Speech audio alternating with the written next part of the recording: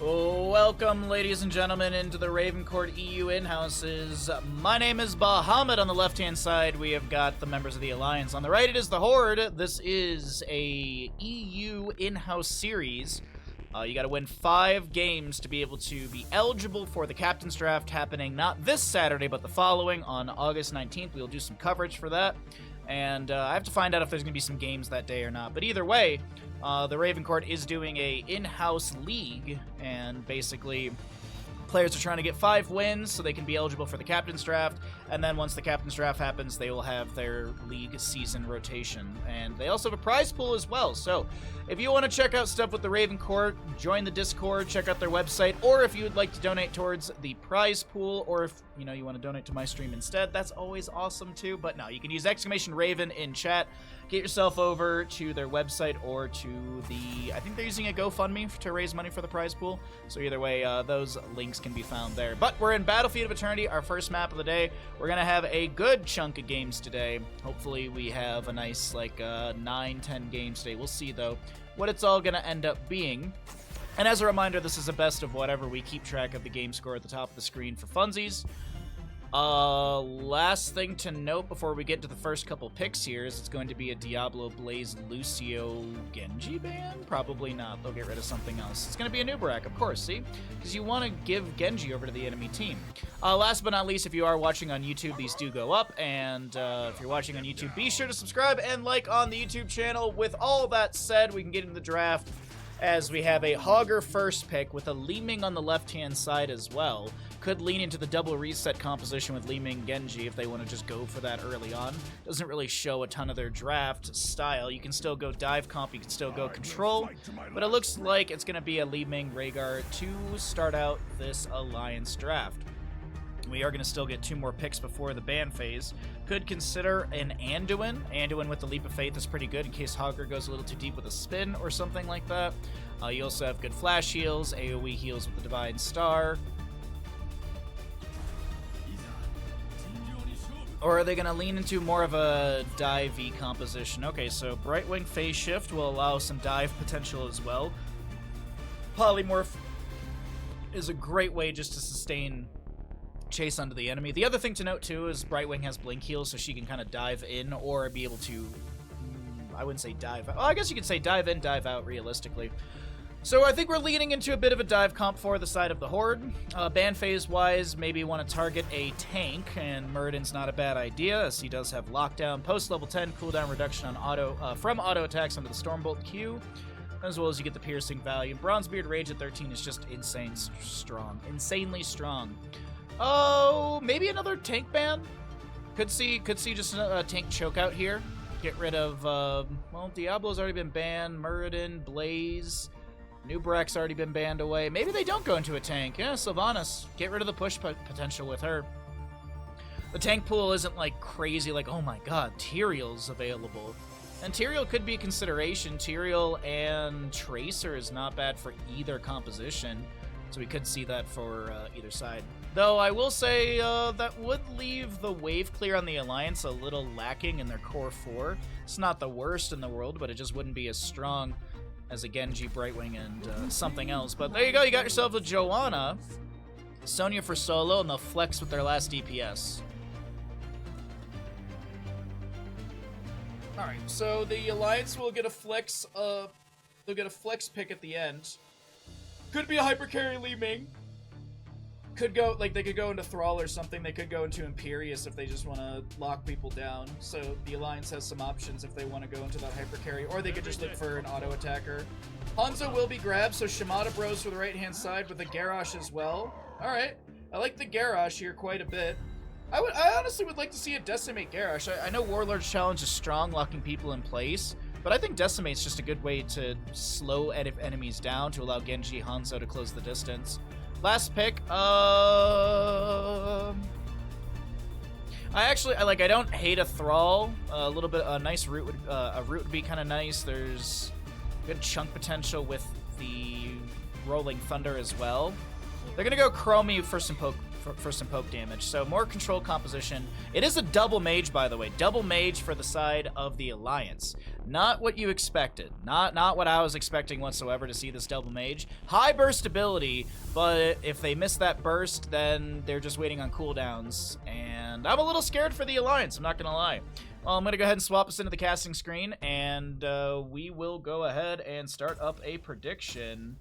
Which team wins Battlefield of Eternity? Alliance or the Horde?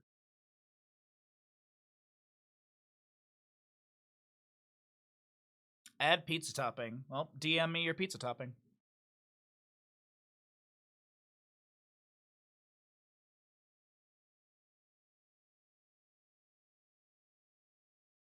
All right, well, let's get some water.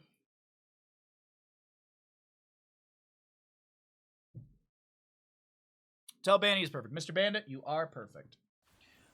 Okay, let's start out our prediction. That has begun. On the right-hand side of the map, we are looking at the Horde. We've got, and we do it once. You get one, chat. We have Joe playing the Hogger, Lim on this Genji. We've got play on Garrosh, Yeti, scattering with Hanzo, and last but not least, Captain Rex on Brightwing. Over to the left-hand side for the Alliance, you have Philadelphia Cheese on this Sonya. Cream cheese. CR2 will be playing Chromie, Gunner on the Rhaegar, Ultralisk on Li Ming, and Mopsio with the Joanna. Alright, there you go. You have still a little bit of time if you want to get your channel predictions in, as we currently have a big rotation to the top lane. We know that there's a lot of enemies right here, and we'll see if they actually make something happen. No. No. No. They're actually just rotating down to bottom lane. This is awkward. Oh, hold on. Let me check something. Okay, comm buttons work. Okay. Definitely try our best to get into comms throughout the day today, hear what these players are talking about. Time trap onto Genji, and Lim is able to swift strike away. We've got Brightwing with a self-cast onto that Pixie Dust. Ultralisk thrown around. Hogger will rotate from the top lane, trying to get a staggering blow. Gets no CC. Phase shift from Brightwing does come through, though. All in time. Thank you, Stark.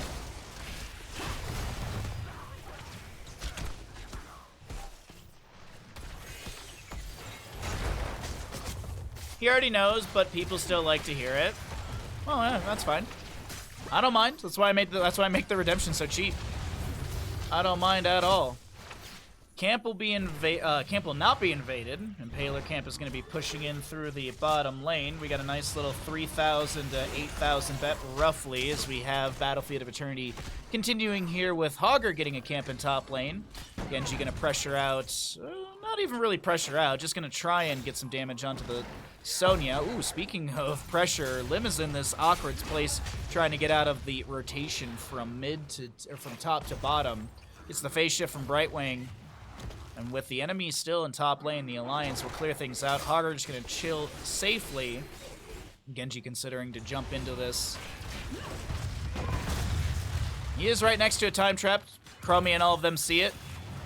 A little too early from Zero on the Sand Blast cast. Alright, Brightwing split soaks in the bottom lane. Does have that Hyper Shift level 1. Level 4s are here. Shuriken Mastery, of course. And the 4s as well. Ooh, gonna hold this out for just a few seconds. Gonna get a better timer for it to get into lane. Let's see how it actually works out on the right-hand side. They're still working on that last Hound. Rhaegar is making his way back over to Ultralisk. Still have Chromie and Joanne in the bottom lane soaking up. Hold your ground? Yeah, hold your ground. At level 4 for the Joanna. No subdue, no subdone. Oh my god, Li Ming took an Arcane Orb talent. How dare she?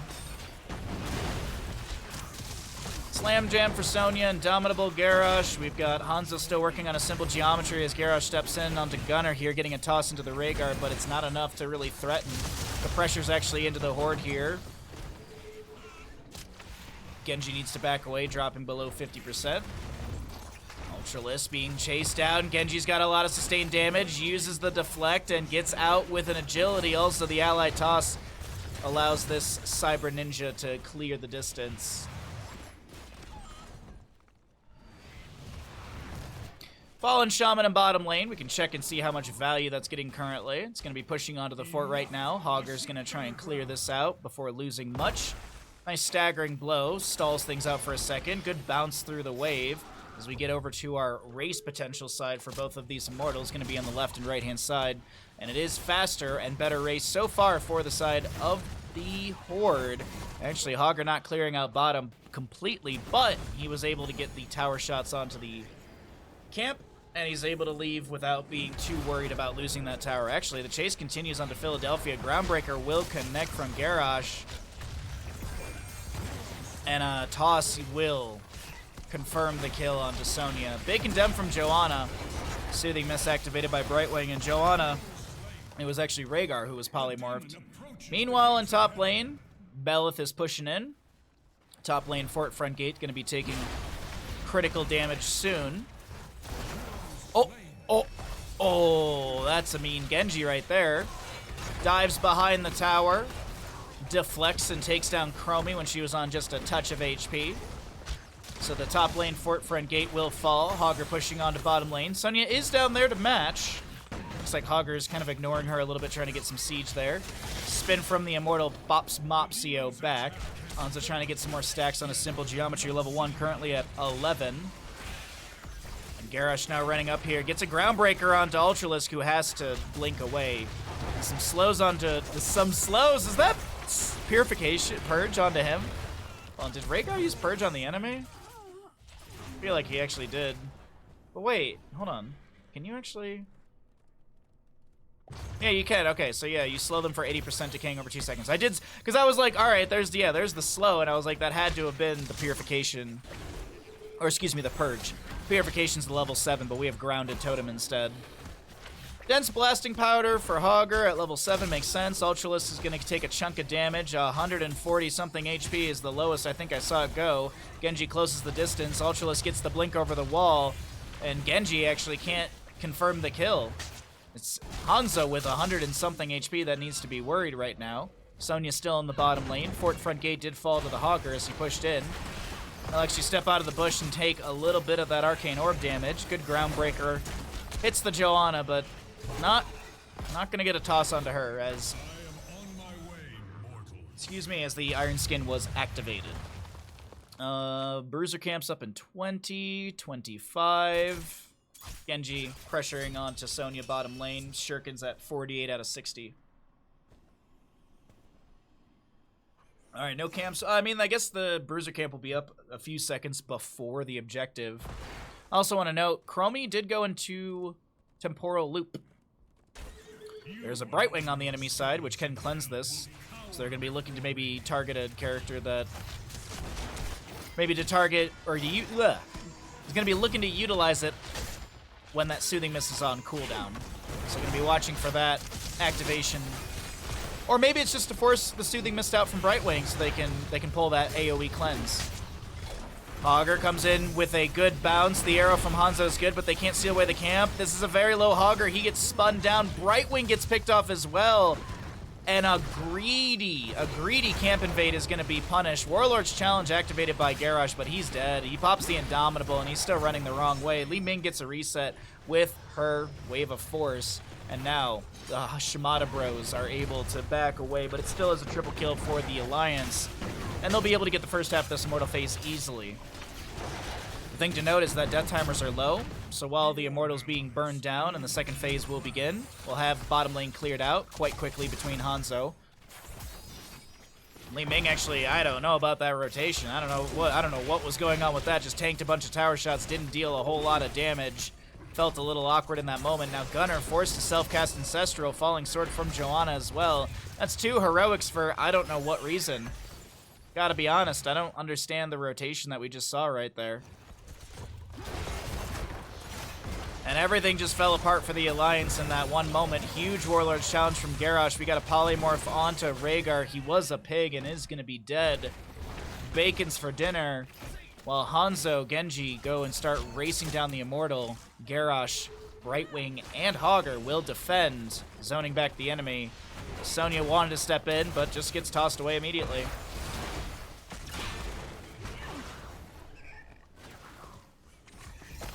Isn't Genji Hanzo double dragon? Well, they're brothers and their last name is Shimada, so Shimada Bros is what I always know it as. Isn't Double Dragon a video game?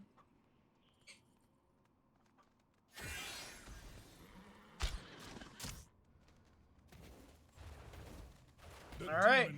3-7 in kills. We've got our 10 talent tiers. X-Strike and Ancestral are on cooldown, but X-Strike's about 7 seconds away. Falling Sword to initiate from the Joanna. We also had a leap in from Sonya. Big AoE Soothing Mist from Brightwing, but I think this Hanzo is going to fall. We actually had Li Ming going down the left-hand side. Warlord's Challenge activated by Garrosh's Genji. He's got X-Strike. He can actually self-cleanse with that, but unfortunately he didn't get it in time. And he will fall. The Immortal's still getting tons of siege value. Hogger doing the same thing in top, so while you lose your Genji, you're getting a double fort, which you can't be too upset about. Feel like you take that trade. Absolutely think you take that trade happily. By the by, we have Hanzo. He finished out the simple geometry down in this bottom lane as he was retreating. Now, speaking of retreating, Brightwing trying to get out of here. Shield Glare by the Joanna, but a Blink Heal's available. She can jump to a mini wave if really needed. Actually going to keep poking at the Joanna a little bit in lane. The camp has probably assumed that they're grabbing, and it's going to be too late of a rotation. Falling Sword initiation from Joanna. She's not gapping herself too far from her team, so it's not that big of a deal, but kind of felt like a... just trying to force the situation. It's a low cooldown, doesn't cost a ton of mana. Just looking to make something happen here. Down the 13 talents here. A little bit of experience to go, so you're going to pick up a good chunk of that through the top lane. We're going to get into another objective phase soon, and maybe we jump into some Horde comms during that so we can hear how they're going to be playing this. We'll see here in just a second. There might not be any comms to jump into. If a team fight goes really good for the Horde, they might just be rolling on through this next objective phase as a great arrow will connect into Sonya. Hogger not fighting a bounce into the enemy team.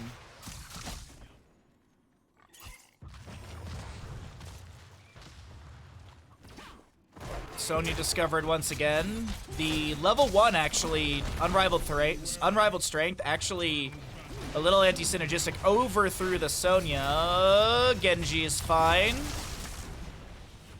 And I think now's that time for comms, chat. Let's see. We want to go into the comms of this team. Sorry, I'm just triple checking myself. Yeah.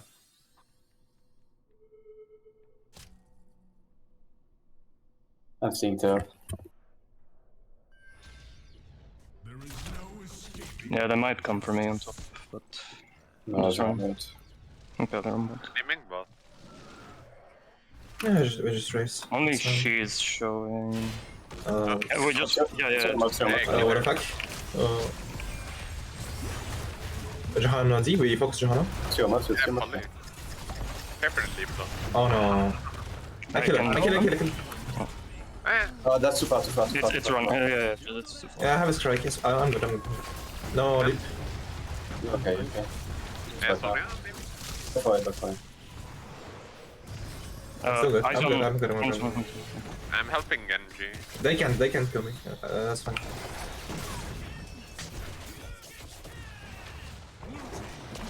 Rhaegar? Nice. You can chase the Komi. We're just low I'm on healing water. Genji. No, it's okay, just relax a bit. Okay. I'll clear bot, since we lost bot in the meantime. They have no Rhaegar, but they still have all the damage, so just careful. We don't have TP. Let's stop first. We have 16 now. We get one shot by Liming. Yeah, just dodge skill shots.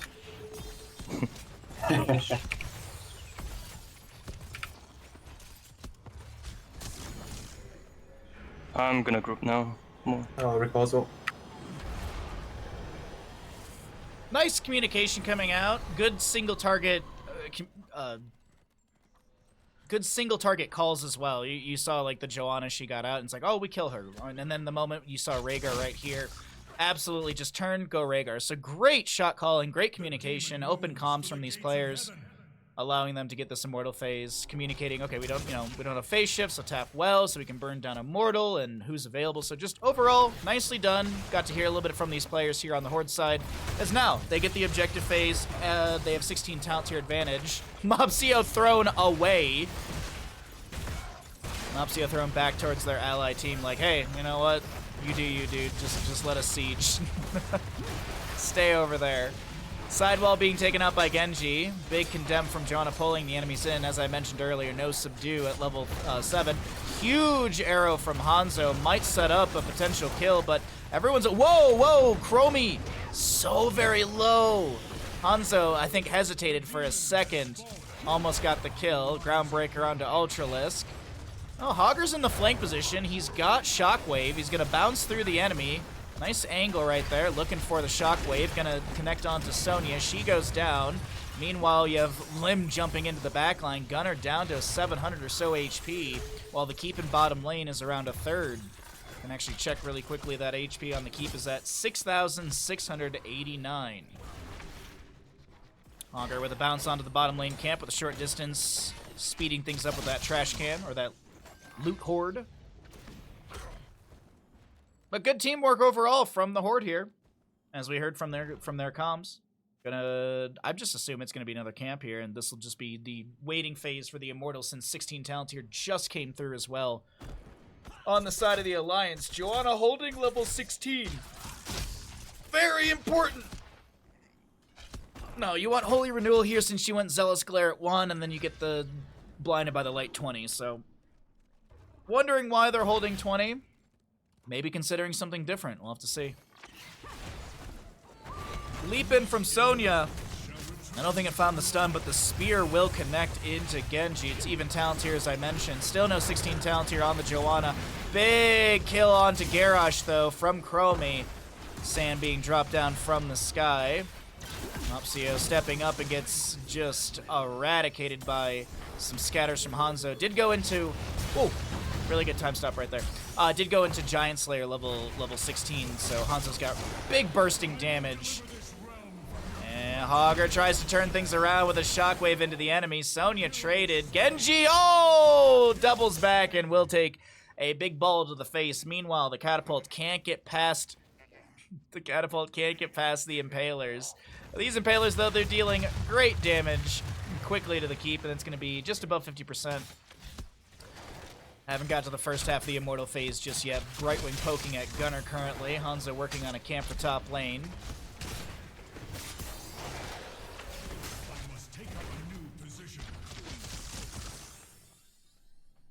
Alright. Hanzo... Oh, I thought he was going to reset, but it's not the case. This will be the objective phase of the Alliance. It goes to the top lane, though. Or maybe I called it too soon. No, I mean, 6,000 HP. I think they can poke this down easily between Chromie and Li Ming. And the reason it goes to top lane is they still have the fort here, so we can easily see that from the map. More well-defended lane will be the one that the Immortal prioritizes. Garrosh is AF... No, okay. I thought he was getting ready for a flank into this, but I looked at the minimap, and Genji Hanzo's still in the top lane. Hogger was rotating down to bottom. Garrosh just kind of being around the map here, as Alarian has moved into top lane, dealing a significant amount of damage into structures. 1,724 damage into structures currently, as Hogger will join in for this defense. Li Ming trying to find an angle onto Garrosh. Actually, it's Chromie. Li Ming is way deep. I don't know why Ultralisk was all the way over there. Must have been trying to chase down Hogger or slow down his rotation. Garrosh, is he going to pop Indomitable? There you go. Pops it for the second, as that is stuck in a loop from Chromie's level 20 or level 18. Bottom lane Fallen Shaman coming through soon. The Immortal will be cleared out. So now the new target of siege is through the bottom lane. But we are equal on the map. It is 2 keeps to 2 keeps. There's more structural damage in favor of the Horde. The big thing to note is the Horde does have their 20s. Bullseye for Hanzo, Garrosh holding. You have the upgrade on Shockwave for Hogger. Hitting heroes with Shockwave reduce their armor by 15 for 4 seconds and grant 20 rage, but you also have a passive. Rage's cooldown reduction affects Shockwave's cooldown as well. Invisible Friends for the Brightwing, Living Weapon for the Genji, and as I mentioned, Garrosh is holding his level 20. It's going to be the Titanic Might, but it makes sense because he went for the Mortal combo at level 16. Right wing split pushing in the top. She actually just joined into the bottom lane. Genji and the rest are trying to poke down this keep in said bottom lane. Garrosh gets a huge mortal combo with that Titanic Might. Wrecking Ball throwing too. Hogger's still using dense blasting power to poke at this keep. Also pokes at the enemy team. Genji jumps in, takes a ton of damage. This keep is just on how much HP? They want it so bad. 384. One Stukov auto. Leap initiates the fight from Sonya. Hanzo answers with an arrow. 300-something HP, and Hogger does not go down. Meanwhile, X-Strike from Genji nearly gets a full reset. 10 seconds to go on it. Shield Glare from Joanna. Garrosh is pulled in with a stuck in a loop combo. Ancestor healing onto Philadelphia, and the keep will survive in the bottom lane. Still no 20 talents here to the Alliance, but a good hold from our blue team.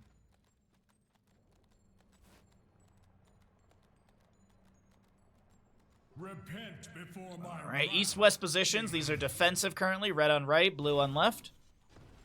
They want that 20 talent tier off the minion wave and top, and Philadelphia as well as Ultralisk can finish that out.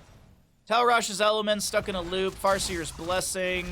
We've got Ignore Pain for the Sonya and Joanna. It is actually the upgrade on Heaven's Fury. Or it's the upgrade, which is Heaven's Fury. Mopsio just dies.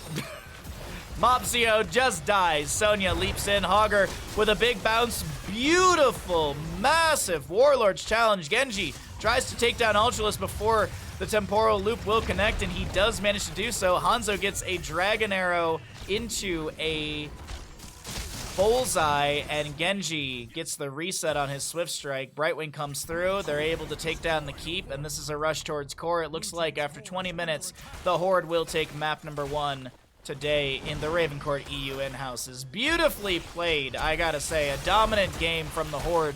Alliance showed some signs of life, but the Shimada bros sliced, diced, and it looks like the Alliance took an arrow to the knee in game number 1, Battlefield of Eternity.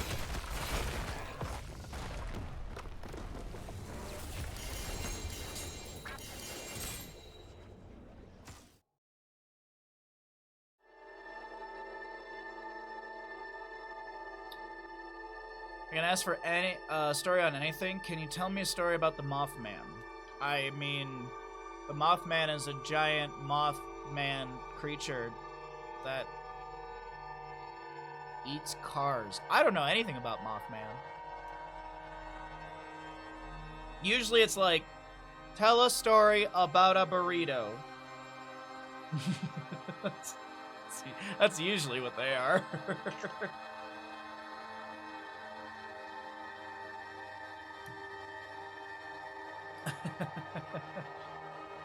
Alrighty.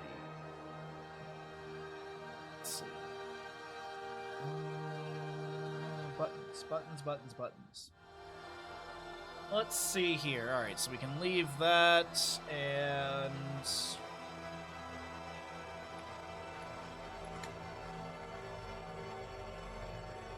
In West Virginia folklore, the Mothman is a humanoid creature reportedly seen in the Point Pleasant area from November 5th, 1966 to December 15th of 1967. The first newspaper report was published by the Point Pleasant Register, dated November 16th, 1966, titled, "Couple See Man-Sized Bird Creature Something." The national press soon picked up reports and helped spread the story across the United States. The source of the legend believed to have originated from the sightings of an out-of-migration sandhill cranes or herons. There you go. And tell me the story of the Atom. Well, he ripped out a rib, and then he got a girlfriend because of it, and then she ate an apple because a snake told her to. And then they got kicked out of a garden because he ate an apple. She ate an apple because a snake told her to. Is that the story of Adam you wanted? Mothman. You don't know about Mothman? It's one of those cryptids. It's one of those United States cryptids like Tahoe Tessie or Wendigos are United States as well, right? Wendigos are United States. Speaking of Wendigos, a good cryptid creature movie, if you haven't seen it, is Ritual. Very good. A good cryptid, creepy movie if you want it. Yeah, the Wendigos is very, very fascinating. Very disappointing in the Wendigo they used on Until Dawn. And then I was recently replaying The Quarry, and I realized that they literally reused the same model from Until Dawn as the werewolf from The Quarry. Oh, let's update our score as well. The Horde did win the first game. All right, we're just getting ready for our next lobby. Getting ready for our next lobby. Oh, I love like cryptids and stuff like that. I absolutely love that stuff.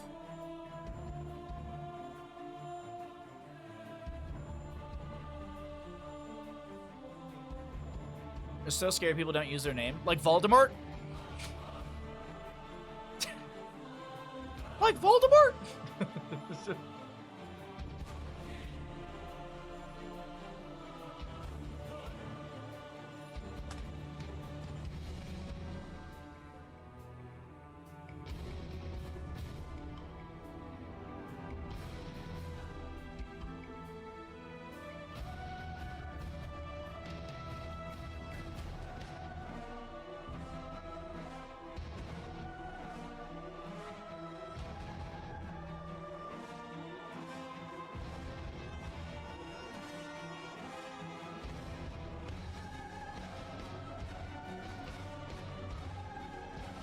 They're scared of bears. They refer to them as honey eats in hopes of summoning them by their, not summoning them by their name. Huh.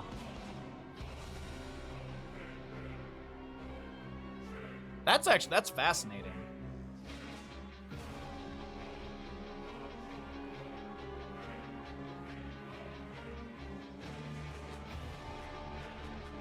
Sorry, I'm looking at Discord stuff. I'm trying to find specific lobby things.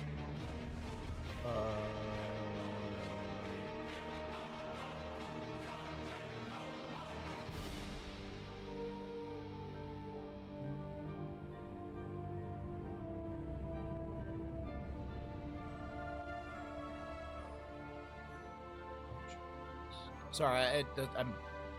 What is up with this lobby? There's like, so there's two lobbies going on right now, but there's like a mixture of players from all 4 teams in this lobby. So I think there's a little miscommunication.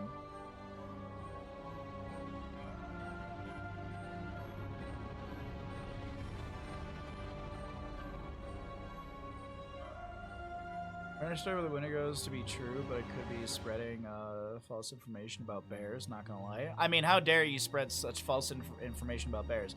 Hey, you don't have to apologize about talking. Nothing wrong with chatting and chat. I do my best to catch everything.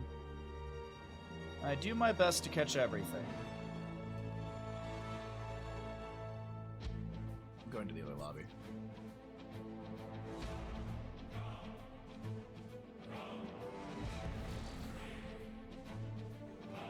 Alright, let's go to Towers of Doom. You don't have to apologize, Baha. Sorry, also Baha. Well, no. You don't have to apologize. I will apologize. 1,000,000 times for you. for myself, for you. Alright, we got another lobby. We're going to Towers of Doom. We got some really good players here, so we'll get into this in just a moment.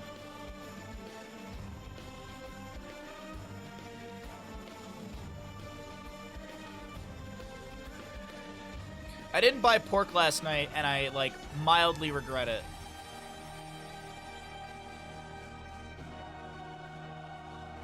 I kind of wish I bought pork last night. I made chicken tenders again for dinner last night, because I had 6 left in the freezer, so I was like, why not?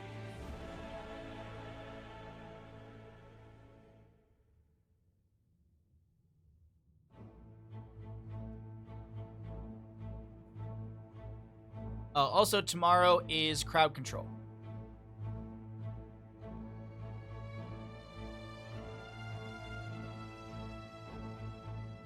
Tomorrow will be crowd control. It should be very fun. Do I have a... Does crypto stories bring cryptocurrency in my wallet? God, I wish it did. Do I have a crowd control command? Well, that's not correct. That's not correct at all. I'm gonna have to fix that at some point. I also need to jump into lava tomorrow for Stark.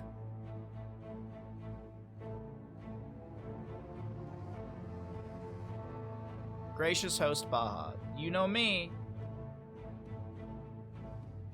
Het Nano. Oh, okay.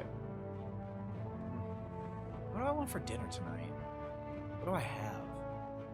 I guess I could make breakfast for dinner. I had Captain Crunch for breakfast, so make eggs for dinner. Yeehaw. Probably eggs or soup. What are you guys gonna have? I'm one of those people who apologizes too much. Well, you better say sorry for that, Tessa. Towers of Doom. Welcome back, ladies and gentlemen, into the Ravencourt EU in-houses. My name is Bahamut. On the left-hand side, we've got the Alliance. On the right, it's the Horde. We're in a best of whatever for these EU in-houses. We got a new lobby of wonderful players. So if you're having a good time, be sure to drop a follow. If you'd like to support the stream further, it's always super duper appreciated if you want to use your Prime Gaming. If you want to use a brand new sub, if you want to gift a sub, etc. We do have sub goals that I think are pretty fun on this channel. And also tomorrow, as I mentioned, is crowd control, so you can use bits to make my games harder, or, well, you can make me suffer and laugh. So that'll be tomorrow. We're going to be doing Hades and something else. It's looking like Dark Souls will probably be the game, but we'll see. I mean, it could be last minute. People really want Star Fox or Donkey Kong, so... those are set up. I just have to do a little bit of changes on on the what's it called? Minimum coin amounts. I actually set everything to have a scaling factor for tomorrow, but not by much. Like the full reset on a run would double in price every single time, but like things like give a Centaur heart, like it goes up by like 10%. So should be a fun day tomorrow doing crowd control. If you don't know about it, just come on by tomorrow. You'll learn a lot. Really easy. Never apologize. It's a sign of weakness. Just always be right. That's a way to do it. Towers of Doom is our second map of the day. We have a Lucio and a Tracer to be banned out. We're still waiting for more bans here. And we can sit here and pontificate on what it could be. But we're going to see what these players go for, and then we'll talk about it from there. So Tahaka is banned away. Don't want to deal with his very, very durable? That doesn't sound right. His very good wave clear. I'll just keep it simple. I was trying to find some fancier words. Dinner? You don't know what you're having for lunch? Well, I usually skip lunch. I usually have breakfast, then I stream most of the day, and then it's usually almost dinner time, so then I just eat dinner. I have to jump into lava tomorrow because a person on the internet told me to. Why would you put a cap at the end of that? Stark requested me to jump into lava tomorrow. So I'm going to.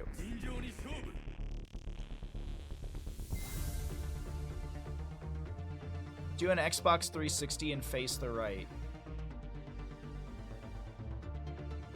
I prefer Xbox 180. You're having lemon pasta for dinner? That sounds good. That sounds good. Ugh, sorry. Brightwing, Blaze on the left-hand side. Genji, real big surprise on the start of our drafts here. So much Genji, so much Blaze. God forbid someone takes Cho'Gall. Well, the games aren't fun if someone takes Cho'Gall. I just want a Genji Blaze and Genji Blaze. The crusade calls. For the alliance above all.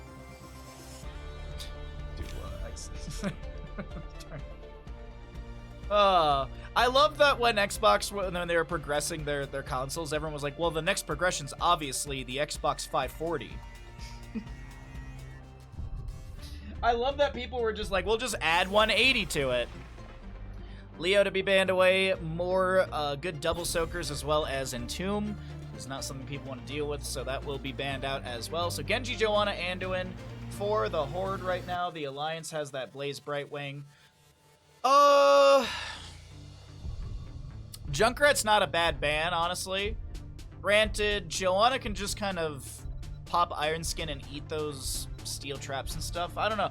Junkrush is so annoying to deal with around the objective phases because of his poke potential, but it's gonna be a Zeratul ban. There is Sven in this game. Sven is playing. Sorry, I just got like a wave of cold. I've just been drinking cold water all day. Sven does play really good Vikings, and I wonder if that's the reason we're seeing a target ban on a Tracer and the Zeratul. Now, of course, there are players on the side of the Alliance that do play a good Tracer and probably Zeratul, but I feel like we're getting ready for some a Viking lock right now. Sylvanas will be grabbed as well. You honestly could go Shimada Bros again with the Vikings if that's what they wanted to do here. You could go Falstad if you really want a global. That way the Falstad could fly into a lane and catch soak. All right, there it is. Shimada Bros, as I mentioned, and you have the Vikings as well. And we get a Kerrigan to round it out.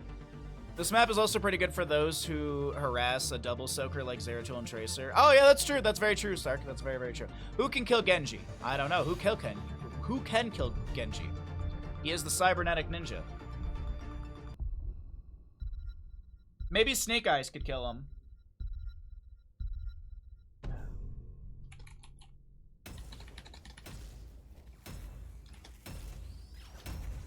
Alrighty, chat. We'll start the prediction once we load on into the game.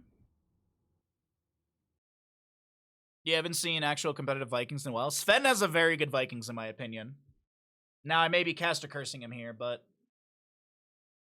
Anyways, Twitch channel prediction is up and available. Who wins? The Alliance or the Horde?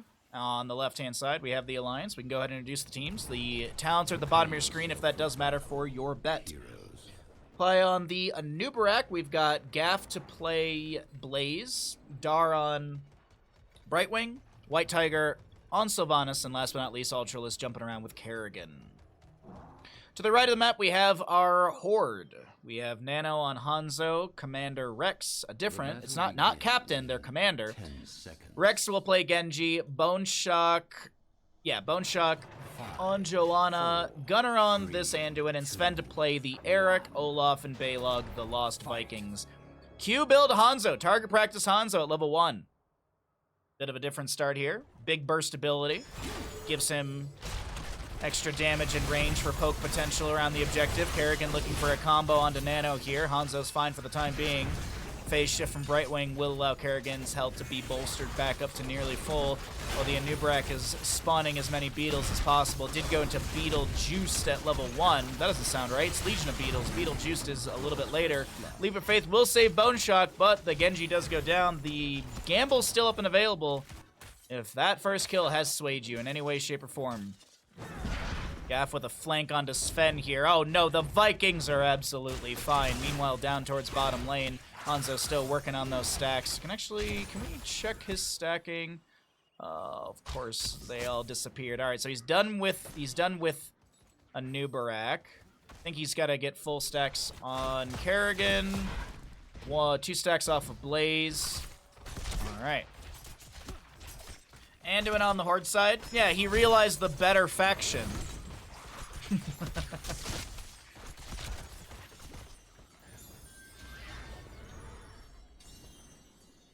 Sorry. It's just I kept hearing the trigger for that. Kept hearing the auditory trigger for it. Blaze up in the top lane is trying to pressure Vikings, but I don't really think they're too concerned. We do have a Olaf the Stout at the start here. And it will be Balog to go down. First blood, technically in favor. Actually, no, they already had killed the Genji earlier, so that was first Viking kill, I guess. Phase shift from Brightwing pushes back that Anubarak health bar to nearly half.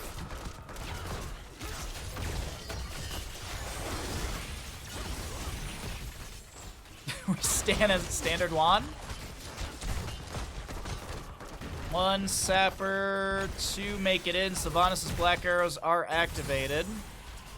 And I don't think they find much more siege than that, but still good value.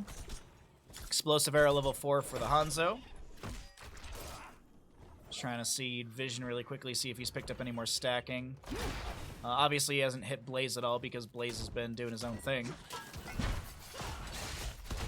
And Kerrigan needs 1 more hit.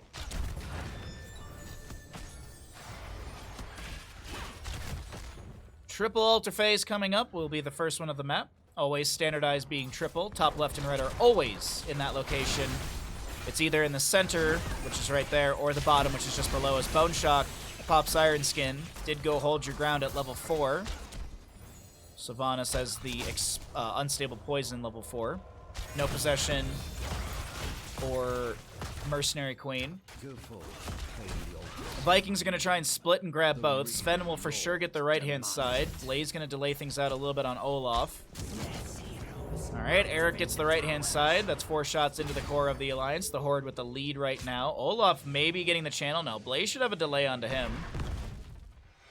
Eric, by the way, is Spy Games, or Eric the Swift. Spy Games is level 1. Eric the Swift. Oh, Ultralisk is almost dead. The phase shift comes through in time. They get the channel in the center location. The 40-0 Dream is alive currently. Blaze still in the top lane. Takes down Baylog. Eric soaking up mid. Don't know how long Sven can delay this out. I mean, as I mentioned, he does have Olaf the Stout. Olaf gains 20% bonus maximum health every 5 seconds. Olaf gains 75 physical armor against the next heroic basic attacks, reducing the damage by 75. That camp, or the objective, looks like it will be given away. Oh my god, Sven avoids the combo of Kerrigan, and he's got the hurry up. Allows his Olaf to get away. Kerrigan chases down a little bit. Sven gonna run in here. Gets one delay onto Gaff, and then immediately runs out as well. Kerrigan finds the kill into Eric, and that will be the end of the first objective phase. Camp on the right-hand side will be grabbed for bottom lane, and Nano still poking on the enemy. 2 stacks currently on his target practice. Needs to hit Brightwing twice, needs to hit the Sylvanas twice. Kerrigan's done, and Blaze needs to get hit a couple times as well. Do believe Blaze is still on 2 stacks needed. Not too bad for Hanzo here. Flawless Technique is... I know, he's not going to take Flawless Technique, but still. It's going to be Piercing Arrow. Blaze, not going to be delayed out from that camp in top lane. That laugh, though, does signify boss is up and available. Still Sonic Arrow just to check the bush right now. A little bit of scatter into this Anubarak as an Olaf will fall. The 1, 2, 3 sappers make their charge on in. Ultralisk comes up here to help push in. Doesn't get a Primal Grasp or an upheaval, or an impale, sorry. Onto the Viking. Ultralisk still ravaging through the waves. She does have that 28 stacks on Sharpened Blades out of the 75. Anubarak is going to be poked at in the rotation. I don't think they get a kill onto him. Pixie Dust applied. White Tiger just above as well. Man, I gotta say, actually, Anubarak was getting chunked quite a bit. Gets the phase shift from Brightwing. Blessed Recovery level 7 for Anduin. If Anduin loses more than 8% of his maximum health at once, recover 15% health over 3 seconds. This effect has a 10-second cooldown. Current health required 190. We don't see that very often. We do not see that talent very often. Cocoon into Anduin, but the Leap of Faith still gets through. Blaze going for the channel, but I think Rex might have a delay here with Shurikens. Yes, there's one. 34 stacks, 37 stacks on that Shuriken Mastery. Level 10s are here for both sides as well. Go ahead and cycle through those numbers. We already saw the Cocoon from Anubarak. Kerrigan looking for a way to jump in. This Sven activates his spin to win as well as the hurry up. Big jet propulsion stun onto the enemy. Hanzo answers the stun with a dragon arrow of his own. And the natural agility for Hanzo. Does he have it? Yes, he does. He's able to get away. Bless Shield from the Johanna actually connecting into the Scarab of Anubarak, but still Johanna falls trying to peel away the enemy's Light Bomb from Anduin. Self-cast. Tries to chase down the enemy. And I do believe Eric was trying to get the channel during all of that. Sylvanas is able to delay things out in time. And the objective phase does continue here. But it actually does it? No, they're going to give this away. It's going to be parity on the map. 32 to 32 in core HP. Ladies and gentlemen, the map does continue.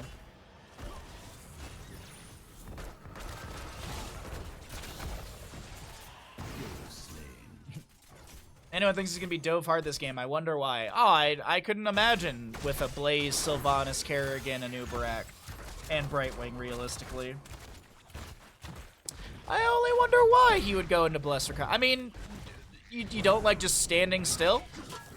You don't love making yourself a standstill target? Hanzo has rotated to top lane, gonna try and finish out some of his stacking as well off the Blaze. Phase shift from Brightwing has connected as well. Big Dragon Arrow. Actually, it wasn't that big. I thought Brightwing was gonna be stunned out from it, but not the case. Meanwhile, back in the bottom lane, a Sapper Camp is behind this wave that Kerrigan has pushed up. Sharpened Blades at 54 stacks. Nubrak gonna try and summon some Beetles as he's full Beetle build. Level 4 doesn't have a Beetle talent for him, so he's gonna go for Shed Exoskeleton. Blaze gets a kill onto one of the Vikings in top lane, and now the play again from Sven here in the bottom. Jumps onto Kerrigan, it looks like. Anduin Lightbomb goes out as well. Not sure if it got a stun. Sven getting chunked right here. Gonna lose maybe 1 or 2 Vikings.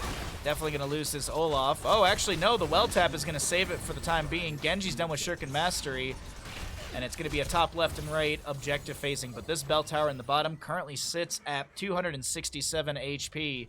Kerrigan trying to get a pull in the rotation. Speaking of rotations, Genji makes his way into mid, pokes at Blaze. Gaff getting dropped down to below 50%. And Anub'arak will not get an impale or a burrow charge onto the Joanna. She eats that with the Iron Skin.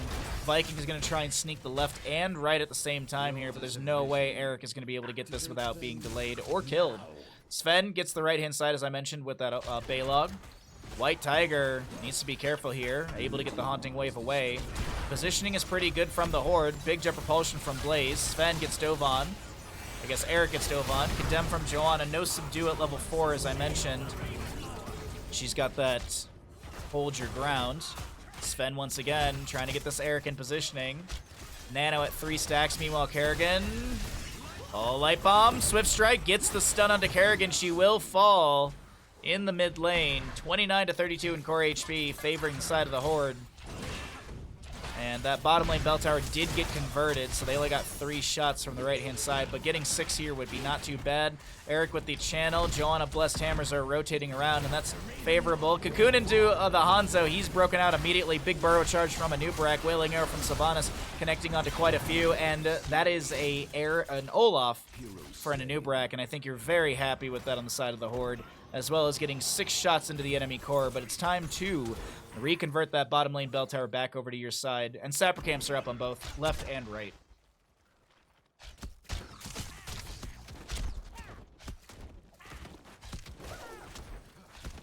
So I just hear Eric just yelling in the background. Baylog in top. Let's actually check really quickly what the Viking regen globe stacks are. Currently at 35, so you have 22 health per second or so. 23, I guess, rounding up. Bottom lane bell tower back over in the hands of the Horde, as Kerrigan's sharpened blades are done.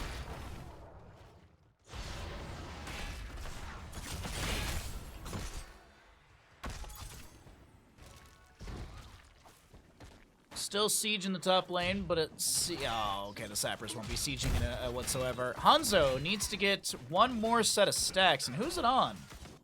Who are these last stacks into? Not Ultralisk. Not Anub'arak. It's Brightwing. Brightwing needs to get hit once. Bone Shock drops the Blessed Shield. Kerrigan ravaging in, trying to find value as the Cocoon will come out from Anduin. Lightbomb is utilized as well. And Kerrigan activates her Chrysalis. Wailing Arrow out from Sylvanas. Anub'arak trying to dive in. White Tiger doing the same. Nano gets the natural agility away. Blaze trying to chase down Hanzo and will be able to smush him into the grave with that collision course level 13 extra damage. But it is a 2-for-1 favoring the side of the Horde. Blaze drops down his bunker. This is a double altar phase coming up. Could be huge for either side. Parity could be found from the Alliance. Sven, though, on the bottom of our screen getting the channel here. Brightwing going to float up. The Impale doesn't have enough distance and can't get a stall into Eric, so that's 4 shots into the Alliance core, while Anduin drops the Well of Hope, steps into the bush, throws out a Chastise combo into Anub'arak, and Sven had to reposition, so he had to cancel out his channel for a second. Sven still uncontested. No one got the auto into Sven, so he gets 8 shots into the core of the Alliance, while the Horde still chases things down. Another Blessed Shield comes out, another Light Bomb as well, followed up by Chastise. Can they get the kill into Anub'arak? Absolutely. It's a double kill after we had Sylvanas Kerrigan just now respawning, I do believe. Oof, 18 to 32 in core HP. The Headless Horseman, the boss is up and available, but of course, the map ain't over yet. The map's not over. 16 talent here is here for the Alliance as well. They've got that Critterize for Brightwing, so it's a good way to reduce armor onto the target they want to dive and burst down. Both of the Sapper Camps are up and available. Oh, and it looks like, okay. Nope, yes, no, yes, no, okay. Don't know what's going on. I guess we just pause on pause. No big deal.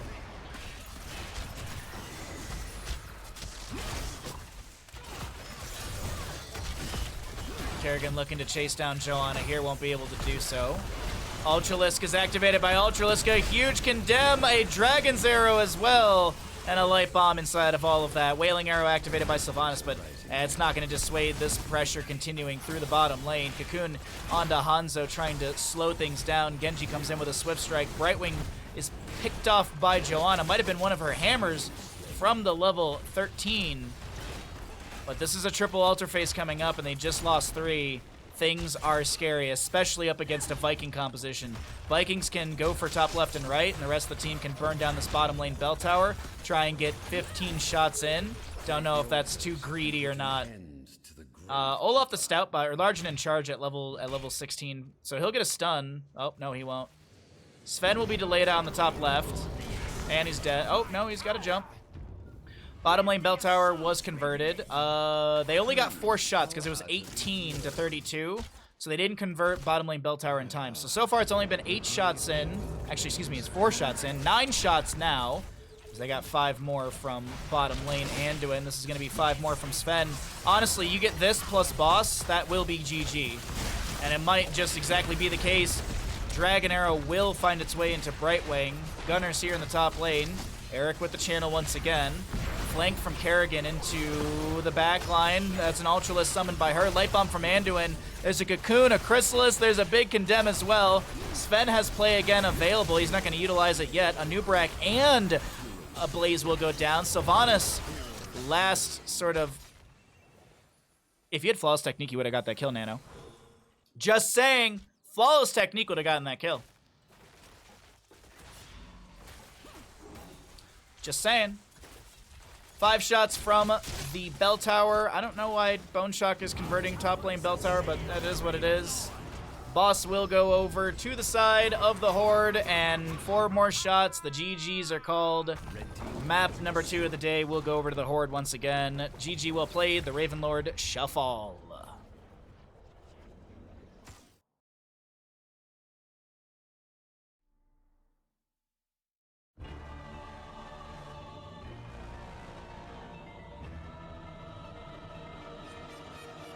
What's up, Ektar? How you doing today, bud?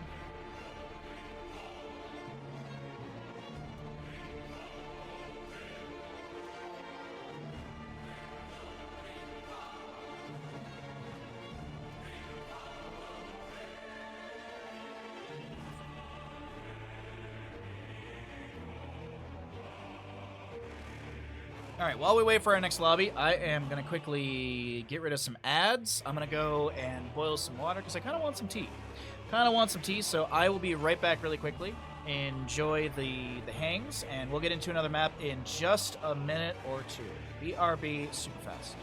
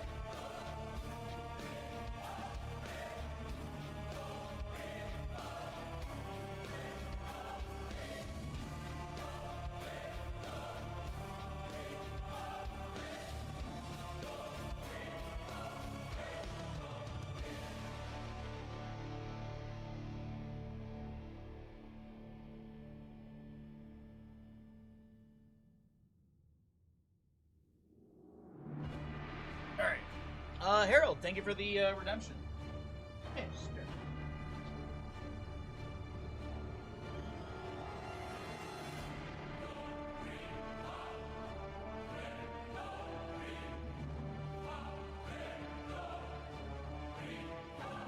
Thanks, Harold. Alrighty. Alright, so ads are almost done. We're waiting for our next lobby, which it looks like those are about to pop up. Thanks for your patience. Sorry about that. Thank you very much, Jimmy. Give me 1 second. Let me pay out the bet. The Horde did win Towers of Doom. Let's update our score. Ads are almost done, so we can go fishing soon. And now...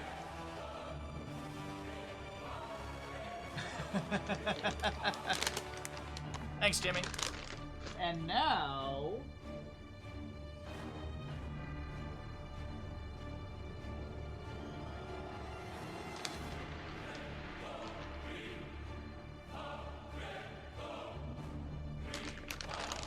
Big chomping. Good boy.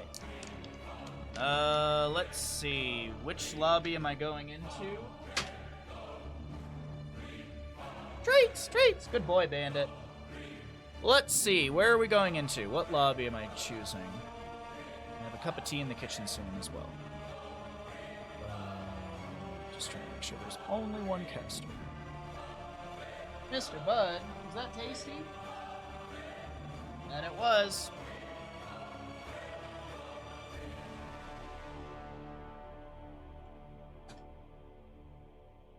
Alright, I think this looks good. I think we're good for this lobby.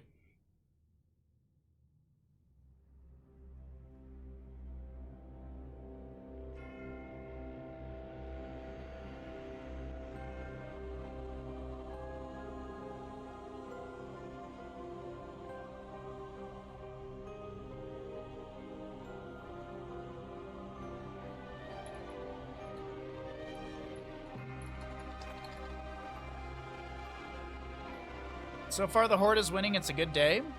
There you go.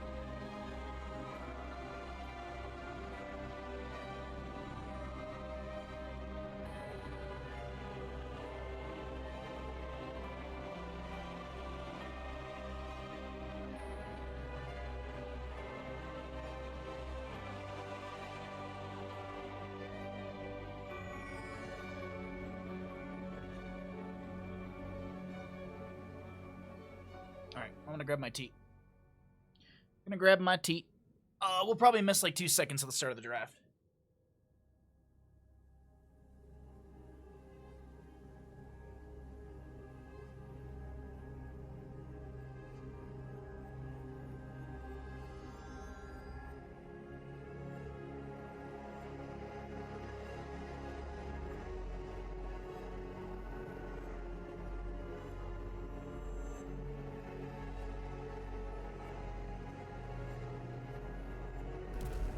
Dragon shine.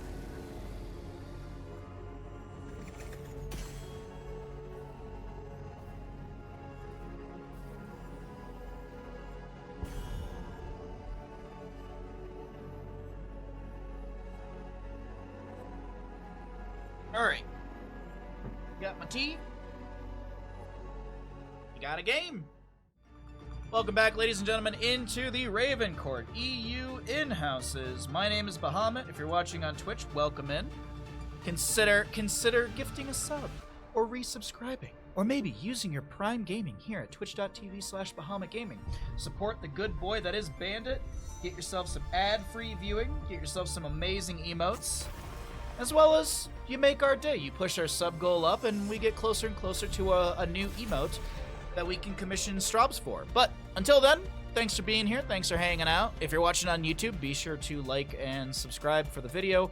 Blah, blah, blah. All the spiels. Dragonshire is our third map of the day. Gonna see a Hogger ban. Gonna see a Lucio ban. Will we get Blazing Genji again? That is the real question.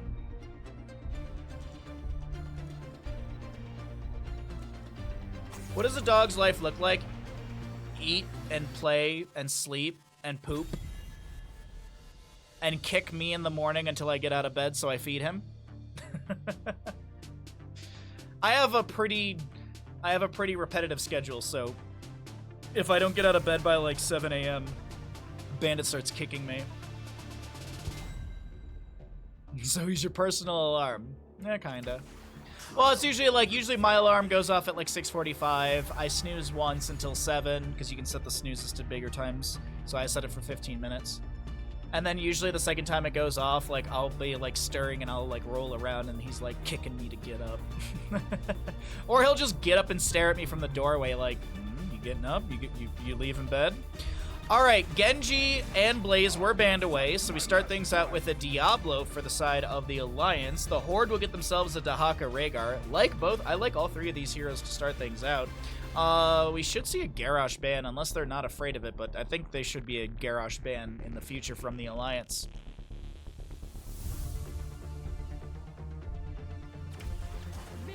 New dog wakes you up at 5:30 to open the door. He's pretty good. He's honestly really good. Like, knock on wood, like he doesn't have many, if any, accidents. He's pretty well behaved, so. Sonya banned away. They don't want to deal with more dive potential, especially from the top lane. I think this is a Garrosh ban, personally. You don't want to deal with him just walking up, popping Indomitable, walking up, and just chucking someone out of position. So, or even just like the front line of how they want to initiate, kind of front to back. Because this is, I would assume, a very front-to-back composition. A Tychus, really. They're going to get rid of Tychus. They don't want to deal with his slicing and dicing. But that's a very quick Joanna Hanzo. Very quick Joanna Hanzo. I like that a lot. Sorry, I'm just double-checking that ads and stuff did run earlier. Yes, they did. Okay, good. Cool. I just don't want to make sure people don't get ads during the game, because these are really good games. We've had some fantastic games for the Ravencourt in-houses, so shout out to the admins who run this. Shout out to them who also let us cast this and, you know, communicate with us about, you know, games, content, blah, blah, blah. So Tychus was banned away, but they get the Malthael for the solo lane. Junkrat is just annoying as all heck to deal with. There was no Garrosh to be picked away, and he was not banned, but it still is a Joanna pick. Dahaka Rhaegar, I want to see some extra damage with this. Chromie could be a consideration, but they're actually going to go into Falstad, so double global. The reason I was thinking Chromie is, well, actually, that's not actually a good idea either, because Sylvanas is a self-cleanse, Brightwing has the AoE, Malthael is a self-cleanse. Junkrat technically could have a self-cleanse if he goes into Rocket Ride, but overall, yeah, the Falstad pick is pretty good. Gust is going to be really, really strong as well. I'm excited for this one. This is going to be another good game. I'll start writing up our prediction, and let's see who wins Dargan Shine. And see which team wins Dargan Shine. We will start the prediction when we get into the game. Thanks again, everyone, for hanging out and being awesome. As a reminder, tomorrow is Crowd Control. Tomorrow we're doing Crowd Control stream. If you don't know what that is, remind me after this game to explain it, or just come by tomorrow's stream. We're going to be doing Crowd Control for about 6 hours tomorrow. We'll be doing some Hades in another game, maybe Dark Souls 1. And later on tomorrow, we have our Discord movie night. We'll be watching Robin Hood Men in Tights in Discord at 3 o'clock PDT. 6 EDT, and that is 0 CEST. Yeah, Crowd Control's a good time. Crowd Control. Baha plays video games and we get to mess with him. Yeah, that's about it, Ektar. Yeah, I guess. Yeah. Hey, Lion Lad. Alright, everybody. Which team wins Darganshire? Get your gambles in. The Twitch prediction has begun as we introduce our players. Captain Rex playing Brightwing for the Alliance. Mr. Tycho on Junkrat. Hey, Aaron on Sylvanas. That's probably not right, but it's always what my brain thinks of. Stark to play... Stark to play Malthael, and last but not least, Mopsio on Diablo.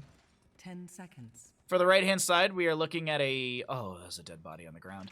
Death Knight on Rhaegar. Baz to play... There you go, just standard spray. Baz to play this Falstad. We got Dead Inside on Hanzo. Bone Shock back on Joanna, and Nero on this... Dahaka. The gamble, as I mentioned, is still up and available. Who do you believe is going to be winning this game? We've got some repeated players, some new players. We got some good old auto attack Hanzo, by the way. And Falstad picks up 7 stacks from that first hammering. 7 stacks for Falstad off that first hammering. Not too bad for him. Hanzo needs to get those redemption autos. Needs to get consistent autos on the same... Well, I guess subsequent autos onto the same target. Within a 10-second, 12-second... within 10 seconds, yes. Within 10 seconds. Oh, is there really no gamblers in chat? Is there really no one who wants to place a bet on the Alliance of the Horde? Damn.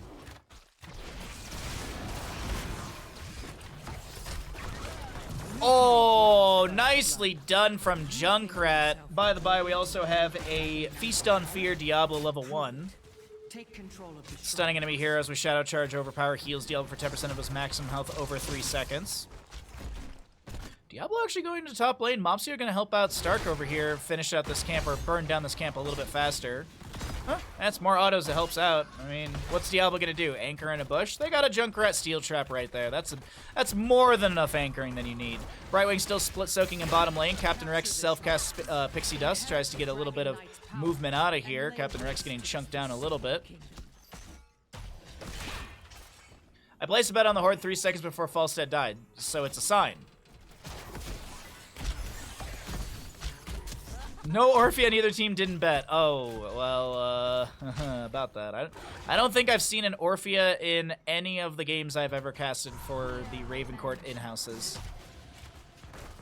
Something to note really quickly with the Sylvanas player. This is a little thing, and I want to point this out, because it's not everyone knows. Sylvanas purposely stole away the ranged minions over the melee minions. There's a reason for that. I want to see if there's actually a fight that breaks out in this top lane or if it's just siege. So the reason being, we can actually talk about this right now. The melee minions right now have a 20 attack damage. Okay? Range minions deal double that damage. So if you're playing Sylvanas, of course, I thought we were done in top lane. I thought we were done up here. But it's a little, if you do play Possession Sylvanas, there is a note that it's better to steal away the range minions over the melee minions. Because if you start looking at the math down the road for structural damage, 60 damage into structures from melee, but you're dealing 122 damage currently into structures for the ranged. Little things to note. Where does the caster minion come in here? I actually don't know. Caster minion is actually less than melee. It's slightly less than melee. Caster minion was dealing 17.8. Melees are dealing 20-something.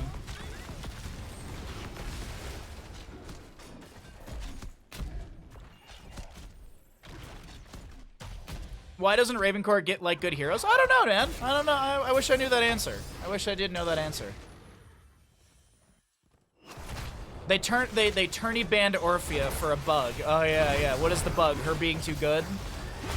Brightwing's trying to get away from Dahaka, drops a polymorph, turning him into a crab really quickly. Falstead's able to get a barrel roll away. Chucks out another hammer, has the boomerang level 7, giving him that spell armor reduction into enemies.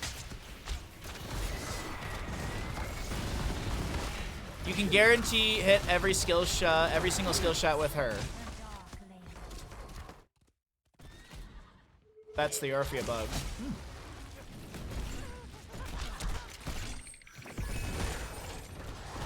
It's a legit issue. Oh, I didn't know that. I thought we were literally joking around. I thought we were all just having a good old laugh together, but I guess this is actually a thing.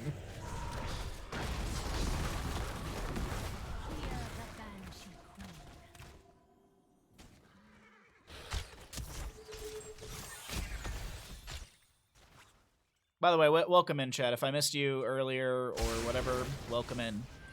Good to see you, Random. Good to see you, Lazy. As I mentioned, if I missed you, I apologize.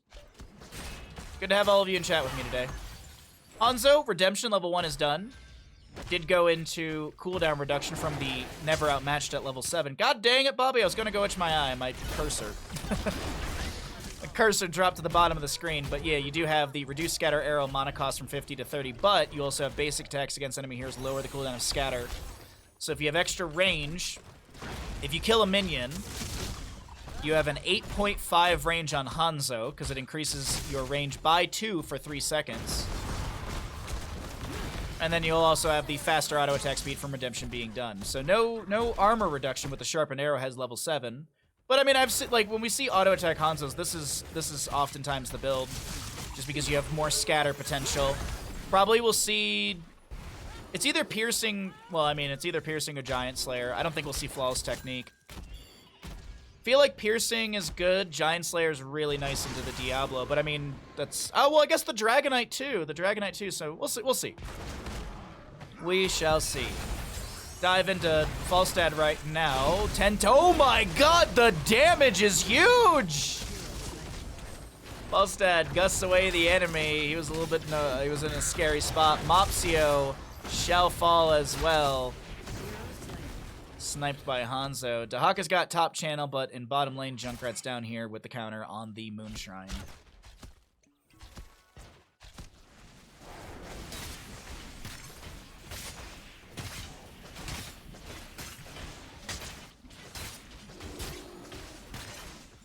So I'm trying to get some of this tea. Ugh. a little scratch in my throat today. 1 to 6 in kills. The Horde is leading because they're the better faction. Janna has the channel in bottom. Falstad looking for mid. And he shall get this. Hanzo's still just clearing out the waves.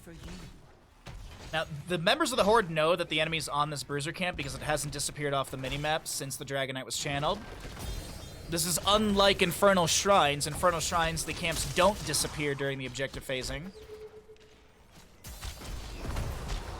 Diablo's got full souls right now. Fire Stomp built. Sorry, man, my hip is hurt today for some weird reason. There must be a storm coming out. There must be a storm coming soon. That's why my hips start to hurt. Bless Shield into the face of the Joanna. Healing reduction applied to him with the Sins Exposed level 7, but the the fight is just all chaos right now. Dead Inside drops an immediate arrow to the face of the enemy, but he just can't back away. Natural Agility must have been on a cooldown, or he was just locked in. Oh, he's probably on cooldown. As Polymorph, double kill for the Alliance as they push in through top lane. Meanwhile, in bottom, Dead Inside is going to DC for competitive integrity. We always get out of the game, so that way we just chill. NG has banned employing the bug instead of banning Orphe outright, since it's extremely unlikely to happen unintentionally.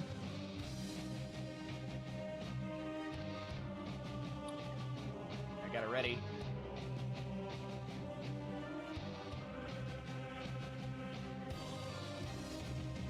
Got it ready from one of the players. We're just waiting for that ready from the enemy side, and we'll get back into Dragonshire map number 3. So Dragon Knight's pushing bottom lane currently. What's the damage from the Dragon Knight? Apparently the Dragon Knight's on a 6 kill streak. 329 into structures. Let's get back into the game really quickly here. We should be getting the 3, 2, 1 countdown. Pause break. There's a decent minion wave here. Flame Belches. They won't get the fort. Meanwhile, back into top lane. Sylvanas' Wailing Arrow still on a about 60-second cooldown. Dahaka goes fishing for an enemy hero, but only drags a Bruiser minion. Falstad looking for the Gust. Angle pushes the camp in. Diablo as well. And Diablo Mopsio tanks a couple tower shots, but he's fine. A good attempt from Baz with the angle. Maybe 1.5 seconds earlier, they would have been able to push in a lot more enemy heroes, but no kills. A little bit of siege on both sides. More value in bottom lane for the Horde. And we'll get into our next Dragon Knight phasing in probably around 10 minutes in game time. It's a fairly low cooldown from when the Dragon Knight expires to when you get the respawn of the Moon and Sun Shrine. So we're going to be waiting for those to pop up in just a moment here. 3 to 6 in kills. As it's 13 to 14 in our levels, about 9 minutes into Dragonshire. Hanzo did die earlier, so he's got to get those redemption stacks back. He does lose 3 stacks per death. It's not like he's got to go all the way from 0 to 12. Not the worst in the world. Needs to land 3 sets of consistent autos.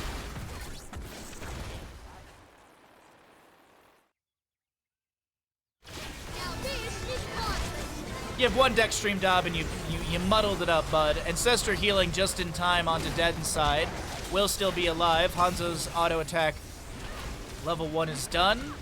Diablo gets dragged. Mopsio a little bit low here. The bottom lane for it is low as well. The Dragon Knight phasing, as I mentioned, it's about 9 minute 30 in game time. Is up and available just before the 10-minute mark. Poke onto the bottom lane fort continues. Falstad throwing out hammerings here and there. 16 talent here is big for that. Falstad as well. Dragon Arrow just flew by my window. Did it really? Good thing you're moving.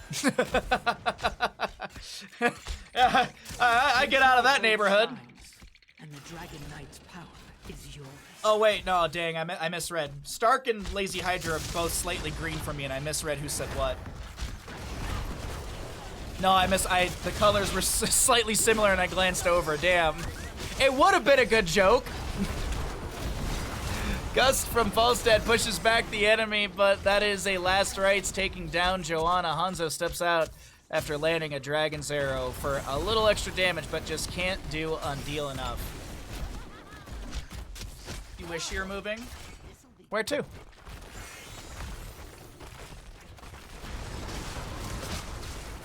Oh, Sylvanas Windrunner jumps in. Black Arrow's activated. Hanzo, natural agility, trying to get away. The lightning breath would have been enough, but Junkrat steals away the kill, and the Alliance are running it down bottom lane. Take down a fort here. Malthael in the top lane does have channel on objective. Sylvanas, with the help of Junkrat, are going to make quick work of this. Bruiser camp. Isolation to the face of Diablo, a tongue drag as well. Is there an Earth Grasp totem to lock him in place? Yeah, Mopsio, you are dead.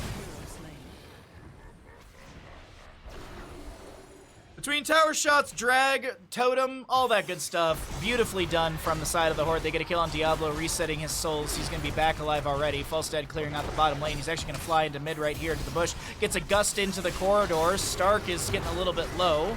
Phase shift from Brightwing will connect. Self-cast Ancestor healing. Death Knight tries to stay alive, and he will not fall to the last rites, but that is a last rites stack because he died within the window. He died within the window of 2 seconds because of that Riptire. So that is going to be a stack for last rites. Nicely done from Mr. Tycho helping out.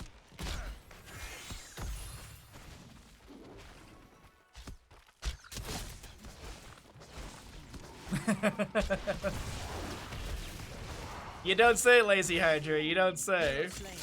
Oh, my apologies. Dahaka gets dove on in top lane. I was looking at camps and Twitch chat as Falstad will be able to regain control of the Moonshrine in bottom lane. And this will be Dragonite delayed out. Steel traps on both sides here. Sylvanas' Black Arrows are activated, and top lane fort will fall. Falstad does get a hammering out, taking down the last few bit of HP on the bottom fort. What's up, Dunnit? How you doing, bud? Happy Thursday to all of you. Hope you're having a good one. Thanks for checking out the stream and lurking, chatting, cheering on your favorite players.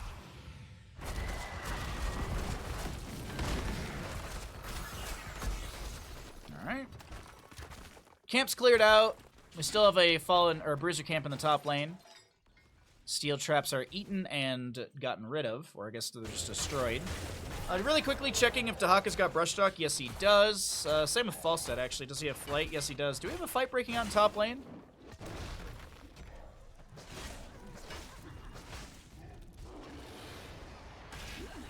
Brightwing regains control of the Moonshrine. We have the same thing with the Sunshine at the top. Falstad flies all the way to bottom lane to try and get that recontrolled or reconverted, I guess. Wording sounds weird.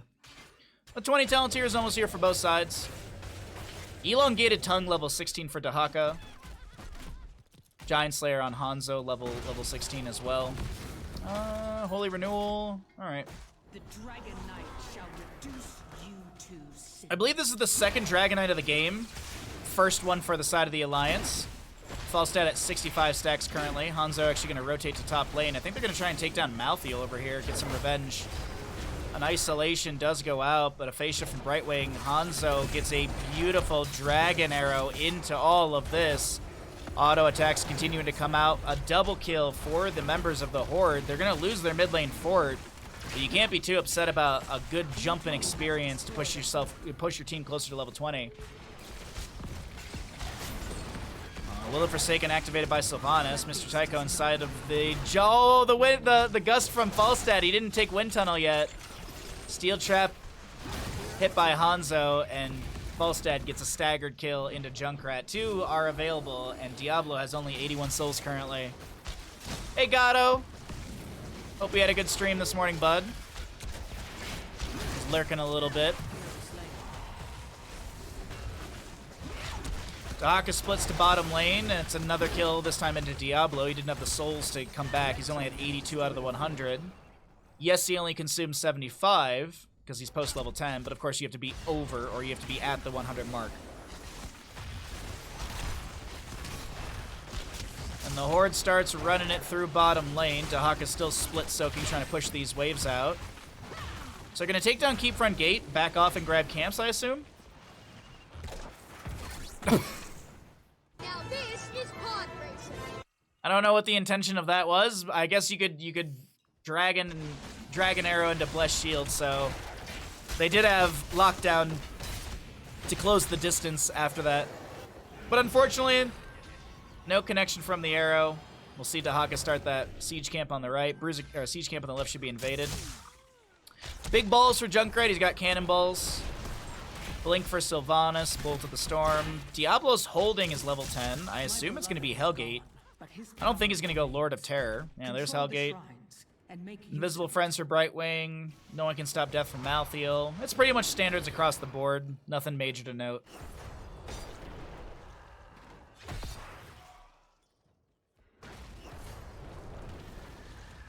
"16 seconds on an arrow for Hanzo. Everything else is off cooldown across top of your screen for both sides.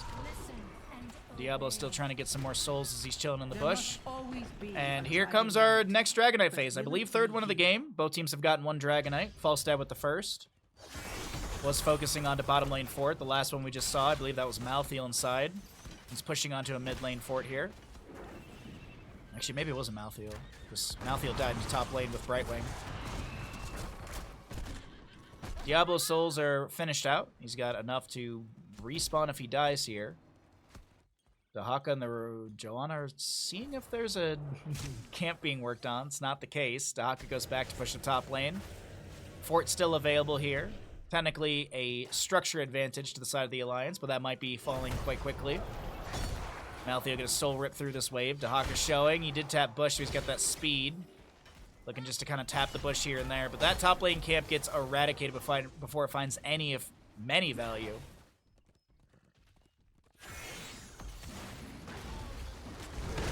Shadow Charge connects into Bone Shock. Dahaka Lurker Strain bops the Diablo. The Lightning Breath is cooking up Joanna, and she doesn't get the Farseer's Blessing in time. Hanzo's arrow narrowly goes by the enemies. And Apocalypse with the Hellgate from Mopsio. They're going to mop up this fight. Nicely done. A double kill for the members of the Alliance, and they're actually going to rush to bottom lane. Malthael goes to top. Junkrat's going to be in mid, and this will be another Dragonite over to our Alliance members. No, Dahaka actually stalls things out in top lane. He brush stalks into top. Falstad flies up here as well. Brightwing comes in with the phase shift. The one tunnel into the wall. Captain Rex gets the blink away. Baz gets a sprayed. Or I don't know if that was his spray or if that was the Brightwing spray. Last rites, and Baz goes down, trying to delay things out. Meanwhile, in bottom lane, Sylvanas will do Sylvanas things, pushing on to the Keep Front Gate. I tried to save this realm. Now it burns. So Will the Forsaken from Sylvanas. She avoids the isolation of Dahaka. He has to pop what little essence he has. Chain Healer reduced by 50%. I believe that's the Malthael level. Yeah, the Touch of Death from Malthael. I always think it's the level 13 because just the icon. The icon looks like something that would reduce healing. But I guess the teeth are too. Anyways, an Ancestral Healing. Farseers activates onto Dead Inside, gets double Ancestral. We have Sylvanas on core. The Alliance, they're trying to make their way through this. The Dragonite dealing great damage. Lacerates onto Joanna, doesn't find the kill. The shield glares are not enough. The arrow gets a big stun. Sylvanas will fall, but the Dragonite still wailing its way through the structure, and that will be map number 3 of the day over the side of the Alliance. Parity, not found, but the Alliance puts one up on the board.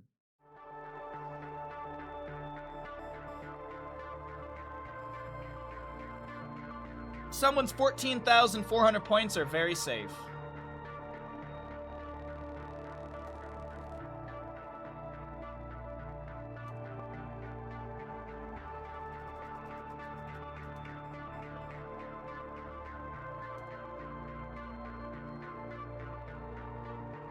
Are there people who are actually betting based on the drafts, or are you betting based on the player names, or are you just betting based on Alliance versus Horde?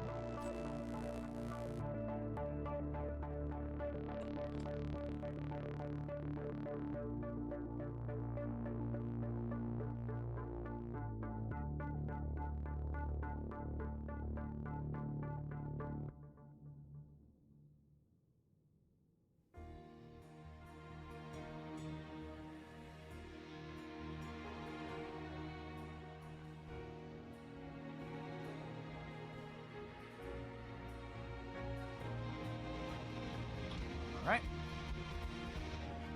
You're just going in on whoever. Draft rarely matters in your decisions. Players almost never.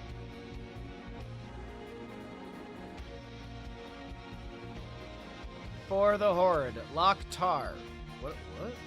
How you doing today, Darth? What's up, bud? All right, the Alliance has one on the board here for our best of made-up series. You're okay? Oh, I'm glad to hear, bud. Thanks for coming by. You know what else is great? Fishing! Because did you know that if you have Amazon Prime, you've got Prime Gaming? Did you know that? A little fun fact of the day.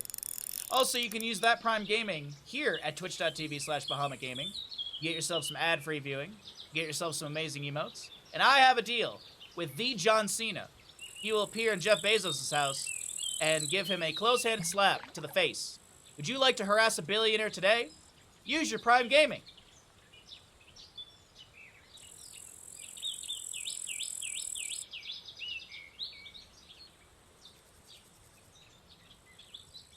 Oh, nice, Darth. That sounds fun. Sounds fun, bud. Who the hell's that? That's not what's his name, the grad student. Nah, We got a fish! Must be the new one. New one. That's supposed to be a Prime sub.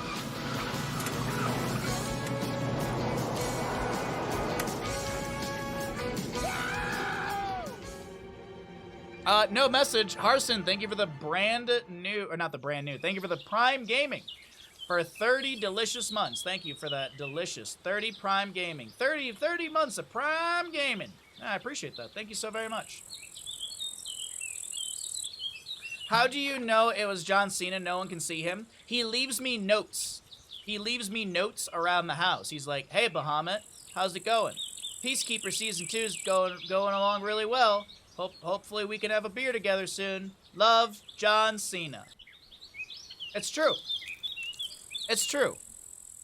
If you don't believe me, ask him yourself. Does he write them in invisible ink? Of course not. How would I be able to read it?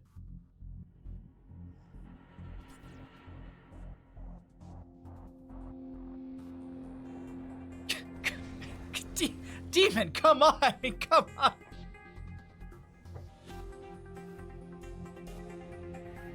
Why John Cena? Why not? Also, Jeff Bezos can't see him. It's the perfect harassment.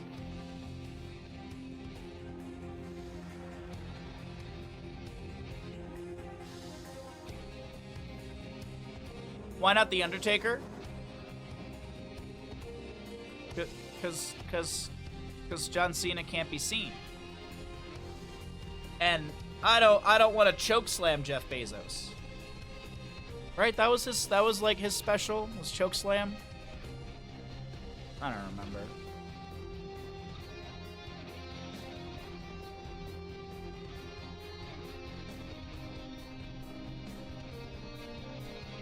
Well, apparently the guy that voiced Dale on King of the Hill apparently passed away today. That's depressing.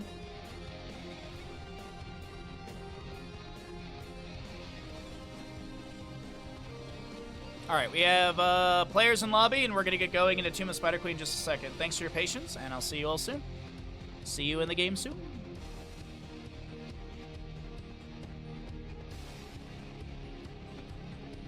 We also have crowd control tomorrow. I'm really looking forward to crowd control tomorrow. Should be a good time. Should be a very good time tomorrow with crowd control.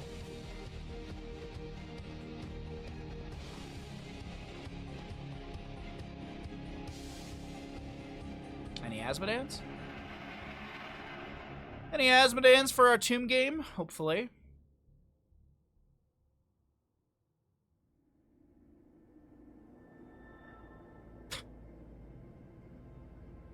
Alright. The Undertaker also had the tombstone. A pizza? What's up, Autumn? How you doing today, bud?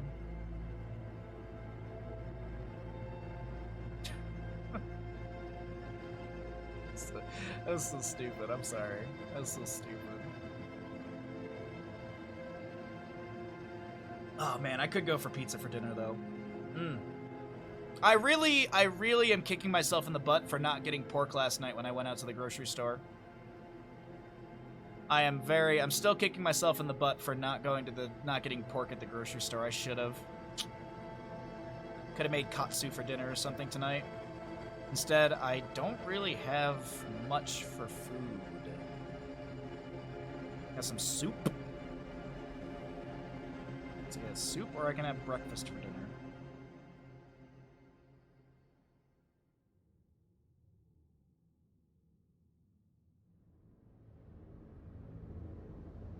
There are some bone-in pork shoulders at Safeway sometimes that are really good. Yeah, honestly, I go to Rayleigh's because Rayleigh's is like overall like $1 or $2 cheaper on just about everything. I feel like Rayleigh's is cheaper, but I'm not 100% sure on that. Anyways, back into the draft. Welcome back, ladies and gentlemen, into the Ravencourt EU in-houses. We're in map number 4 of the day. We're going to the Tomb of the Spider Queen, and yes, we are thinking about food. We are thinking about food today because we are already hungry. I mean, we've been streaming for just about 3 hours on the dot, so yeah, it makes sense to be hungry already. You're making burrito bowls right now? Nice. That sounds so good too. Sorry. I'm just thinking of all the food that I want to eat, and what I have in the house is just like bleh. Alright, we have a Lucio to be banned away for the side of the Horde. Is that the Legend 27? Yes. Apparently that's what their name is. I don't know. I don't know who it is, honestly. That's a mood, though, for real.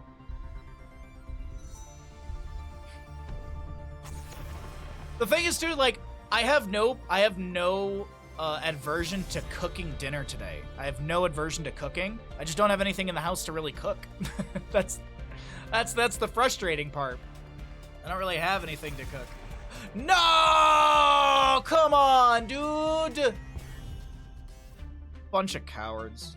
Oh, we play Blaze Genji every game, but no Cho'Gall. But I hope you feel better. I saw the tweet this morning. Hostile got sprayed with skunk, and I think it went up his nose, yeah. Hostile and his dog got sprayed pretty bad by a skunk, I believe. Yeah. They recognize the real threat. Well, Blaze and Genji are up. Let's see if we get a Blaze or a Genji. Hogger's up and available as well, but they're gonna go Joanna realistically. Okay. The Hogger would have been fine, sir. My hip is hurt so bad today, and I already took something for it. I don't know what I did wrong. I guess I sat weird yesterday somehow. I don't even know, man. 32 years old and I just can't sit in a chair. Like, I sit with my feet flat on the ground. No, your hip hurts. I have to do some stretches or something after stream.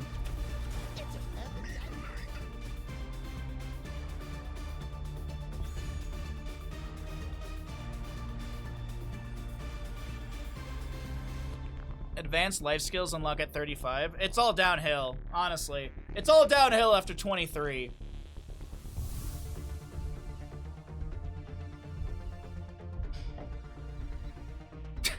That's when I started losing hair, so that's why it's downhill for me.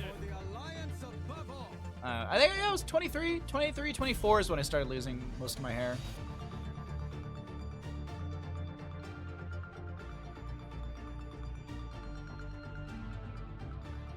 Oh man, Hostile. Yeah, my parents had I remember I was literally just talking to my parents about this last week.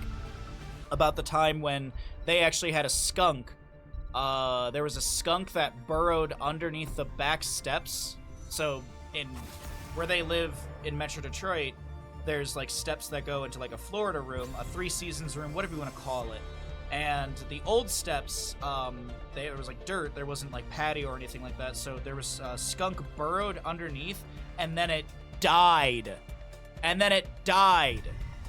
And so, like, that smell just seeped into the house. Yeah, I remember that. I remember that part. The basement just smelled bad. For like weeks, and then quite literally, like my dad couldn't, like, he didn't want to like dig all that up because it just engineering wise it just didn't make sense to like dig all that out. It would have been a way big of a pain. So what he did was he went to, I mean, this is like the 90s, and I don't think Costco was a thing then. So he went to like Kroger or not Kmart.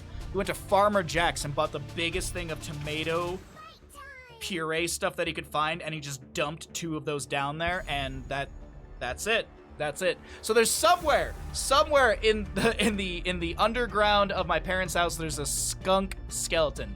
I don't know why I told you that. Enjoy the story, chat. We are getting into the latter half of this Human Spider Queen draft. We got a Junkrat, we got a Blaze, we got a Sylvanas, we got a Brightwing. Over on the opposing side for the Horde, a Joanna, Hanzo, Anduin. Gonna need a solo lane, or gonna need some more wave clear. What are we gonna round out this draft with? I like the Mephisto. I was wondering if we would see him for a map like this. And the Leoric is gonna be big as well. I wonder if we actually get, Drain Hope upgrade at level 20, the Burning Despair. Like, if you go, like, maybe you don't go Buried Alive, because you are reducing the duration of Entomb by 1 second with Buried Alive. So, like, Durance of Hate with Unspeakable Horror, and then you just go Entomb at level 10. I feel like that's pretty good. I really like the draft of the Horde. An Anubarak to round out everything for the side of the Alliance. There's a lot of poke and decent siege from the Alliance, but I like the team fight. I like the kill potential for the Horde. Let's go ahead and swap things over to our casting screen, and we will start up a prediction when we get into game.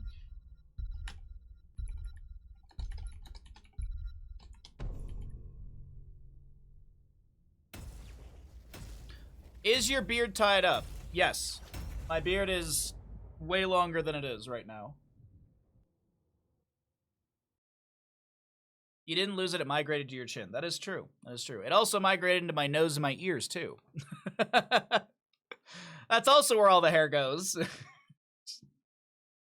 Nowhere, well, I guess nowhere where you really want it isn't really a right phrase. But anyways, go ahead and get your gambles in. Which team wins Thumb of the Spooter Queen? On the right-hand side, we've got the members of the Horde. We've got Mr. Tycho playing Hanzo, Sonic on Anduin, Cure mopping things up with Leoric, Folk on Joanna, Baz to play this Mephisto, and am I missing someone? I feel like I didn't introduce a player, but I guess I got everyone. Over on the left-hand side, we're looking at the Alliance. Mopsio playing Anubarak. We got Dar on Brightwing once again. White Tiger playing Junkrat. Nero on Blaze. And the Legend 27 on a Sylvanas. Let's go ahead and get into mid lane. The gamble's still open. If you want to predict on who wins the game, we're going to get into our first initiation, our first little fight here. Unyielding Power for Mephisto. Simple Geometry Hanzo. Regeneration Master on this Anubarak for Mopsio.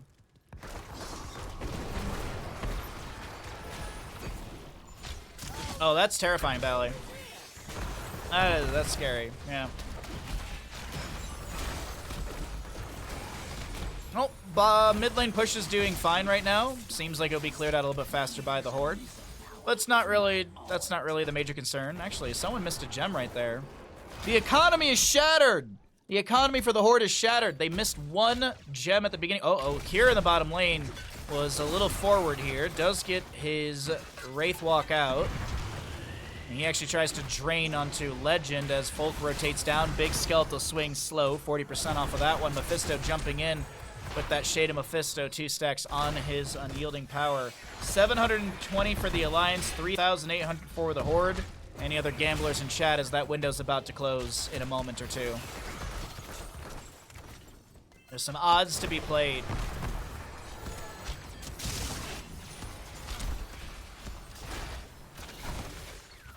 Polymorph onto Mephisto. Whoa! And all of a sudden, it's 20,000 on the Alliance. All of a sudden, the odds are better for the Horde. Really quickly, of course, we gotta check. No one freed Harrison Jones. Why would they? They have no idea that it's there, probably.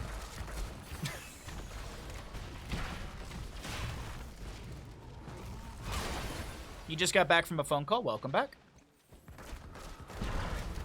Thanks for coming back.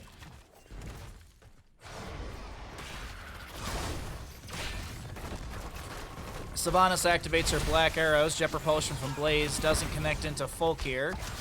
Nero's still putting pressure in the lane with the help of the Siege Giants. 30 gems for the Alliance right now. Over half of the turn-in is in their pockets. We'll see if they can actually start turning some gems in here. Junkrat doing double soak duty while this bottom lane fort front gate takes a ton of damage. Nicely done from the Alliance early on here. as the Horde pushes in a mid lane camp. Baz jumps forward, does have his cooldown reduction level 4 with the Spite. Gonna be seeing Boom Pow for the Junkrat. I believe this takes his Concussion Mine cooldown down to 6 seconds. Nubrak burrows in, looking for something here.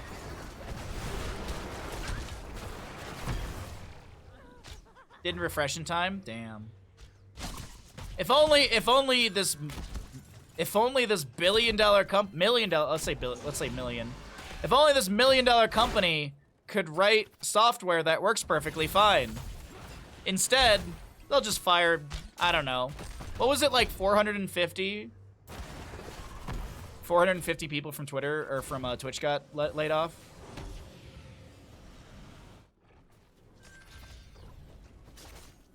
Oh, it's still zeros on kill. Level 7s are approaching. Explosive Arrow level 7 for Hanzo. Leorg did go into Paralyzing Rage for the extra slow on his Skeletal Swing, increases it to a 60% slow from 40. Mr. Tycho trying to sidestep some of these frag launcher grenades as the wave is going to be pushed in through mid. Sylvanas Black Arrows are still active. They're just going to disengage and go down to bottom lane, going to try and take down Kier here, who's got 26 gems. Oh no, those gems are gone. Those gems are...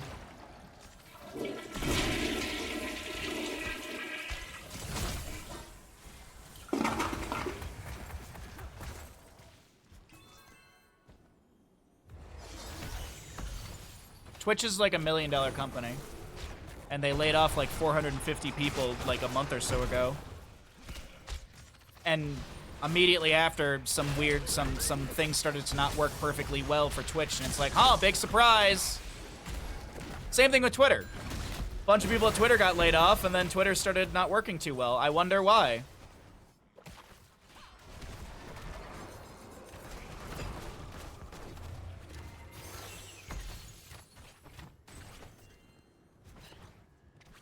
Well, isn't programming just copying stuff off of GitHub? Isn't that just programming in a nutshell? Before you type a paragraph explaining to me your job, I'm making a joke.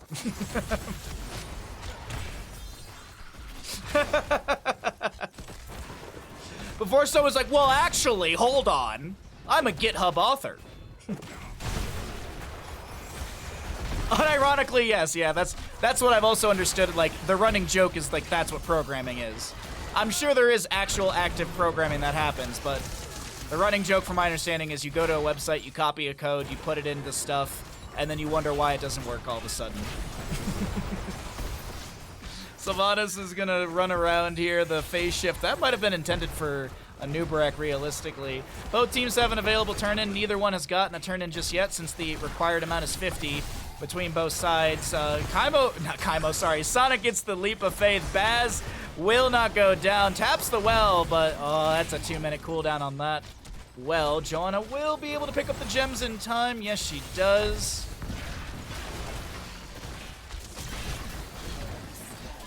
Hanzo traded for a Nubarak. Still, both teams have enough for a turn-in. Way more for the Alliance side. White Tiger going to try and get a few in here, as they've actually got 31. And that's more than enough for the Web Weavers to descend for the blue side. The Alliance, here they come. Let's cycle through those other numbers as well. We haven't looked at the damage, healing, and experience for our 4th map of the day here in the Ravencourt EU in-houses. Thanks, everyone, for watching. And as a reminder, if you're watching on YouTube, be sure to like and subscribe. Helps with our YouTube growth. As if we hit 1,000 current subscribers, which it costs you $0 to subscribe to the YouTube, I can monetize that channel, which means more money for Bandit. Who doesn't love giving money to Bandit? Legend gets the phase shift from Brightwing once again. The push continues in through mid. Web Weavers have been summoned by that Alliance side, as I had mentioned. Black Arrows activated by Sylvanas. They're going to really try and sink their teeth into this mid lane, but actually, no. No, they get the fort front gate, and that's as much as they went for. Top lane fort is going to be now the eye and prize. It's a ride. It's a rip or rocket ride. Good read from Junkrat on the natural agility over the wall. Legend is getting chunked here, 30-something HP. Blink heal from Brightwing bolsters that over a 200. Some shield glares from Joanna. Haunting wave right into the Entomb!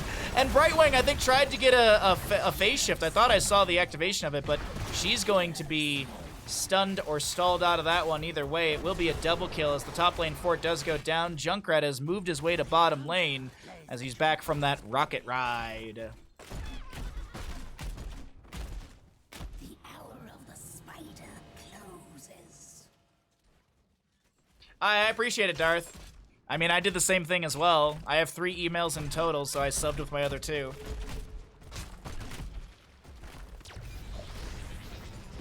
I don't think I'll make billions of. I don't think I'll make hundreds of dollars off of YouTube. But you know what? It's another ad revenue. By the way, speaking of stuff like that, if you want to use exclamation bid for in chat, I am selling paintings. And that next painting will be the bid for that next painting is going to be closing soon. So if you want to bid on the painting, by all means, you can literally bid $1. You could literally bid $1 if you felt like it. You're not going to insult me. Quite the opposite. You have 14? Dear Lord. It's a great painting, yeah.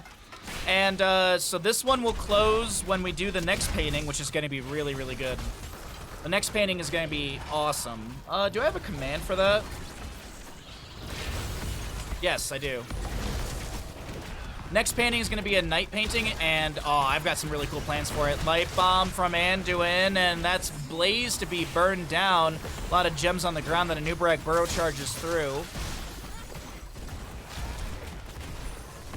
I would like to see you doing DIY. What do you like me fixing stuff around my house, or would you want to see me doing the painting live? When are we getting the Bat House stream? Soon. Money got a little tight. And the bat houses were way more expensive than I initially planned for, so yeah.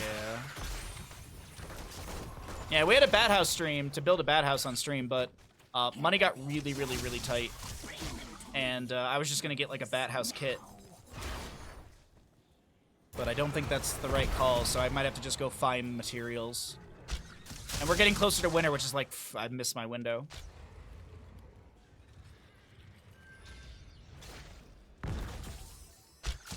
Kind of flubbed that one. Kind of flubbed that one. I had to buy an AC so I don't melt in this house. Well, we got a Sylvanas push in mid lane, or excuse me, we have a camp pushing up in mid lane. Folk does not get the channel in time, or does not get the gem turn in time. Nice Iron Skin to eat the burrow in from a Nubarak.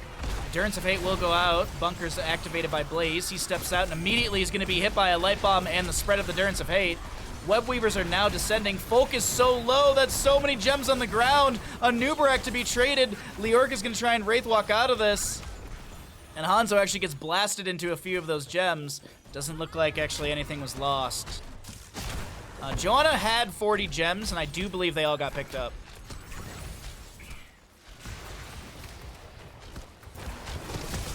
Build a bad house out of cereal boxes. Yeah. We're doing our best, but streaming stuff is a little shaky and spooky right now, I'm not gonna lie. Kier tried to do the wiggle to get away from Junkrat's poke potential. That's a rocket ride, uninterrupted. Mr. Tycho, natural agility away.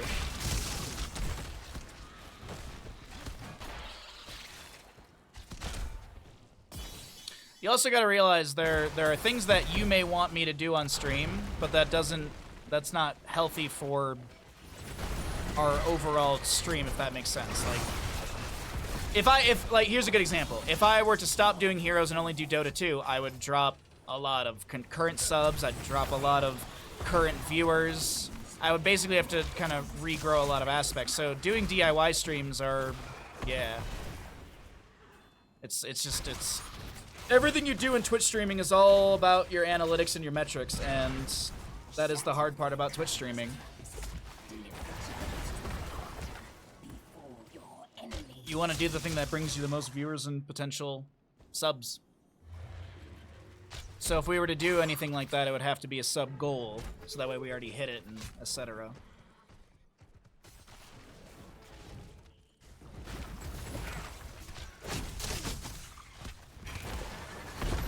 My favorite was when like CCL and everything like fell apart and I lost my contract and I wasn't working for them anymore. I love how people were like, "Oh, just do Dota like Grubby," and I'm like, yes. Just do what Grubby's doing. It'll work out the same, totally. It's like telling like an average chef, just be like Gordon Ramsay. Just do what Gordon Ramsay does. He's famous. Subdue is done by Joanna. Sub done at level 4. We've got a concussion mine splitting Hanzo. He's going to be leapt away. Natural agility over the walls. The fight in the corridor is going to be breaking out. The arrow from Hanzo goes wide. The rocket ride from Junkrat chasing down Mr. Tycho and will be able to get the kill. Brightwing and Hanzo traded.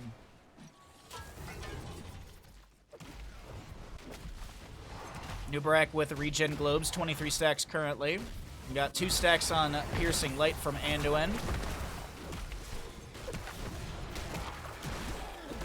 And the red web weavers will descend. Oh, nice iron skin. Can Joanna get out of this alive, though? Shield glare once again. Does she have holy renewal? She does, but it wasn't enough. The red web weavers do descend. Oh, there was still 1 minion, so this top lane's going to be very far back. Mid lane's right around the fort, and bottom lane will be near the fort front gate on the opposing side. Tomb of the Spider Queen. Pretty good so far between both sides. 8 to 6 in kills. 60 stacks on Mithril Mace for Leoric. Full Skull Missile build on Mephisto.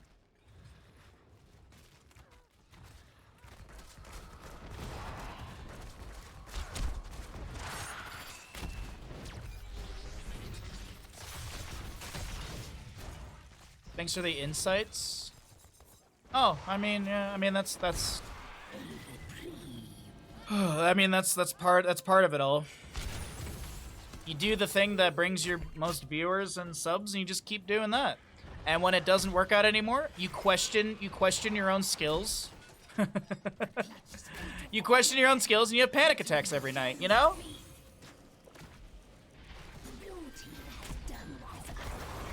Can the boss kill the Spider Queen? Yeah, if the spider, but it's not gonna target it. I don't believe it's gonna target it. I get, like, it could slam on the ground around the Spider Queen, but the boss basically just pushes and goes for structures. Usually when a boss runs into a minion wave, it slams the ground for an AoE clear. Bless Shield from the Joanna goes wide. Cocoon from Anubarak will be on to Anduin. A huge Durance of Fate, but it's answered by a Wailing Arrow of Sylvanas. Baz trying to back away. Polymorph into Joanna. She's trying to get out of here as well. Anubarak burrows in to keep chasing down the enemy team. Hanzo poking out here and there with these scatters. Cure with 50 gems. Drops the Entomb and drops the 50 gems. A Rocket Ride from Junkrat trying to prioritize the Hanzo. Zones him back. Mephisto is able to jump out and take down Sylvanas. But this blue webweaver phase is going to be eradicating the bottom lane keep. And I think the Alliance may take this map number 4 of the day, ladies and gentlemen.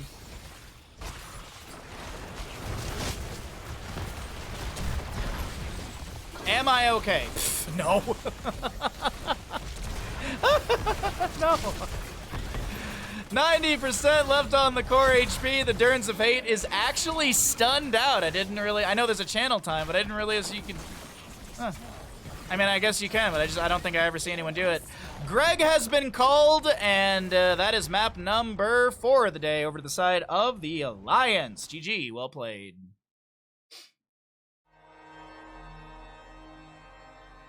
Choose outcome. Which team wins Thumb of the Spooter Queen? We have got the Alliance. Hey, very nice, Cure.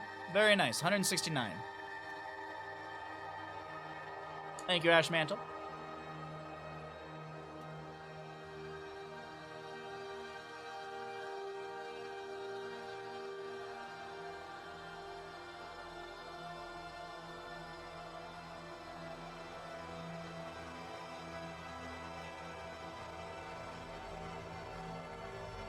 Oh, I didn't complete the prediction?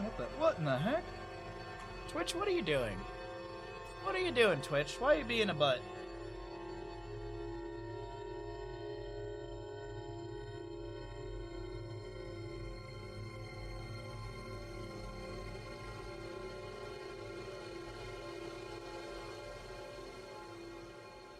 I had a crazy moment where I thought I saw Ryo Kai's Discord icon in these, and I was like, what? Nope, it's just someone else who has a Discord icon that looked kind of close to it. Alrighty, badoop badoo, move that there, run those ads, and we have a redemption as well for the good boy. You have an epic butt, thank you. Okay.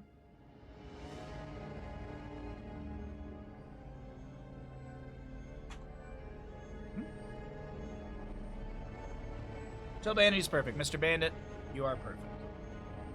Alright, let's do that redemption right now. He's gonna know in like 2 seconds. He'll know in like 2 seconds.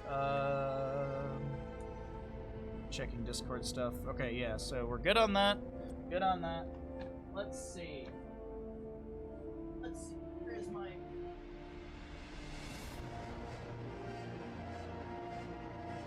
We finished up one bag yesterday.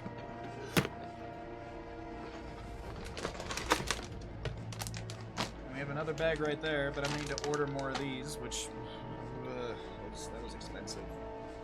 It was expensive. Everything's expensive. Everything's too goddamn expensive. Everything.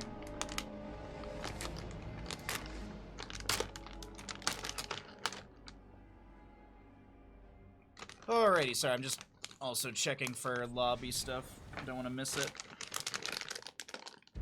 What's up, bud? Well, what's up? What's up? Something happening?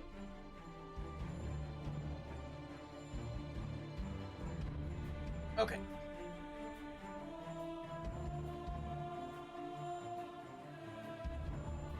Throwing the squirrel around more, huh?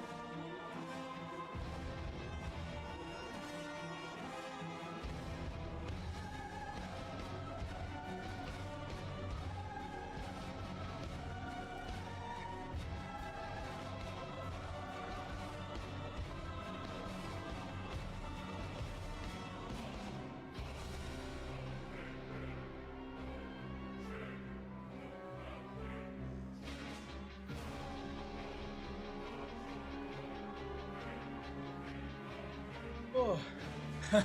Aw, sorry, pizza. Alright, new lobbies are going out. We're gonna get into something in just a moment.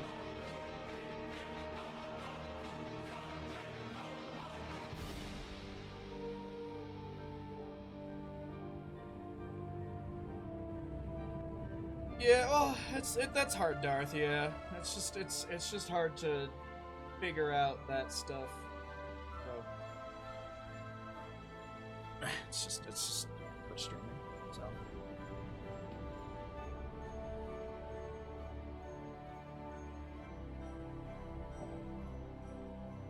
alright, we have a good chunk of lobbies coming out. 3 lobbies? Looks like 3 lobbies. No, you're good, Darth. I appreciate it.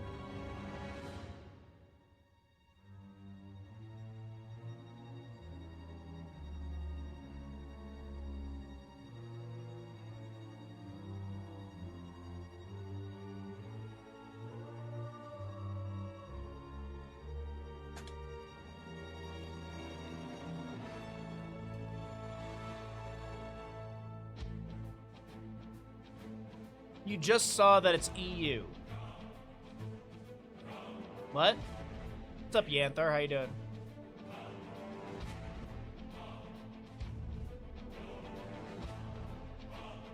Oh, I mean, yeah, it's That whole realm is so hard as well. Like I don't know.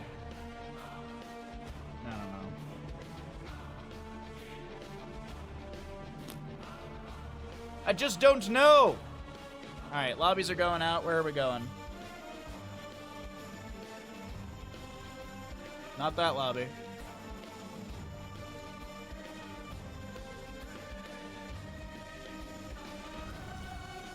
No, you're good, Darth. You're fine, bud. I just literally don't know. Like I don't know if I can break into those markets. I don't know if that's really something people are interested in. We don't do a lot of FPS games here, and I don't know if the core community really cares for FPS. I don't want to just ditch the core community that we have here because, you know, CS:GO or CS2 or whatever, it could be a big thing. You know, it's so hard to like take that risk and jump. So that's kind of like that's where my brain's at with it. It's just it's a big risk, and I don't know. Like we're trying out StarCraft 2, and that really hasn't done a like. It's been fun, don't get me wrong, but it's not like it's been pulling in tons of new viewers or anything like that. A lot of people have their established viewer, like their established streamer for things. Like I go to certain streamers for RTS. I go to certain streamers for MOBAs. I go to certain streamers for puzzle games. So it's like, it's one of those things too, like the discoverability. A lot of people are just like, I have my streamer and this is my person and no one else. Like there's like we get raids for, you know, we get big raids for when I'm doing casting, and 50% of that raid will leave. Why? Because I'm just not there. I'm not the guy that they want to listen to casting. It's just, that's how it is.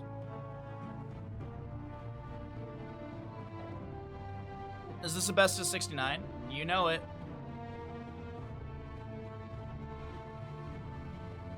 We're about to get into another game.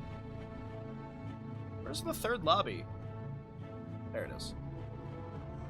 Literally, as I talk about it, it pops up. Perfect. All right, there we go. Third lobby.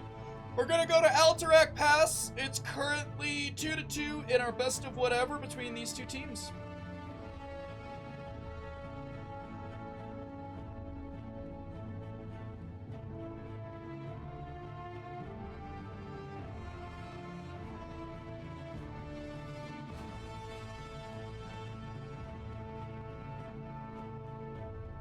I mean, I could do that. Could try that. We could definitely try it, but I don't know. I'm so just lost, honestly. I'm so just lost. I've been so lost for like the last 6 months, so I'm just trying to figure things out, but we'll see. Oh, we'll see. It's not a bad idea. All right, we got our next lobby. We are just waiting on.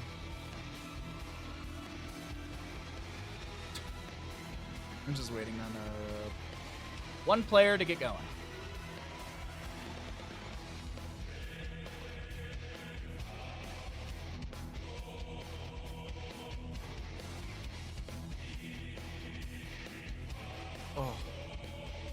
Oh, I just scrolled past a delicious looking burrito. I gotta get off Twitter.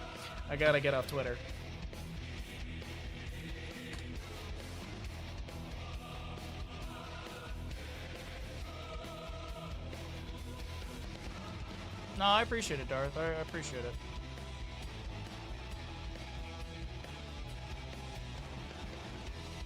I appreciate it lots.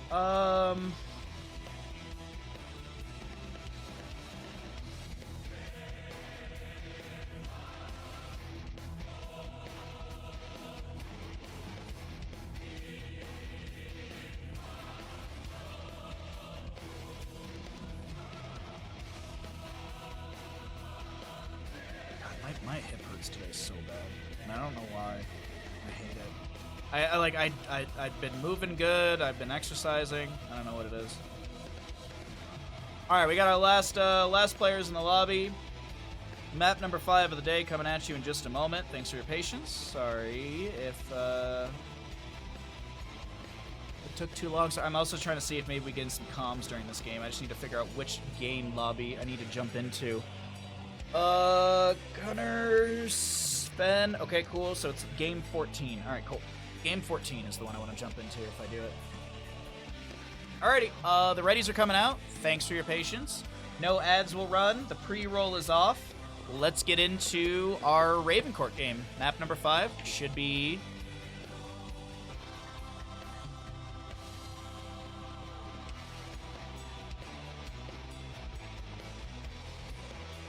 Literally, they typed "go!" exclamation.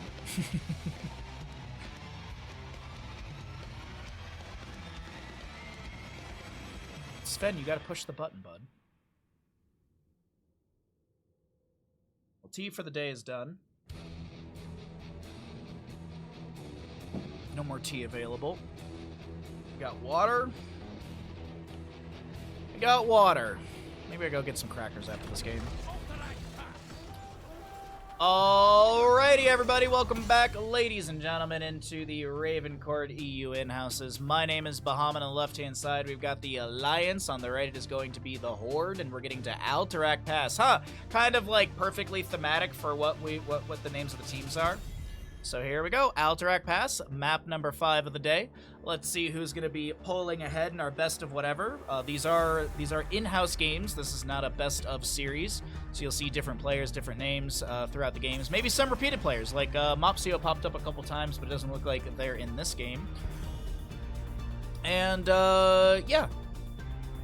This is just for the Ravencourt in-houses. If you want to know more about the Ravencourt EU League or anything like that, you can use !Raven in chat. Get yourself over to their website if you want to join the Discord, or you can check out the prize pool that is being crowdfunded currently.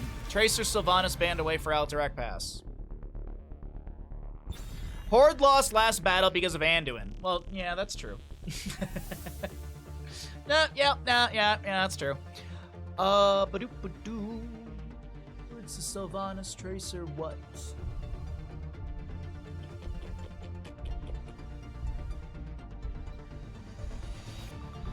Why is Sylvanas banned? Her push potential is really good, mobility is really strong, could be a target ban onto one of the players. The Legend literally just played Sylvanas pretty well in the last map, so it could be a target ban. Sylvanas overall is just a good hero. She can steal away minions. She can also empower camp pushes with her Mercenary Queen. So that means that the Null Pack camp, which is the true objective of Alterac Pass, could be bolstered by her with just a level 4 talent and her presence around that. So there's that to consider. As I mentioned, she's got good push potential, being able to lock down structures with the Black Arrow. You've also got Wailing or Mind Control, so if you want to, AoE silence, or if you want to go fishing for the enemy on a map where single target deletions can be very dramatic for shifting a team fight or shifting power to a team to then go for objective phasing. So overall, just banning out a hero that you don't want to deal with. I can't really blame them. Can't really blame any of these bans right now, but that does open up the avenue for a Genji. What did Anduin do? I missed it. Well, he lost last game and he was on the side of the Horde, so we were mocking Anduin, because why not?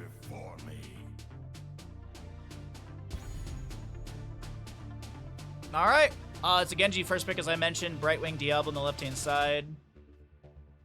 Malavile,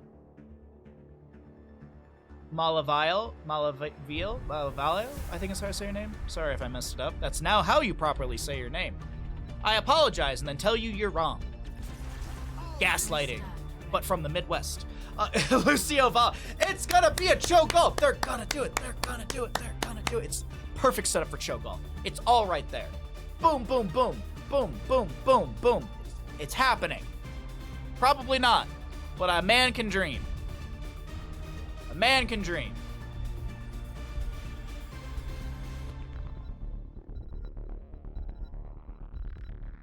Don't ban it. Alright, Garrosh banned away. They don't want to deal with him into Diablo. Makes a lot of sense. I actually don't think we're going to get a Cho'Gall. I just don't think we're going to get it for Alterac Pass. Doesn't seem like a good map for him, realistically. That would mean that Genji and Vala are solo laning with Lucio, like, rotating around. Yeah, I don't know. I just don't, like, the Cho'Gall just does not seem very doable for the draft that's actually out right there. But anyways, we'll see what actually does happen. What are we going to get ban phase? Hanzo, okay. Realistically, though, for the Horde, I'd like to see a Dahaka and a Muradin. Dahaka for the Brushstock to be able to split soak during, like, the objective phasing or getting ready for objective phasing. You can match the Brightwing with her global. I like the Dahaka for that. A Dragon to Diablo is really good. And the reason I bring up Murden is because you have CC to follow up, so it allows Vala and Genji to then chase down heroes. You also have some synergistic stuff with some of those stuns. You have Rain of Vengeance for Vala to play off the Murden Stormbolt. You got Push Off from Lucio that has a slow baseline, but you could get heavy casters later on for a stun. Genji has a lot of mobility to chase down these heroes or, you know, burst into them. It's going to be a Leoric. Okay, I don't hate the Leoric, but I still want the Murden personally. I think the baseline CC of the Stormbolt is going to be nice poke potential. He's got mobility as well, which helps out with, I mean, realistically, Vala, Lucio, Genji, they all have mobility. Actually, everyone has mobility, even Leoric, so give yourself a tank that can jump around.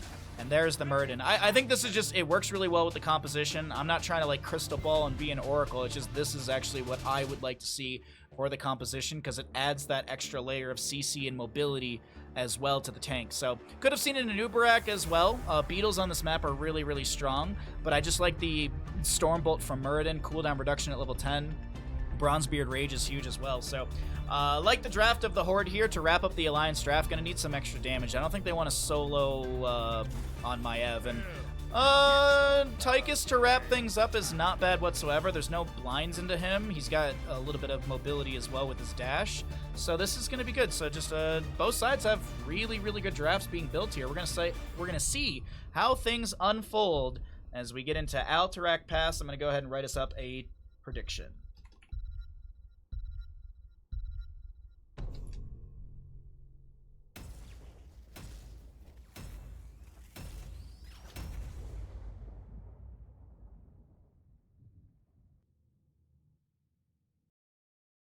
So you're saying, Baha, they'd be Phylon on the last slot with Cho'Gall?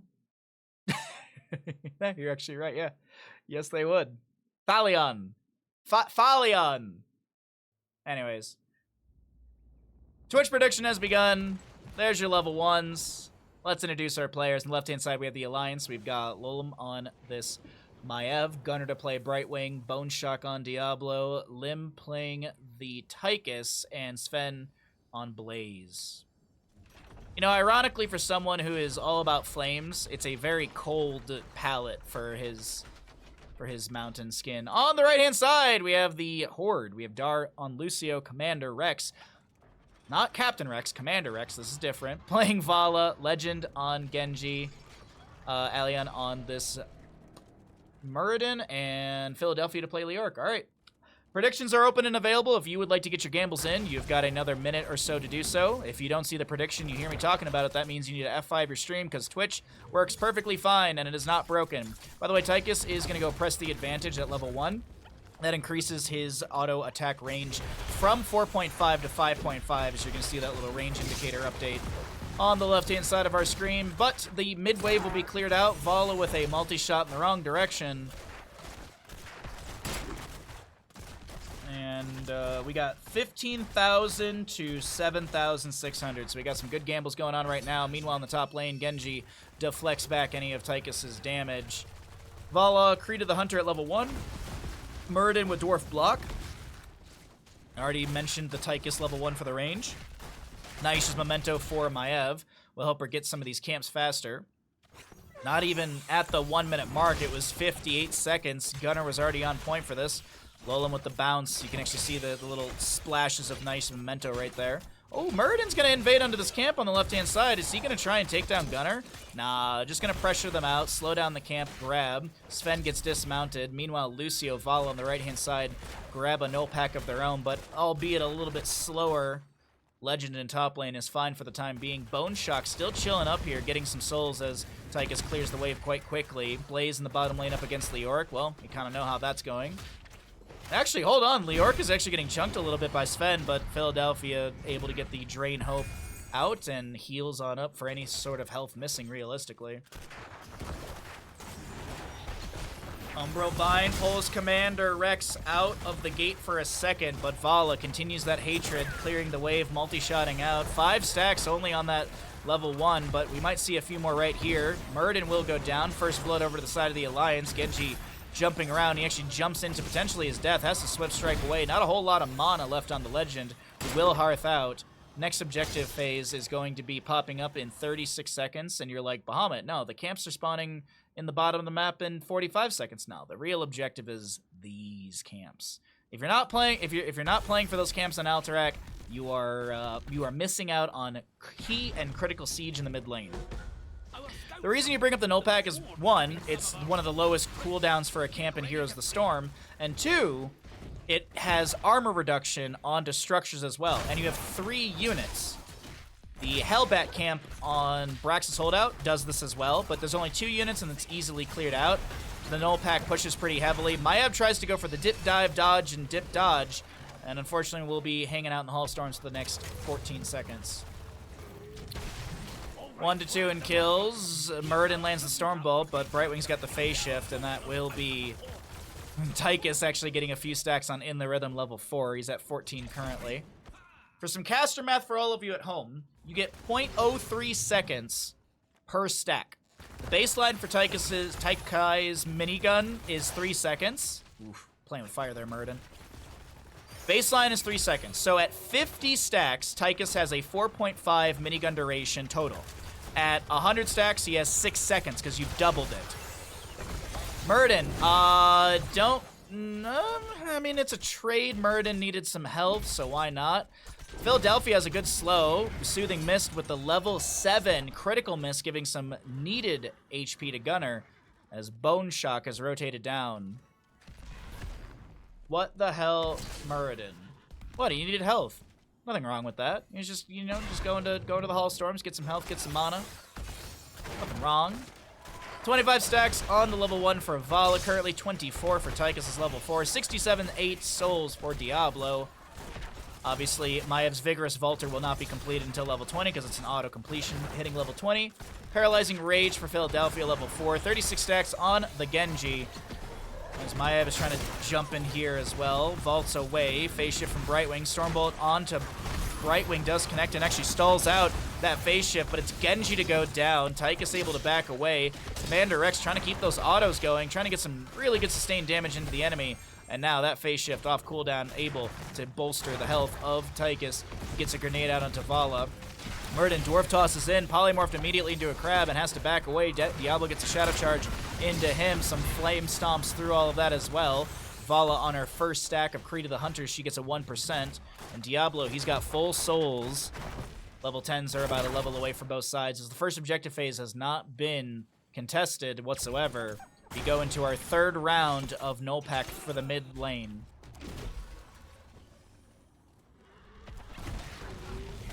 Lucio trying to delay things out. Brightwing with a... Oh, that's a Stormbolt that will connect. Genji gets great shurikens in onto the enemy. No invade onto the camp. Phase shift comes through just in time. Muradin left alone as Genji swift strikes out. Amp it up, activated by Lucio. Meanwhile, Sven in top lane soaking up quickly for that 10 talents here. No null pack on the right to be grabbed by the Horde. Commander X keeping that hatred up. Diablo hits level 10, so he has the reduced soul consumption. Consumes 75 of the 100 rather than the 100 of the 100. 62 stacks for Tychus, so he's above that 4.5 duration on the minigun. Level 10s are almost here for the Horde as well, and they're just trying to play this safe in front of their fort front gate. Muradin's got the piercing bolt now. Lands a max range onto Lolum, but they cannot get the kill. Umbro answered into Philadelphia.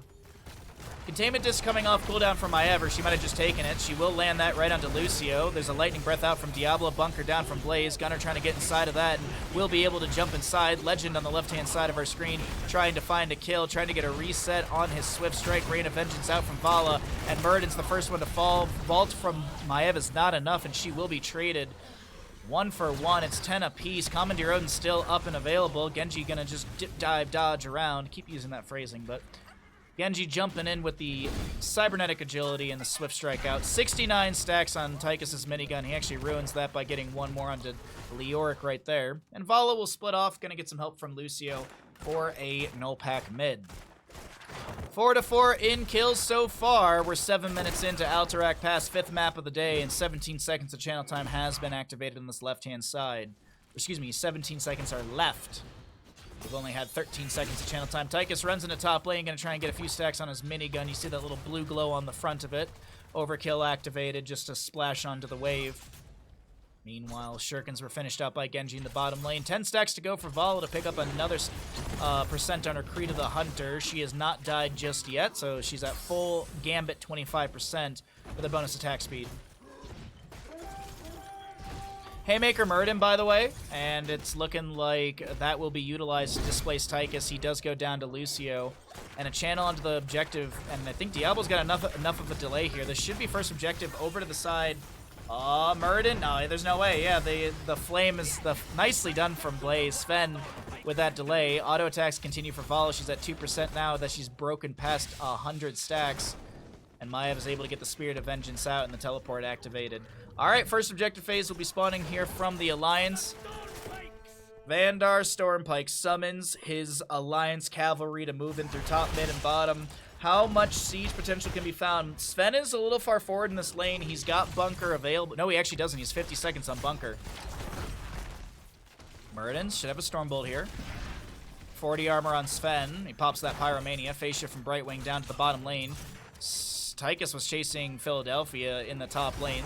Leoric was a bit of a rough spot, but I think he's fine for the time being. Speaking of rough spots, Muradin is going to get picked off here. Nicely done, splitting him away from his allies, and now the siege in bottom lane will continue. Tychus actually has free reign in the top lane. Leoric has gone to mid as he's trying to save that, since you can shove the null pack in there as well. So it looks like Tychus is going to get a free fort in the top lane, unless someone comes up here and stops him, because he just stands still. He just stands still. Genji will rotate up here. Tychus pops his minigun, actually activates his minigun. He's got nearly that double duration on minigun timing. But the fort will go down in top. Umbra Bind pulls Lucio around. We have Genji getting hit with a containment disc as well. God, this map has just been non-stop gas ever since level 10. Lightning Breath cooking up Legend, but X-Strike is going to get the cleanse in the distance to be able to gap away.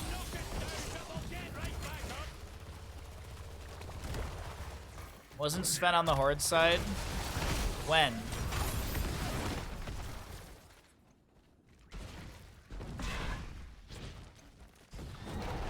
Sven gonna be entombed, tanking tower shots, has to pop Pyromania. That's gonna be reduced down to 20 armor. Sven gets the jet propulsion away. His Bone Shock is able to rotate in. Genji wants the kill. Bunker forced down. A polymorph as well.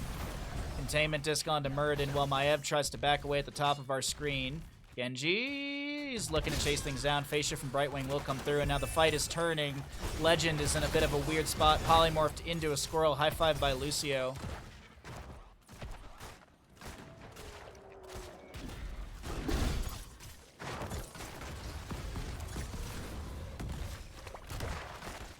Okay, Blaze back into bottom lane. Sven clearing things out down there. Still 2 bosses up and available on the map. Both null packs are up, and this will be another one for the side of the Alliance. Lucio, Vala can do the same thing on the right-hand side to split up and grab this for their allies.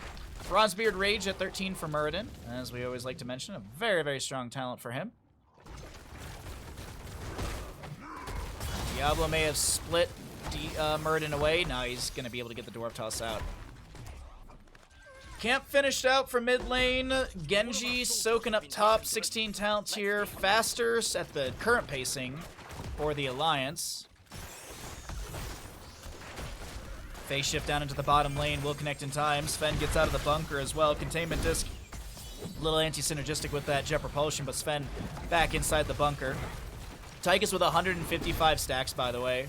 He's at 7.5 seconds of minigun time. He's actually more than that, but we're just rounding on some of these numbers.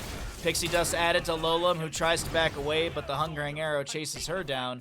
Muradin and the rest immediately move for a boss in the bottom lane.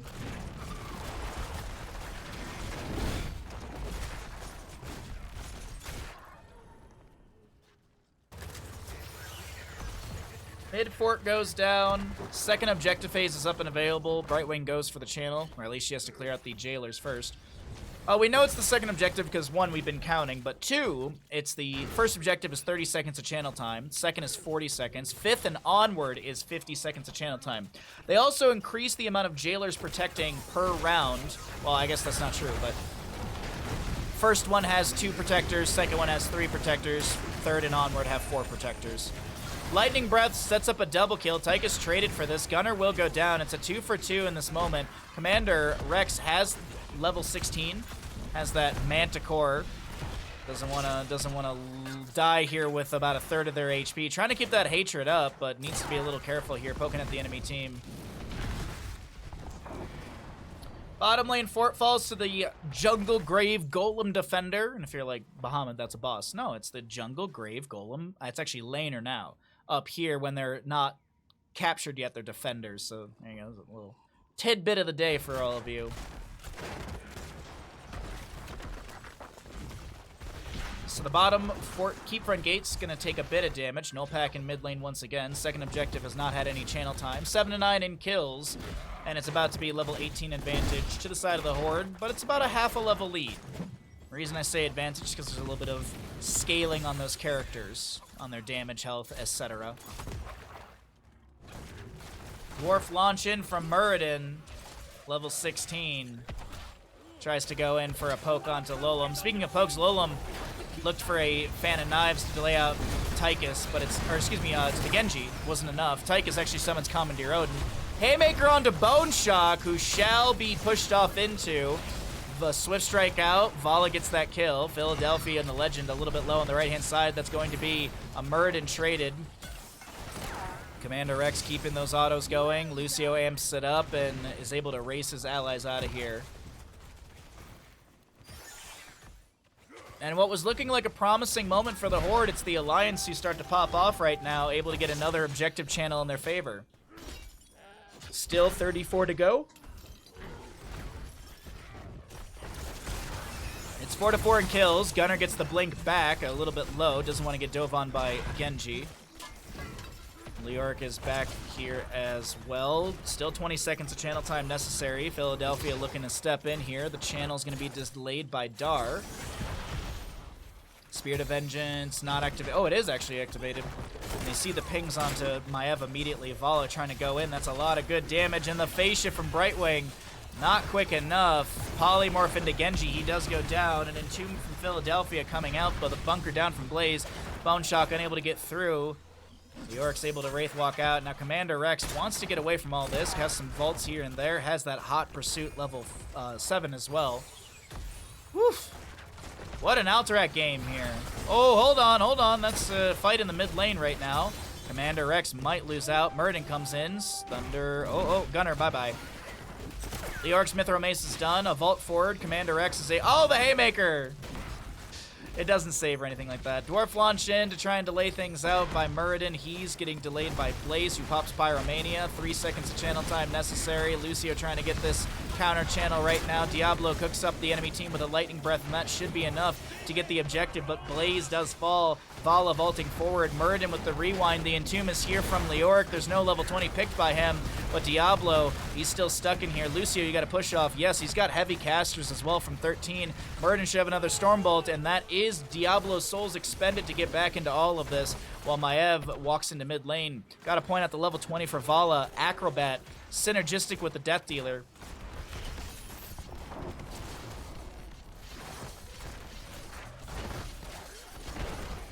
Acrobat for more vaulting around.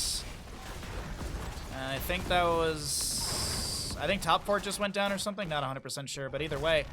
With the staggered kills throughout all of that, this objective phase won't find much beyond a window for the Alliance to build back their armory. You know, their supply is a little bit low. They need to hold down the Z key. They need to build a bunch of lings.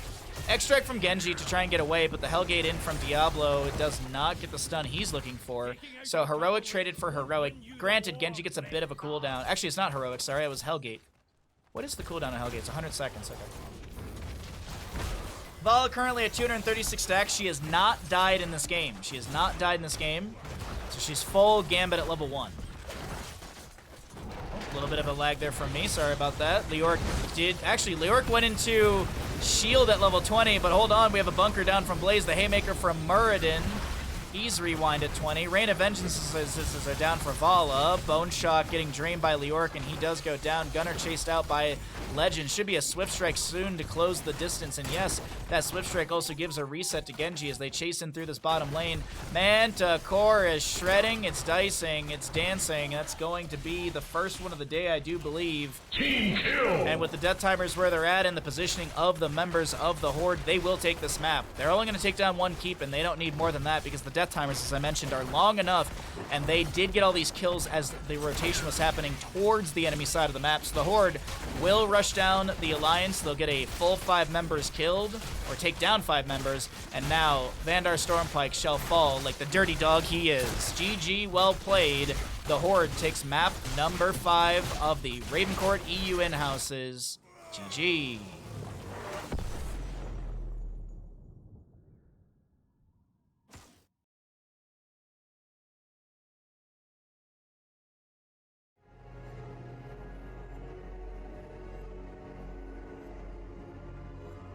Oh my god, excuse me.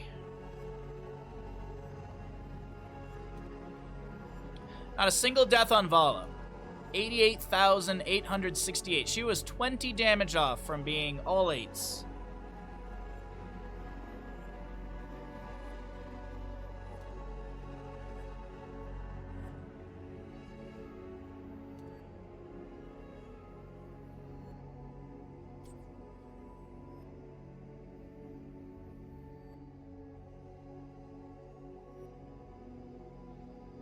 Alright, the Horde did win that one. Nicely done. Get ourselves set up for another lobby.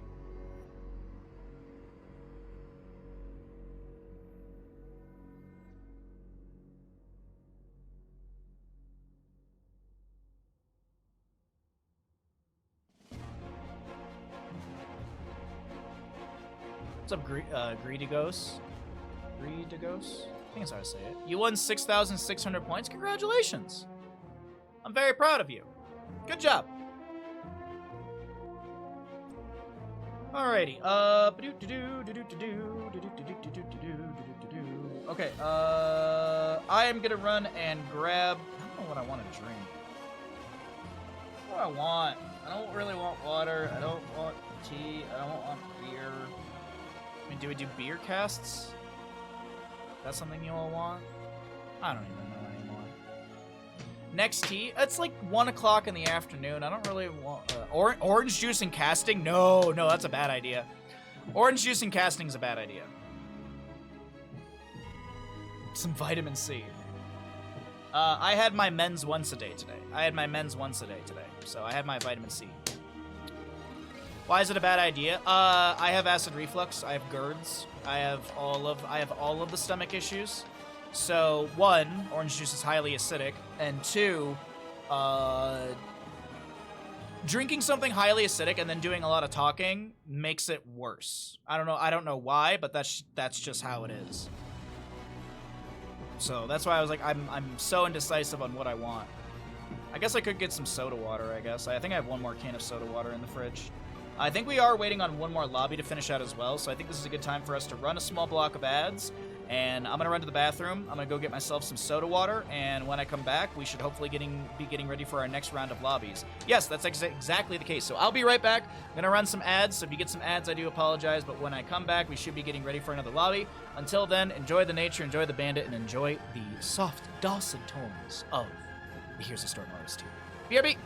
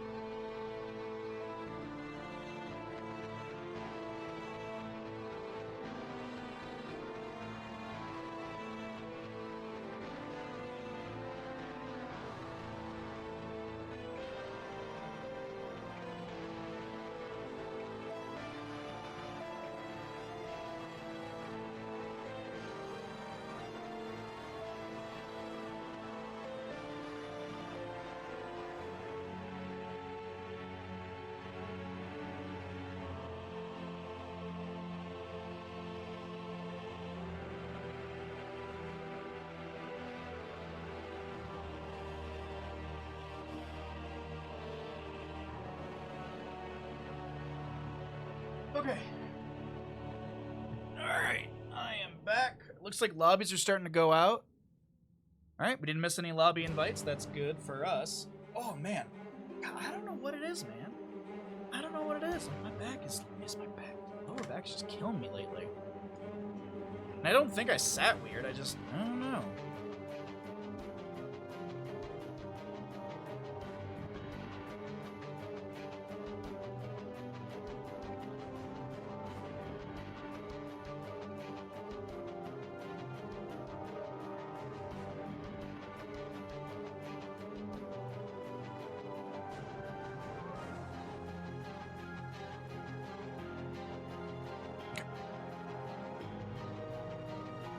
Weather impact? Yeah, I don't know. I mean, we're not getting anything.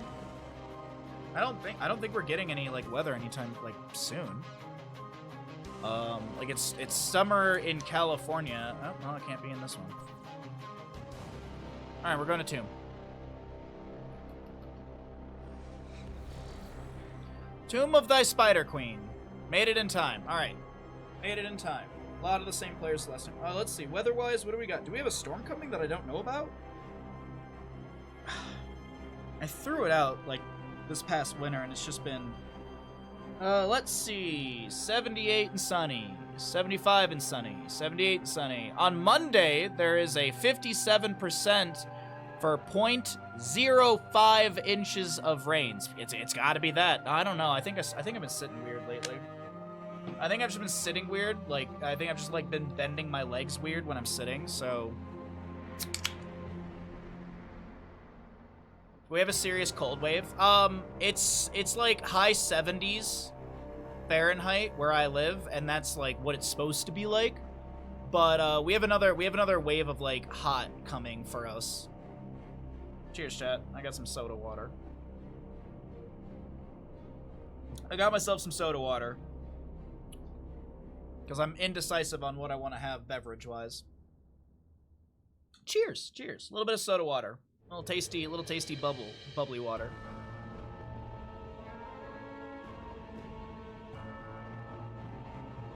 Why not the same measurements as EU? Because the US is full of idiots? I don't know, dude. I don't know, dude.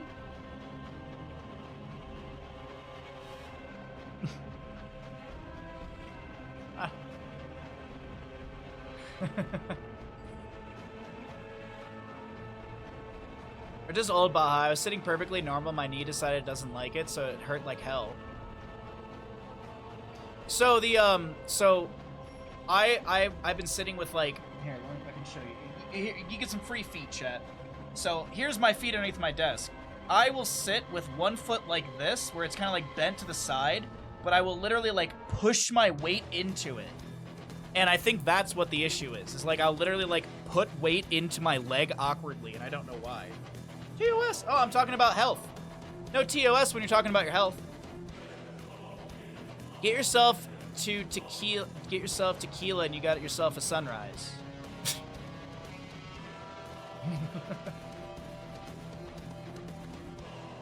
That's not a good. Yeah, exactly. Well, it's not my knee. It's my sacral joint in my hip. It's my sacral joint. So your sacral joint.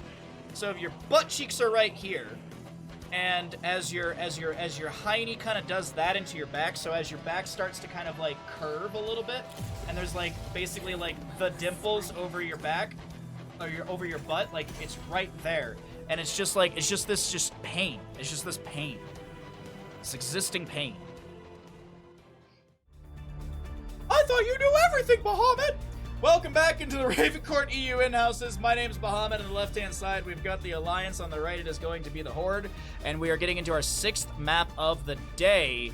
Thank you all for joining me. Thanks for hanging out. We got a couple new players. We got a couple repeated players. Let's see how things shape up on Tomb of the Spider Queen. We'll, of course, have some fun gambles. We'll, of course, get some interesting drafts. We'll find out what's going to happen here. Yeah.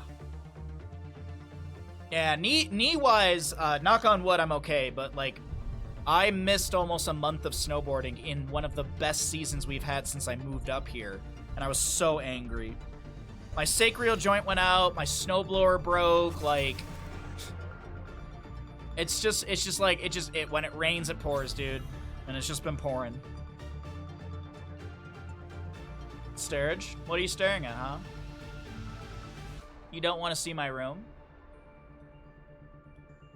Okay.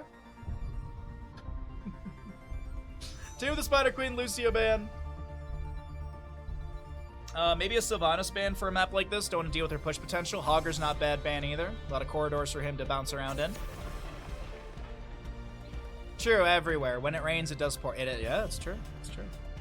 No, it's just been it's been some bad mentals for a long time lately. So we're trying to bounce back, and it's been a little difficult. So, yeah, we're doing our best, sir. We're doing our best. Sorry. We have getting rid of Hogger. Is it Genji? Is Genji coming through again? Oh, Brightwing. Okay. So Blaze or Genji could be banned, or Sylvanas, or neither, or none. Could be a Tychus ban. Could lean into the early Cho'Gall. You know, just first pick it. Why not? Well, not really first pick it, but you know what I mean. Oh! Looks like we got some sort of lobby issue. Looks like it's a DC player. Lucio owned last game, so it's banned again. Well, I think last game was like the first Lucio game we've had today.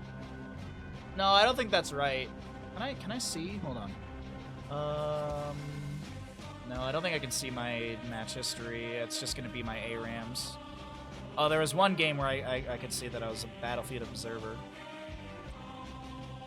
Yeah, I was about to say, like, because usually Lucio's like perma-banned in these games. Like, usually Lucio takes up one ban slot. Second game, oh, it's the second game of Lucio, okay. That was the first time I saw any of those heroes. How was it? That was the first game that Lucio was not banned. Oh, so it was the first game Lucio made it through. Oh, okay, there you go. Bally, you are a liar. Oh, chat. One resubscription. You must resubscribe to the stream now. Them's the rules. I don't make them. Bandit does. And if you got a problem with them, you gotta take it up with Bandit. He's currently sleeping, so wait.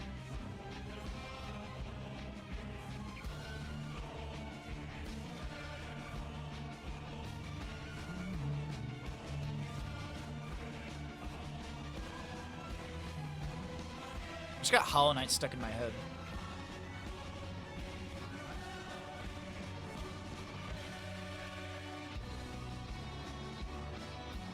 Tomorrow, by the way, while we're waiting for this lobby issue to get resolved and this player to get back into the game, while we're waiting, tomorrow is crowd control stream. We are doing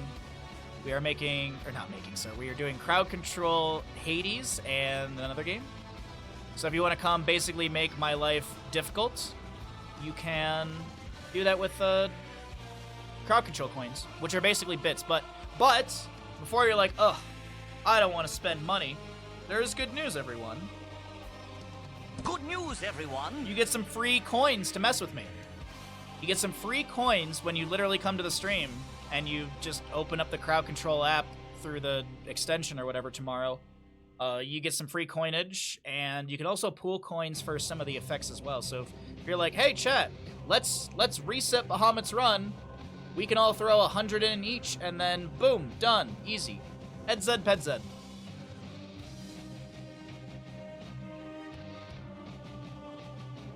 Oh, no worries. See, this is one of the, I came later to stream, so maybe it was more games already played. I don't think so. I thought you made it for, I thought you've been here for all the games. Maybe I'm misremembering.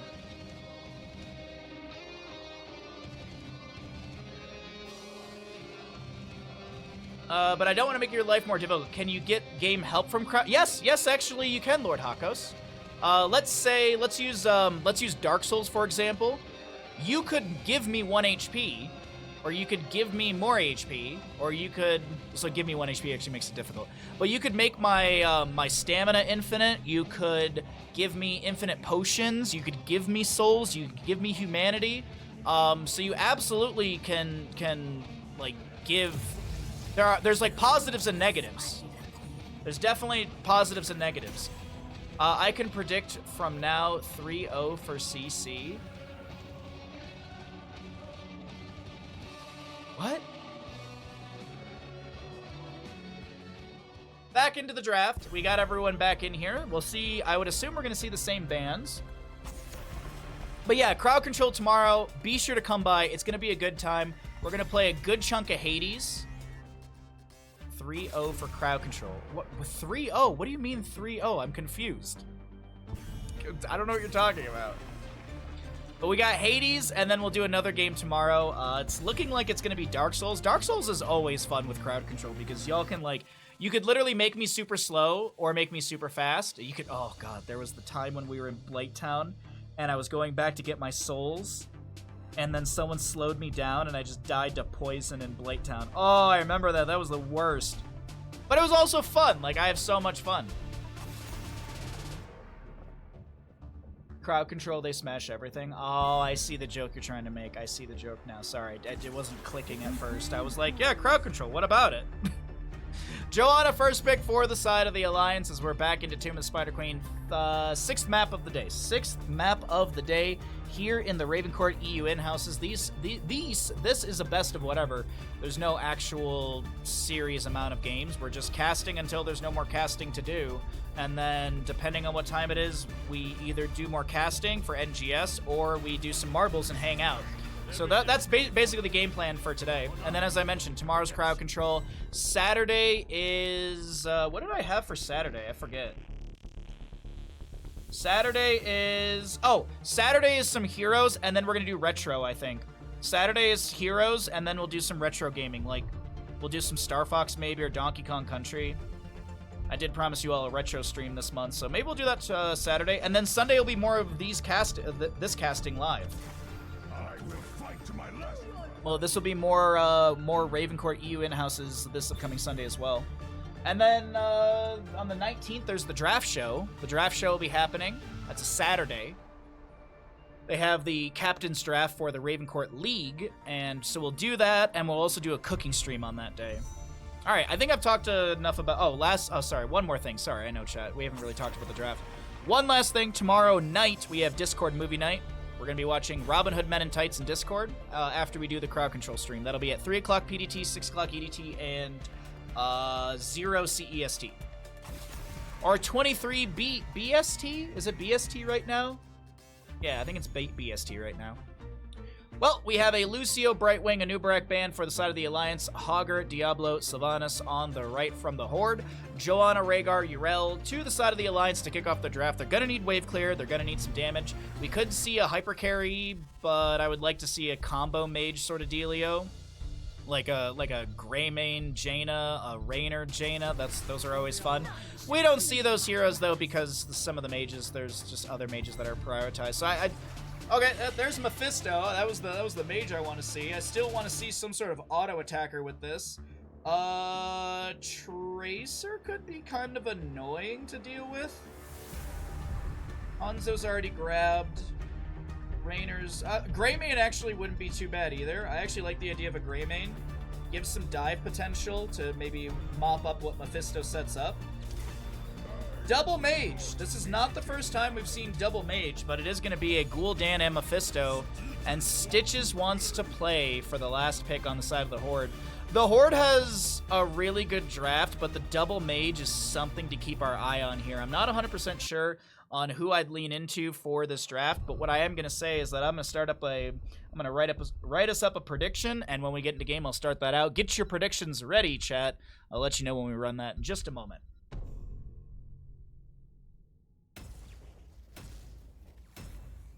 Anduin's on the Horde team again, so what does that mean? They're going to lose? Stitches is really the only Horde character on that side, right? Maieva's Night Elves. Blaze is StarCraft 2. Hanzo's Overwatch. Anduin's Alliance. Stitches is Horde, right? Start prediction! Get your gambles in, ladies and gentlemen. On the left-hand side, we've got the members of the Alliance here on Tomb of the Spider Queen. 6th map of the day. Bone Shock on Joanna. Darkmock to play Yrel. Death Knight back on Rhaegar, Iron on the Mephisto, and Gul'dan to be played by Zero too. Oh, that's a good Skinergy right there. The little kind of like toxic horse with the green skin. That's a nice Skinergy for Gul'dan. I like that. I like that a lot. Nicely done. To the right-hand side of the map, we're looking at the Horde. We've got Ilion on the Stitches. There we go. Dar will play Anduin, Gaff on Maiev, Commander Rex on Hanzo, and in the bottom lane, we've got a Stark to play Blaze. Looks like we got an all-in on the Horde. 9,700 currently on the Horde if anyone wants to play those Alliance odds. Blaze chilling in bottom lane. And the Righteous Hammer does get the bop into the wall. No extra value from that. No collision value, right? Yeah. Boop, boop, boo. Knocking them away. Distance up to maximum charge. Yeah. I always forget if there's like some sort of collision thing with her, but it's just Hogger. I don't know why, but makes... Oh, Zero gets hooked in, and that might be first blood to the Horde. No! Maiev can't get Fan and Ive resets, and Gaff can't get the kill. Umbra Bind will pull some of the enemies around. Gul'dan trying to poke at the waves with those Fell Flames. Did go Echo Corruption at level 1 and just picked up his sixth stack. Sixth stack. The gamble's about to close. 6k to about 10k. 6,000 to about 10,000. Darkmok in bottom lane jumping out here. We've got Maiev, who moves her way down to bottom lane. Naish's Memento, I do believe, will be activated? Or no, maybe it's not. I don't see the bounce between these two units, so it might have been actually utilized in the last team fight. We can actually check really quickly. It's off cooldown, so she probably used it during the last team fight. Hanzo soaks up top lane. He does have target practice level 1. The expectation will be explosive arrow level 4. Already 2 stacks, though. Not too bad as we take a look at Hanzo. Needs to hit... No, he's already hit Mephisto and Joanna completed out. So it's Gul'dan. Let's see, Gul'dan needs 2 stacks. Yrel needs 3. And Death Knight needs 2. Okay. So still working our way through it, but 2 stacks, sub 2 minutes, not too bad. Can't be upset for Commander Rex there. Did play a really good Vala last game on Alterac Pass. Poking onto the Mephisto and enemies here and there. Playtime for Stitches at level 4, but also an explosive arrow for Hanzo. Stark on the Blaze, looking for a flank into the enemy team. Gets a big jet propulsion. Zero's the target of a lot of damage. These Fan and Knives are not going to get the resets Gaff wants here. Looking for another one right there, but Zero getting healed up by Death Knight. Here comes Yrel with a big Avenging Rat. The Skull Missile from Mephisto finds first blood. Stark, Blaze tries their best to pick up the gems that were dropped, and I do believe they're able to do so. Stitches steps out to try and pick up some lane gems and is forced to get leapt away by the Anduin. No Chymo Cleanse on that one. 32 to 33 in gems currently in the pockets. Nothing turned in on either side.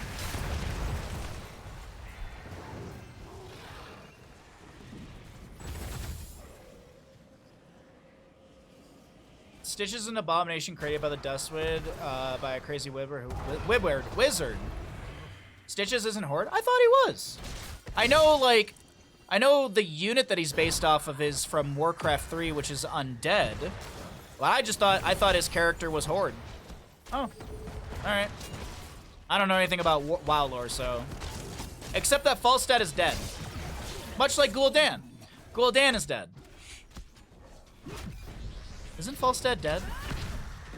Full W build for Mephisto currently. Piercing Light has got 1 stack.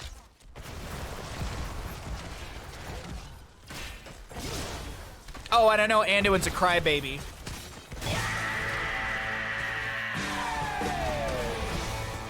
Because he cries his way to victory in the... What was it?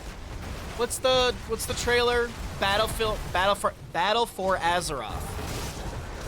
He cries and everyone does better all of a sudden.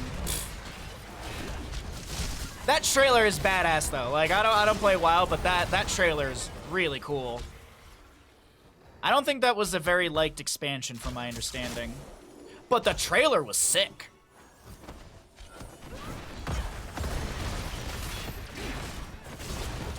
Umbra Bind to try and displace Death Knight, but a Jet Propulsion says hello. Fan of Knives getting tons of resets. We got the Dragon Hungers! Oh, he's gonna do it! Commander Rex is going to take the proper level 16 talent. Flawless technique. It's all there, chat. It's all there. Flawless technique, level 16. How do I know this? I don't. 20 stacks currently for Gul'dan out of the 40 for his Echoed Corruption. 3 for the Hanzo, as I had mentioned. Let's actually check really quickly Hanzo Vision. I thought I could see Arel. Zero-2 needs to get hit once. They finished out the Johanna. We already mentioned that one earlier. Let's see. I just want to see Rhaegar as well. Come on, let me see Rhaegar. Let me see him. All right, that stack is done. Rhaegar needs 1, and Yrel needs... Okay, so it's literally just Rhaegar needs to get hit. Hanzo just needs 1 Q onto Rhaegar to finish out, and that'll be the extra 100 damage. Already has the 30% range increase for more pokeability. Webweaver mid, pushing past the fort front gate onto the fort right now. Top lane, Webweaver fairly healthy, taking down the fort. Gul'dan's going to rotate up there and try and do something. Oh, a very low Mephisto able to back away, gets the chain heal from Death Knight. Does have the Earth Living enchantment level 4, so that's going to be some extra healing over time. An extra 228 over 4 seconds. Top fort fell, mid fort fell. Is this a rotation to bottom to try and make a triple fort phase happen here? Does look like they're going to attempt it, but there's no minion wave to tank any shots. So this is either a raw push or they wait for the minion wave to come through. Also to note, 10 talent here, and we have Siege Giants available for the bottom lane. Blaze considers the camp, but no, they want to push onto this fort. And I don't see the enemy team. Stitches will get some vision, I do think. Yeah, they know they're on the camp. The 10 talent tier advantage is here, so why not invade? The Horde will be able to steal away this camp. Righteous Hammer bops Stitches, but he's still going to get the hook onto Zero-2, who's going to take a Stormbow to the face. I was a Gul'dan till I took a Hanzo Q to the ankle. Nicely done from the Horde here. They don't have another Webweaver turn in, but they're going to get it off this bottom lane wave as there was only 4 gems necessary. Oh, actually, yeah, there was 4. There was 4 down there. No, there wasn't. There wasn't. It might have been Blaze or Maiev picked up the last few gems. But another turn-in is going to be happening here. I don't think there's going to be any sort of counter turn-in. 10 talent here just got achieved. We have Consume Soul Mephisto. Consume Soul Mephisto. I doubt he goes for Hysteria at level 13. It gives a massive amount of cooldown reduction. But we saw W at level 4, so I think this is just going to be full W build. Consume Soul, interesting. Consume Soul, interesting. I think if you're not going to go for the upgrade at 20, like if this Mephisto's going full W build, I feel Endurance of Hate is better. Shorter cooldown, I think it plays better with what your composition can do as well.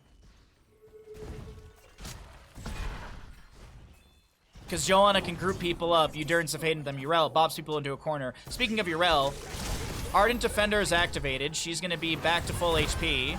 Darkmok dropping back down. Horrify splits the enemy team. Consume Soul from Gul'dan gets some damage. And hey, Hanzo does go down. My point may be moot in this moment. I do want to point out there is a little anti-synergistic potential between Endurance of Hate and Horrify. So there is that. Might just be like, hey, we don't want to Horrify into Endurance of Hate or vice versa, so why don't we just Consume Soul into that? It's a longer cooldown. It's a 2-minute cooldown. That's the reason I bring up the level 13. It does give cooldown reduction to your Heroic, but if you're not seeing the level 4 Spite, I don't think you're going to be going into it either way. I mean, realistically, if they wanted to lean into that direction, I think we would have seen not a first pick. We would have seen a Alexstrasza healer pick priority. She gets that level 1 Abundance done very quickly, and she can just feed globes over to Mephisto. But all the theory crafting aside, we got 32 stacks for Gul'dan on his level 1 questing talent. Destroy their constructs. Reclaim the gems of my power. Show no mercy. Other abominations are part of the Horde, though. Oh, really? Today I learned. Oh, Death Knight. Oh, Death Knight. Oh, Death Knight. Nicely done.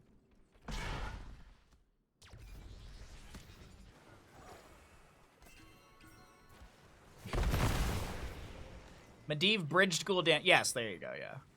It's in houses. No one's expected to be on the same side consistently. The Leap of Faith, the Light Bomb's there. The Horrify does split the Anduin away, but that's some gems dropped by Gul'dan. I think he's got 8 right there. 36 on this Johanna, who split from their team. Containment Disc will connect. And actually, Hanzo just now finished out his last Q stack. Bone Shock trying to back away. Another hook will connect and slam jam. 36 gems on the ground. Oh boy, chat.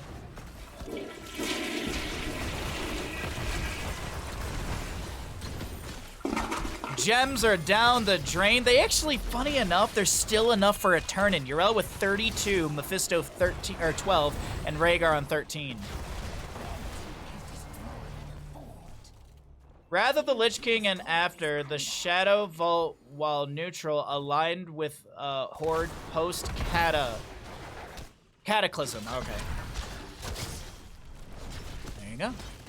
Boss to be grabbed, but will it be contested? Looks like yes.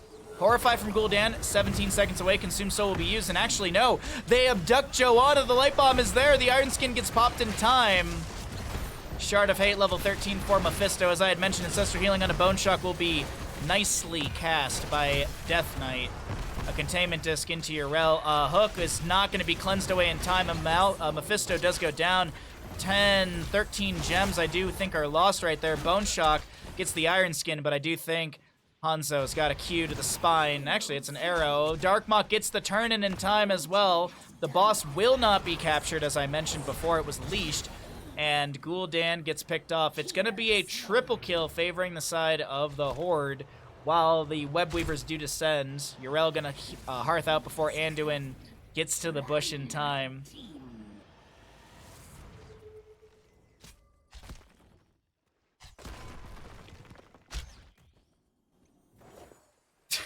Why are soldiers from Call of Duty, why are the soldiers from Call of Duty flushing toilets? Because they do their duty. Haha! It's a poop joke!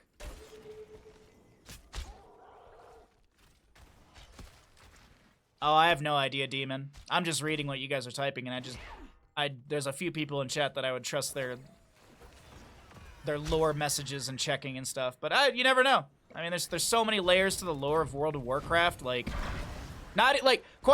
funny enough, the devs didn't even know. Like, that's where the whole, like, Falstad's dead joke comes from. Like, not even the devs knew. Ooh, I don't know if the Light Bomb connected into Yrel right there. She's still got Ardent Defender. She's going to be able to Avenging Wrath away. Web Weavers are done. Huge Dragon Strike for Hanzo. Sorry, Dragon's Arrow. I always mix up the two because the nomenclature is completely backwards. Anduin will be traded, but you can't be too upset about that. You got Yrel, you got Gul'dan. Ancestral Healing will be cast from Death Knight as well. Gaff on a third of their HP has to bolt to Wardens away, trying to get these Fan and Knife resets. Oh, the Shield Glare is going to be able to take down the last bit of her health. We also had the Blessed Hammer probably finding some extra damage in there if we were to check the stats. But with a quadra kill, they can't go to end game because the death timers are still kind of low. Webweaver turn-in, they're at 56 gems. They only need 4 more, which could be found currently in the bottom lane. It's going to be a camp to be grabbed first.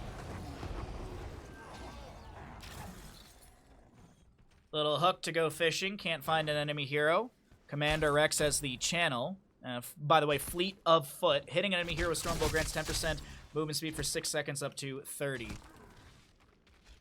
Keep just charging that as they run down. A little misclick, by the way, on Piercing Arrow there. Accidentally took Piercing Arrow instead of Flawless Technique.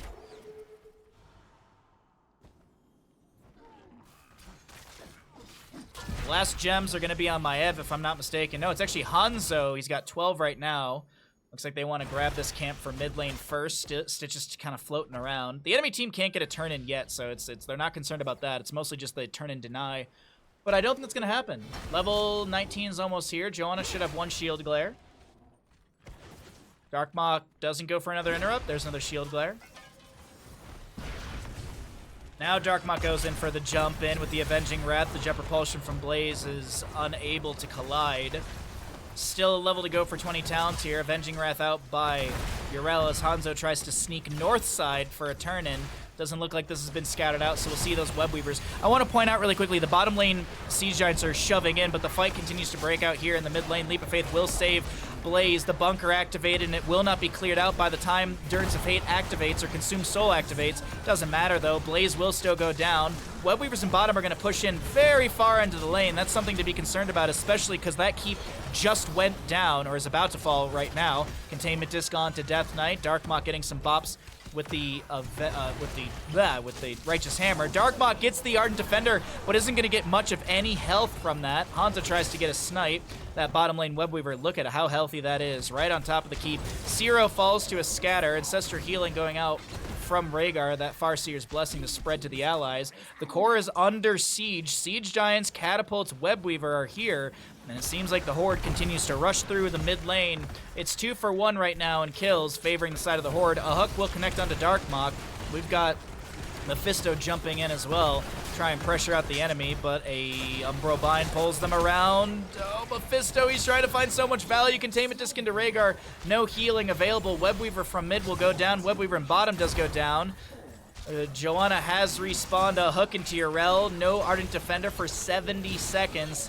Light Bomb doesn't get the stun. Bone Shot. Oh, wow, the top lane keep did go down as well.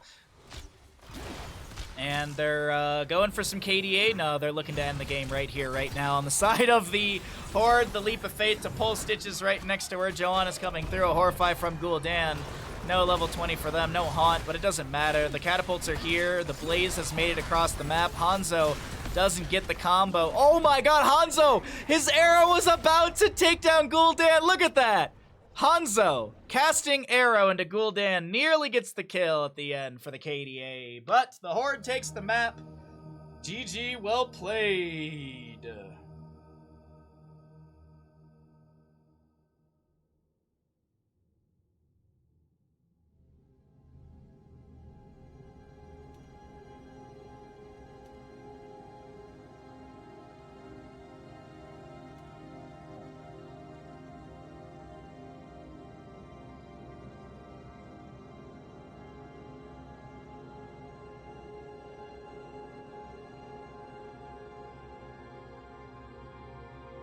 Would you be interested in a paid collab with this company?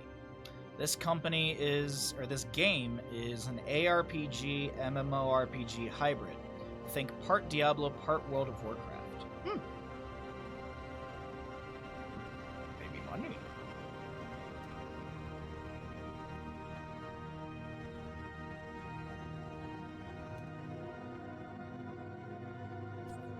Choose outcome. Which team wins Thumb of the Spider Queen? It was the Horde. The Horde did win. Anduin has redeemed himself. Sorry, I was trying to figure out the right word to say there.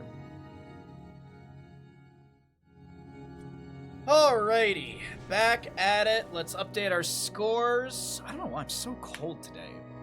Just so cold today. Which I guess isn't that bad. I don't mind the outside. Why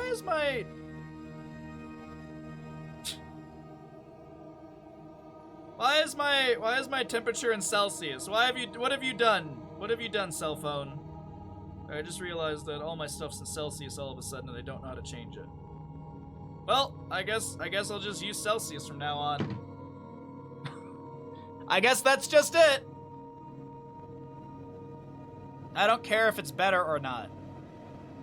I can't go to my neighbor and be like, oh, you know, it's like 10°C today. I live in America, come on.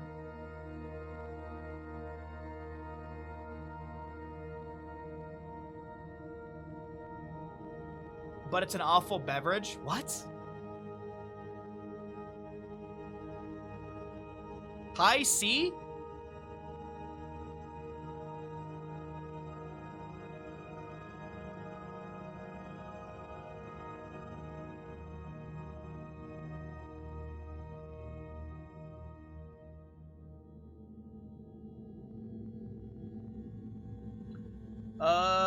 Next round of games are going out? Yeah, next round of games are going out already. Wow, that's fast.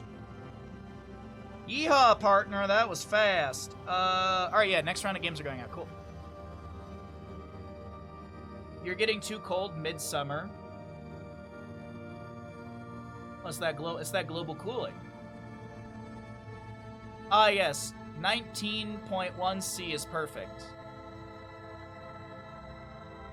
Versus 75 Fahrenheit.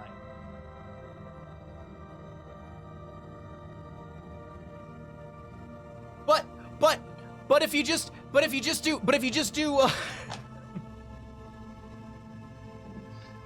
But if you just do the simple conversion, it's fine. Ugh. Your CPU's at 48C. That sounds very hot.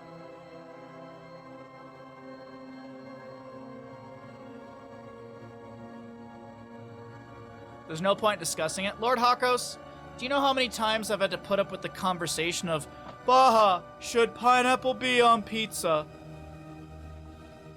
It's the internet. People just want to argue. People just want to argue. That's it. They don't care about being right or wrong. They just want to argue because that just makes them feel better.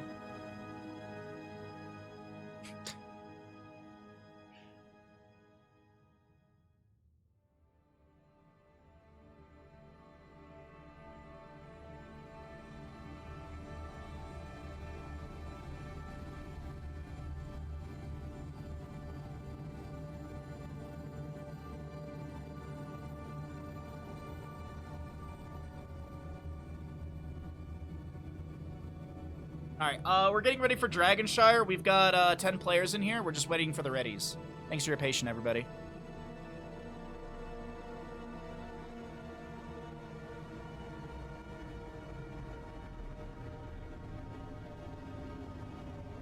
What is my CPU temperature? Video card at 64. 9%.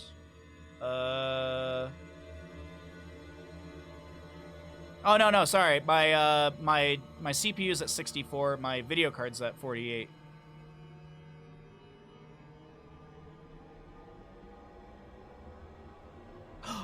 You need better cooling.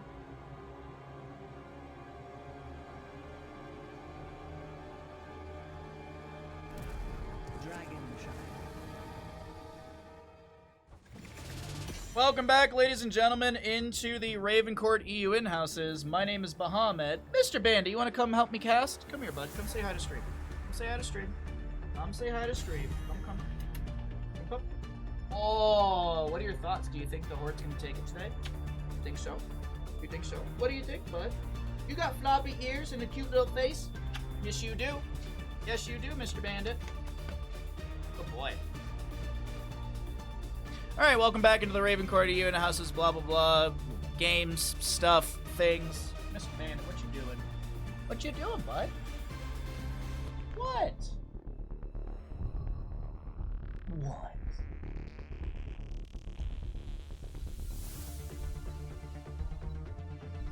Alrighty. Dragonshire will be our next map of the day. As I mentioned, we are getting into our 7th map of the day. Man, we've had some really good games so far today. Thanks for hanging out. If you're enjoying the stream, by all means, hit that follow button if you'd like to subscribe or support the stream any further with bits, donations, gifted subs, etc. It's always very much appreciated. We have sub goals to hit, we got bills to pay, and it's all appreciated, any and all help. So, Amayev to kick off the first ban here. We'll also see a Hogger as well, so I'm just looking at some of the player names. Some new player names, some repeated ones, nice to see.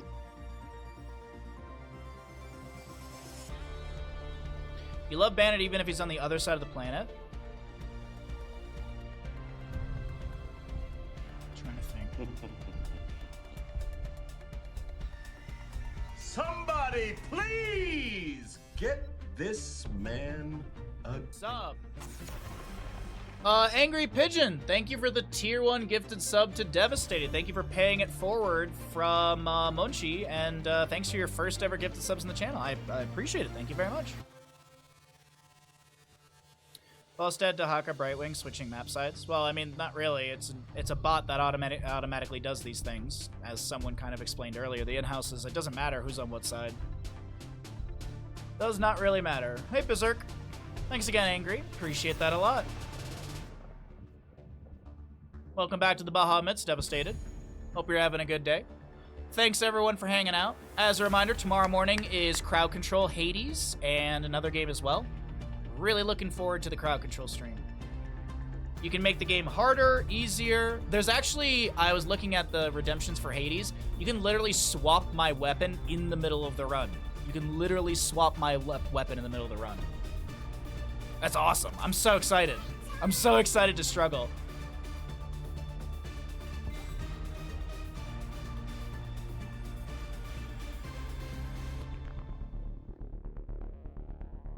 Oh, Brightwing will kick things off here. We have a Hogger, Genji, Maiev, Lucio band, so probably... Will they go Blaze solo lane? No, they're gonna go Dahaka. They want the global. I like that. I like that. I like the Dahaka for solo lane. Junkrat's really good as well on a map like this. Like this, a lot of displacement, a lot of good vision tools as well with the steel trap and such into the bushes. Spectrum, can I have internet back, please? Push my bitrate back up, Spectrum. Don't do this to me today. I give you money, you give me internet. That is the deal. There's no in between. I give you money, you give me internet. You give me upload speeds. Thank you. Brightwing, Hanzo, Joanna. Sorry, just you stare at it until it goes back to green. Just stare it down. It's a nice start for the Horde here. I like actually what they've put together so far. Getting into our next ban phase for Dragonshire. Could be a solo lane ban up against Dahaka. Could be... Yeah, actually, I would say maybe just reduce the solo laner pool. Maybe get rid of Blaze here. Weapon Slot's just such a troll. Dude, I'm so excited, Stark. I'm so excited. Like, you have no idea. Like, there's a redemption to just spawn, like, Meg or Tisiphone or something like that. So, yeah. There's a thing to spawn, not Artorias. That's Dark Souls. What's his name? What's his name? Dickhead that we all love so much. What's his name? Actually, is Artorias right? No. Artorias is right. The Centaur. No, not Centaur. Minotaur. Testicles. There we go. Testicles. Testicles. There's a redemption to spawn Testicles. Can you change the heat level? I don't think so. But I was thinking about doing like a couple EM3 runs and then a couple EM4 runs. That way Dad isn't impossible. Well, we'll see. We'll see. We might just do EM4 runs all day. We might honestly just do EM4 runs the entire time. I like doing EM4 personally. But I didn't see anything about heat changes. If you guys remind me while we're waiting for the next lobby, I can pop open crowd control and show you some of the stuff for tomorrow. I can also show you how I adjusted some of the pricing as well and some of the scaling. It's so cool. Like the new crowd control app, it's all in one. So, and I think I got everything preloaded as well. So I just have to push a button and it's just gonna launch crowd control stuff tomorrow. Yrel and Chromie round out the draft for the side of the Horde. So Yrel into Dahaka for control for top lane. Chromie poke potential is huge. But we get to see a Stukov. We don't get a lot of Stukov, I feel, because he doesn't really have a cleanse in his in his kit. So that is something to be worried about a little bit, since there is a potential for temporal loop Chromie here. What do they want to round out their draft with? So far they have their main source of damage is Junkrat. Hanzo's already been taken. Genji and Blaze are banned away. Sylvanas? No, she was banned out as well. Okay. So it will be a Li Ming, so she's got poke potential with her big balls. Oh, actually, a lot of big balls on the side of the Alliance.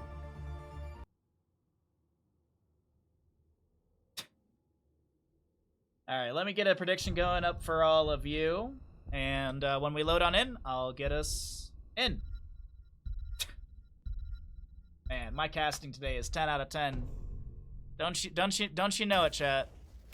I'll tell you what. I'll tell you what. All right, here we go. Into our next map of the day, 7th map of the day. We'll see the Alliance on the left and the Horde on the right. We're gonna get into this once our load happens. Watch the VOD, but after this next game. All right, start prediction! On the left-hand side, we got the members of the Alliance trying to continue to raise their score here in the Ravencourt EU in-house, as we've got Ultralisk on Maiev. On the Li Ming, Captain Rex to play Stukov, Sven on Dahaka. Play on the Muradin, and Commander Rex will play Junkrat. To the right of the map, we are going to be seeing Ixer on Brightwing for the Horde, Nano playing Chromie, Ucky, the little lad, on Joanna, Dead Inside on, I think that's Hanzo, and Dekwaza to play Yrel. Yes, indeed. All right, your level 1s have been shown. The gamble is still going. Get your predictions in as Murden starts things out with a Dwarf Toss in, a Hammering to the face, or excuse me, a Stormbolt to the face. Concussion Mine splits Dayquaza, but immediate phase shift from Brightwing puts that health back up to full. Some scatters out from Hanzo as he cannot find the last, or he cannot find any sort of connection with that simple geometry. Fetid touch at level 1 for Stukov, already picking up 2 stacks, while Li Ming was chucking some siege damage into the fort front gate from the low end of this lane. Junkrat drops a steel trap in the rotation, and he's going to be able to go down to bottom lane, start soaking stuff up. But Uki's already here, and is already catching the experience that would have been missed.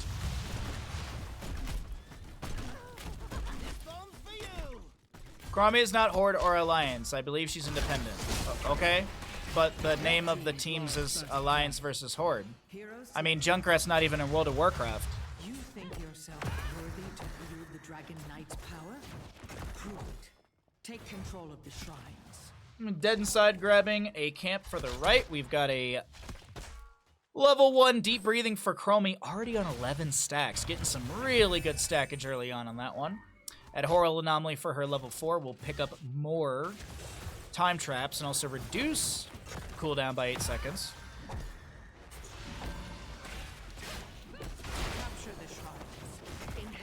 A little jump around from Yrel, same from Muradin. More scatters out from Hanzo, just can't land any of those scatter values. Captain Rex in bottom lane, gonna be time stop. This might be a dead Stukov. Yeah. A little too far forward down in the lane right there. Does go down. Fetid Touch, by the way, also does have that auto attacks can become ranged attacks. It's an activatable. It can be toggled. I guess activatable is not the right word. It's a toggleable ability. Boom Pow for Junkrat at level 4 gives him, I believe it's a 6-second cooldown if he hits an enemy hero with that Concussion Mine. So I think the baseline is 16, right? Steel Trap, yeah, so it's a 6-second cooldown if he hits an enemy hero with that Concussion Mine. Yrel working on the top lane wave that Sven did shove in. Hanzo dead inside, still trying to get these stacks, and everyone just doubling back or not standing in the arrows. How rude of them. No one's really standing in the arrows of dead inside.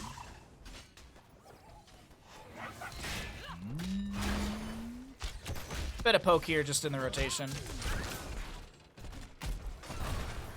Good Yrel Righteous Hammer into Muradin's face. He's trying to back away, slowed as well. Concussion Mine splits the enemy, but a Stormbolt from Hanzo lands right into the booty of Muradin. He goes down. A 3rd kill for the Horde. Big ball for Li Ming at level 4. A Triumvirate for her for the cooldown reduction. Still no Dragonite for either side. We've just got top being held by Dayquaza. Dayquaza wanted to talk about level 1, activating the Avenging Rat to be able to get that physical armor. Going to be playing back and forth with Sven here, but there's an invade onto the camp. I want to check this really quickly. Looks like they're disengaging easily. Chromie is done with her deep breathing, 3 minutes and 32 seconds in. Oh, I thought the fight was done.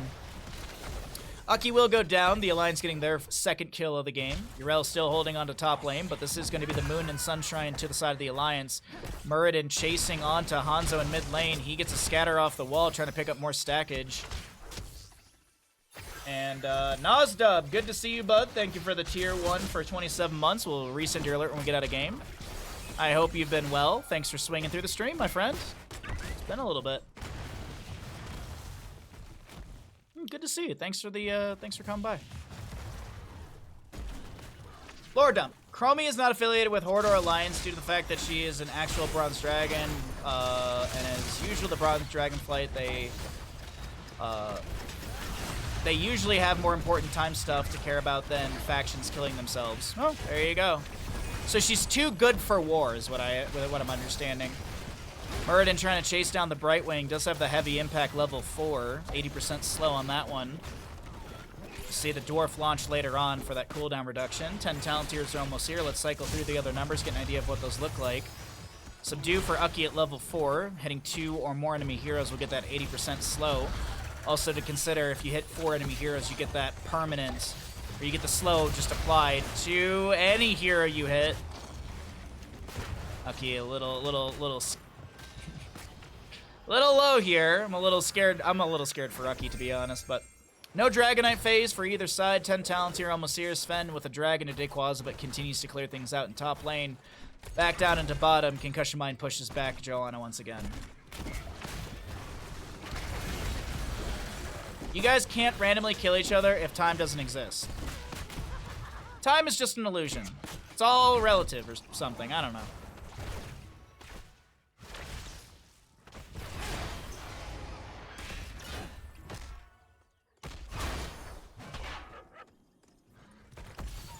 So what you're saying is Chromie just doesn't give a damn.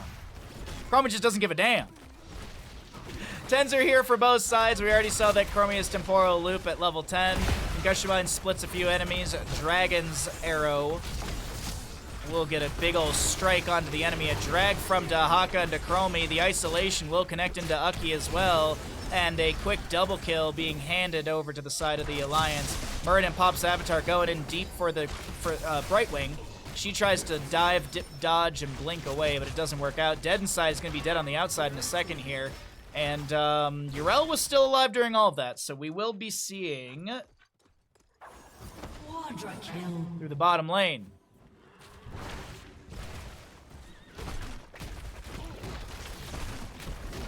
Blue team has destroyed a fort. All right. Yrel in top lane gets the phase shift from Brightwing. Muradin looking to jump in here. He is seen on the low side of this because of the minion wave. Imagine playing Muradin without Haymaker. There was a Haymaker Muradin earlier today on Alterac Pass. We did have a Haymaker Muradin earlier today, so that was fun.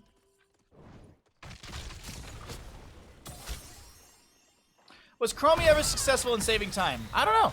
Anyone in chat know the answer to that? Oh, Dead Inside gets the natural agility away. Dragon's Arrow launched into Stukov. Righteous Hammer bops Captain Rex around. The Avenging Wrath is not going to be enough. And Dayquaza gets hit with a Blessed Shield. Muradin and Stukov, though, traded. You don't like to see that if you're on the side of the Alliance. Getting one for losing two. Dahaka might get the channel. Joanna shield glares once. Scatter Arrow delaying, 17 stacks. Chromie as well delaying. A lot of poke around this objective phase. And Dahaka says, screw this. I'm going home.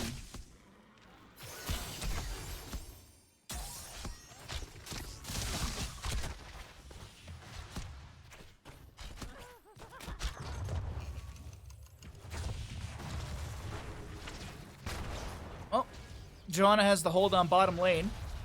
9 out of 15 stacks on Fetid Touch. By the way, the reward is reduce the cooldown of Weighted Pustule by 5 seconds and remove the Mana Cast. If I'm not mistaken, Weighted Pustule is a 10-second cooldown, so you're halving the cooldown. Sven with the Burrow to avoid the Avenging Wrath and has the Lurker Strain to bop back Dayquaza.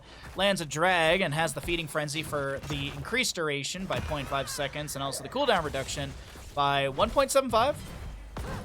No, by 0.5. Back down in bottom lane, a fight breaks out. Muradin inside a Temporal Loop has to pop Avatar, takes a ton of damage. Avatar providing a little extra armor and such, as well as those Dwarf Tosses. Chromie goes down to the Dahaka as he brush talks down here as well. Flailing swipes out from Stukov. Riptire gets some wave clear, and Stukov does go down. Muradin lands a Stormbolt onto Dead Inside. Needs to kind of back away. There's no other allies around. Yrel with an Avenging Wrath.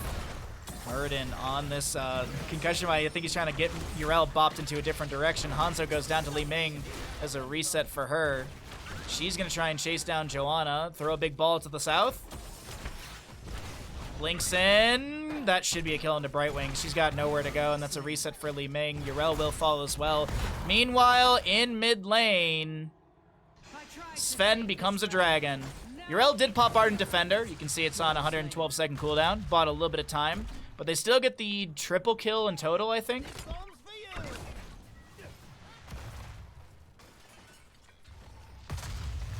Dormammu, I've come to bargain. Times a million.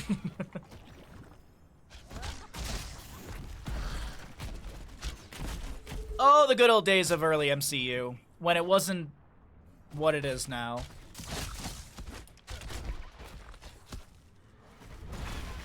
It's been meh. It's been meh. Well, Dragonite is pushing in through top lane. Looking to take down the fort over there. The rest of the allies are gonna rotate up here as well. Very meh, yeah. The new Ant-Man was not too good. The new Thor was not too good. I haven't seen Guardians. The newest Black Panther was meh. Like, a lot of the stuff didn't make sense in Black Panther. Like the villain in Black Panther goes, there's someone that created this thing. We need you to go get them and bring them to us. Use this shell to alert us. And then the dude doesn't wait and, like, attacks them a bunch of times, which it doesn't make any sense. Like, I don't know. The plot lines for these movies are just like, eh. Thor: Love and Thunder, like, the bad guy was a sad man with a sword. Ooh, wow. Like, it just feels like weak, what's it called? Weak villains at times, too. I also did not care for the villain in Black Panther. I didn't find him super interesting.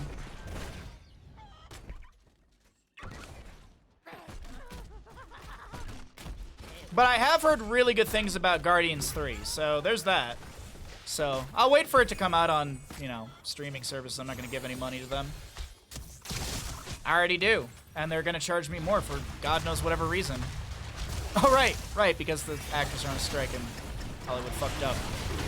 A Riptire out from the Junkrat, dead inside, just could not play the game right there. Poor Hanzo will be taken down. Dequaza being poked at by Junkrat, does have the endless nades at level 16. Isolation into Urel. Her Ardent Defender is off cooldown if she really needs to use it. Does manage to activate that around a third of their HP, maybe a little bit less. Murden Dwarf tossing in, has the heavy impact level 16. Excuse me, has the launch at level 16. Heavy impact from level 8 or 7. God dang.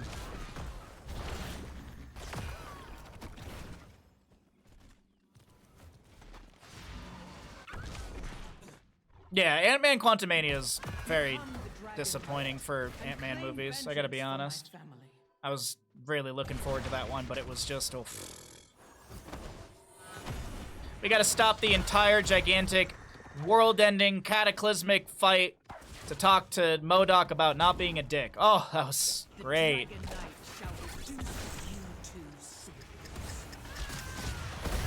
Goodbye, Li Ming. Granted, you get the Dragonite. Dragonite will confirm the mid lane fort, and it looks like they're going to rotate this down to bottom lane as well.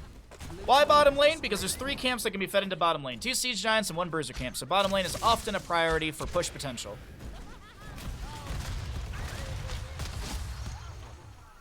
Phase shift over to Urel. That polymorph will be onto Junkrat. Bless Shield to follow things up as well. Junkrat's able to get the concussion mine out.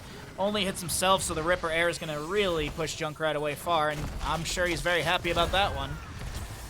Oh, another Ripper Air into mid lane. Taps well, gets weighted, or healing pathogen from Stukov. Trying to spread that around to some allies. Still Dragonite kind of wandering around here in mid lane. They got the mid fort, but that's about it. Got the mid fort, a little bit of poke on to keep front gate and bottom, I think. Kick onto Urel, she's out of there. Sven drops out of the Dragonite right by his own fort front gate, and Li Ming just now respawning. Map 7 of the day. And then the Alliance is looking better and better as things progress.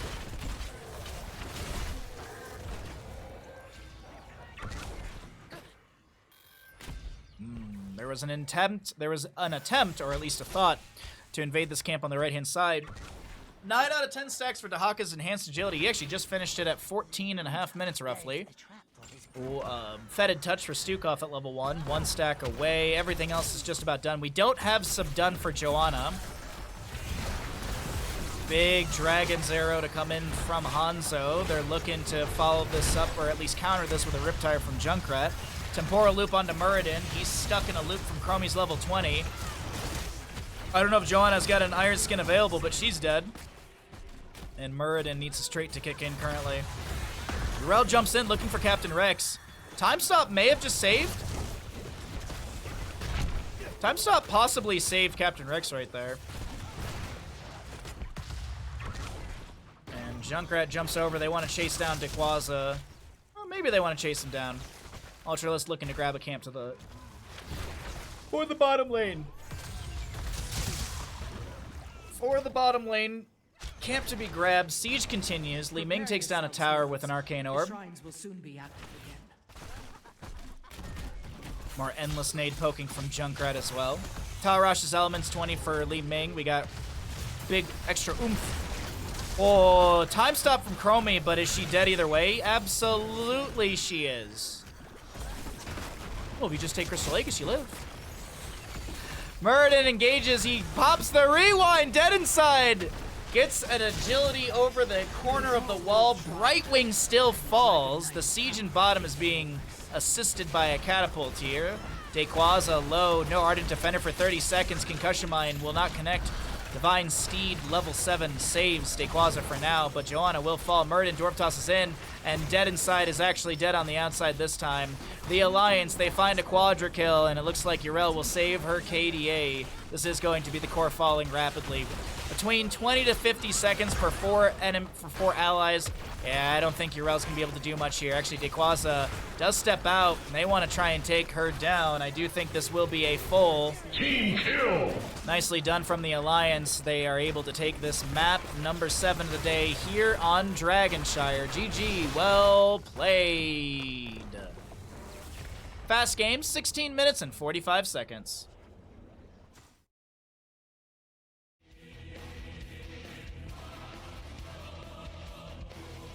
You know this, then why do you serve him? Because he paid me a freaking fortune, you moron. You got paid? No message. Nozdov, thank you for the tier 1 for 27 months. Thank you for your continued support. And the tier 1. Appreciate it, bud. There is movement at my front door. Package from Corsair. Nope. Not at all.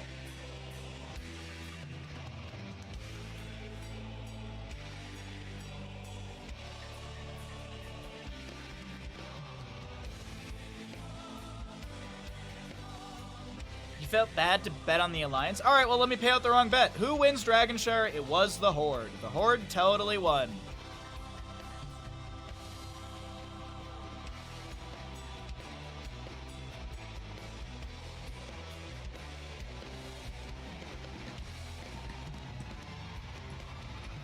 Okay.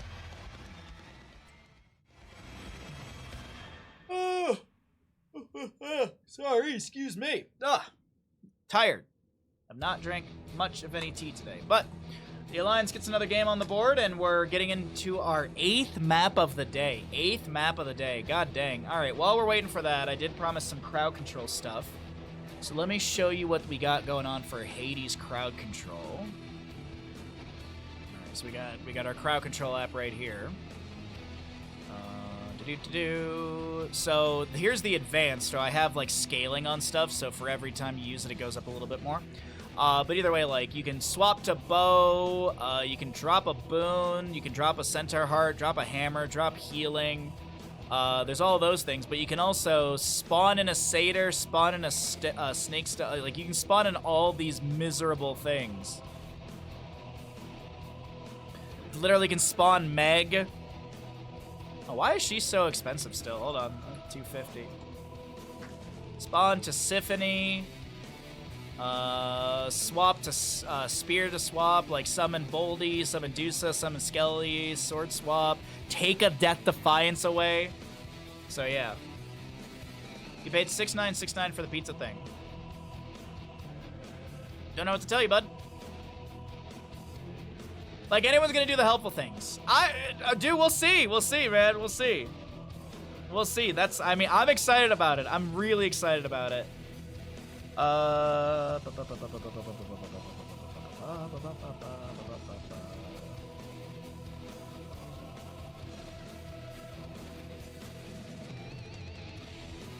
Sorry, a D&D group was talking about stuff really quickly. All right.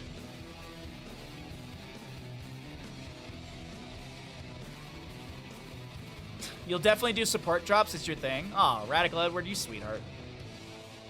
I'm so excited. I'm so excited for Crowd Control Hades tomorrow. I've been looking forward to this for such a long time. Oh man, I've been waiting. Apparently, they're supposed to have Resident Evil 7 on Crowd Control. They teased it like 6 months ago, and they haven't put it in. So I'm really hoping that they drop it before Halloween so we can run it then. Exclamation target. Target? What? Oh. Sorry, I forgot about the marbles thing yesterday. I forgot about that yesterday. All right, we're getting into another game. We're gonna get another game going here soon. Just waiting for our lobbies to be created. Stream start time. I start stream Tuesday through Sunday at 9 a.m. PDT, noon EDT, and 18 CEST. My stream starts at that time every day, Tuesday, Wednesday, Thursday, Friday, Saturday, and Sunday. I start stream at 9 a.m. PDT. Because, yeah. Ah, sure. Can you explain how to use crowd control for viewers that have never seen it? Sure, absolutely. So tomorrow, when you come to the stream, there will be an overlay. There will be like a little cog that's like over in the corner over here. There'll be like you'll see like a button you can press, and that'll be that is the extension you use to be able to affect my gameplay. So basically, it's all in the stream. You don't have to download anything. You don't need a secondary browser. It's literally just it's all here. It's all built in. So when you come into the stream tomorrow, you'll see the overlay. It will be right there in front of your face.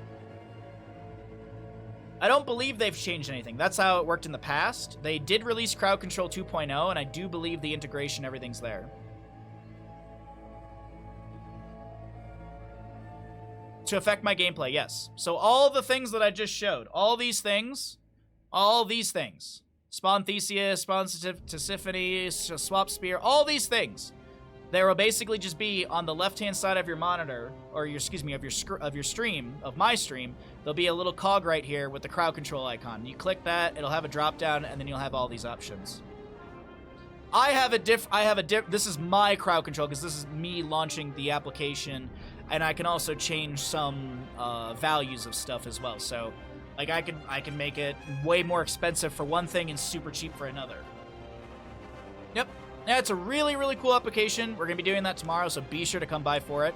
You also will be able to get free coins, because that's how they have their own currency. Basically, it's just bits converted to coins. It's a one-to-one, I do believe. But I do think that if it's like the first time and you log into and you click the crowd control thing and you connect with Twitch or whatever, I think they give you like 100 or 200 free coins to use to affect my gameplay. So, all right, we are getting ready for another lobby here. Let's see how many lobbies are starting. Looks like there's gonna be 2 lobbies right now. Okay. It is getting late in Europe. I know that. Usually, like right around like 2 or 3 o'clock my time, which is right. Well, it's 2 o'clock right now. Usually 2 or 3 o'clock my time is when players start to fall off because it becomes late in Europe. Because it's currently 23 in Europe right now. Well, I guess in CEST. I mean, if you go one time zone over, it's already midnight in EEST? I don't know. It's like Norway and stuff like that, if I'm not mistaken.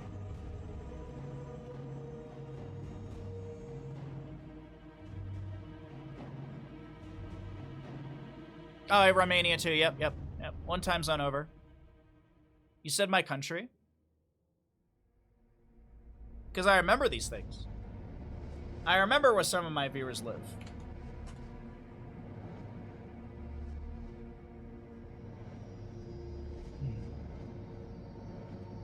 I was literally just talking to my neighbor last night about Northern Europe.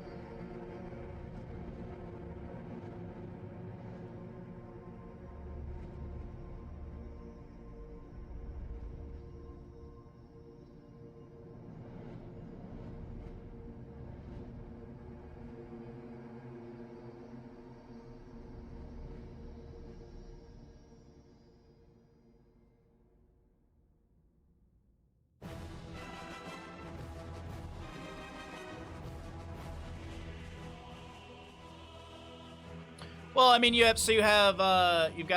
got BST is 8 hours, CEST is 9 hours, EEST is 10 hours, and then I just lose track of where it, like how far over it goes.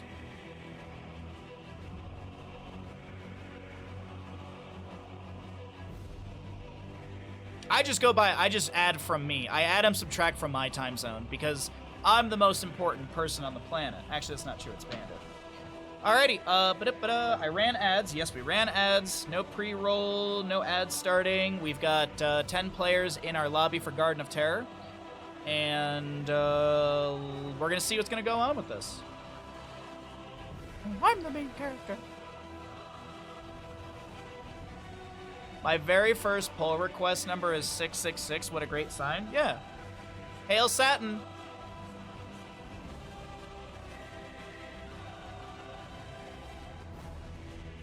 You thought I was Haunted Mines? Ah, sorry to juke you, bud. Yeah, when we were doing Nations Cup casting, there was a bunch of Haunted Mines. There was a bunch of Haunted Mines in Blackheart's Bay. Those are all up on YouTube, too. If you haven't checked out the YouTube page, be sure to do so. We're literally about to get into Garden of Terror. We're just waiting for the players to ready up. There is my YouTube page. Actually, I'm doing my best to keep content flowing over there as well. If you're not subscribed, it costs you $0. It helps me out. So yeah. Do I also cast division games of what? What do you mean? Like of Heroes Lounge? Yeah, but I had like so usually Thursdays were for Heroes Lounge and Sundays were for Ravencourt. But then all of a sudden Ravencourt was on Thursday and Sunday, so I was like, well, I'll just cast Ravencourt because they're live games that require no delay.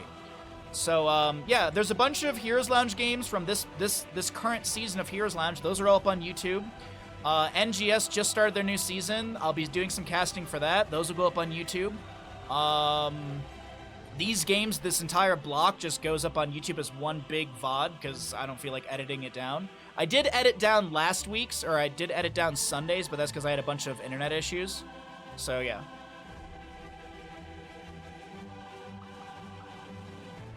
Definitely one of the many close things to the devil exists in the world. Oh yeah, corporations, absolutely.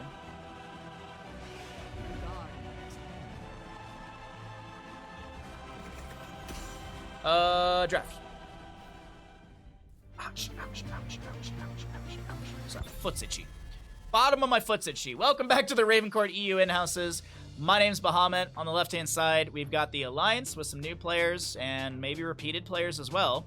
And the right-hand side, same dealio. We got the Horde with some new and repeated players. Going to Garden of Terror for this 8th map of the day. 8th map of the day. This has been a very exciting best of whatever for these Ravencourt EU in-houses. If you want to know more about Ravencourt and the upcoming league that's going to be drafted this upcoming Saturday, August 19th, you can use, I guess not this Saturday, but the following Saturday, August 19th, you can use Exclamation Raven to find out more about that as well. So we got a lot of cool stuff going on, and let's see what happens here in our Garden of Terror draft. We're getting into a Lucio Hogger band to start things out, and Genji Blaze, sure. What is your cast range? Oh, I do everything. I do everything. I don't really care about rank and skill. Like, I just want to cast games and support people in the community and have a good time. That's really about it. So I don't cast, like, it's like, oh, I don't cast Division 7 because they're lower quality games. No, fuck that. Everybody gets casted. Everybody gets cast, unless you're a dick to me. Unless you come into my stream and try and tell me how to do things. Then I'll not cast your team ever again. Especially if you try and come into the stream and spoil a game outcome and then go to the NGS mods and then try and complain to the NGS mods that I did something wrong. And then the mods come to me and they're like, we reviewed your case and you did nothing wrong. And it's like, I didn't know that I was in trouble, but okay. I'll just never cast that division or team ever again. That is a real thing that did happen. And I don't cast one division of NGS because of it. Or a team in any division anymore. Fuck around and find out, dude.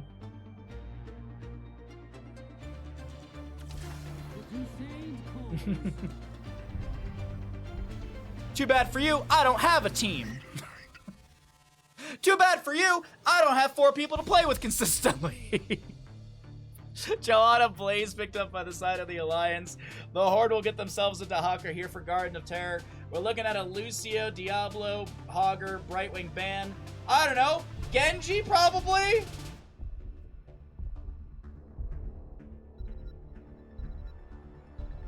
What's up, Hellbone? Oh my god, no Genji! What? I love the Sylvanas, honestly. Sylvanas is fantastic here. Really good push potential with her. Black arrows are amazing. Also, the big thing to note too is Sylvanas does have Mercenary Queen, and on a map that is massive for mercenaries and push potential from them, that is a nice pickup as well. Mercenary Queens doesn't get you faster mercenary, or no, does it actually get you faster mercenary camps? I think it does. I think you deal increased damage. Ow. I think you deal increased damage, but it's not like you can bribe them away. Is my point. The other thing too is you have the bolster on the camps while you're near them. Do you have those the camps being bolstered when you're near them? I think Sylvanas. I think Gazlo's hired goons I think used to be the highest, and I think Sylvanas was second highest. So I do believe she is highest currently because hired goons is removed. Sergeant Hammer to be banned away as well. Still need a main tank for the Horde as well as some extra damage. No Genji ban. Hanzo's still up and available as well.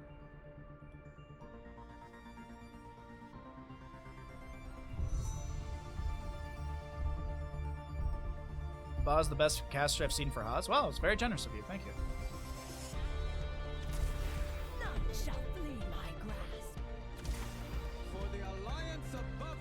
So Anduin, Leap of Faith, Safety, Bunker Blaze, how do they want to round out this draft? Muradin as a main tank would not be bad.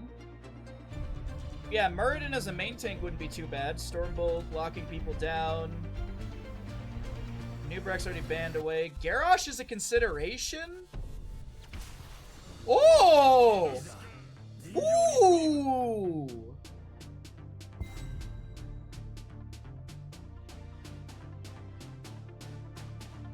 Ooh!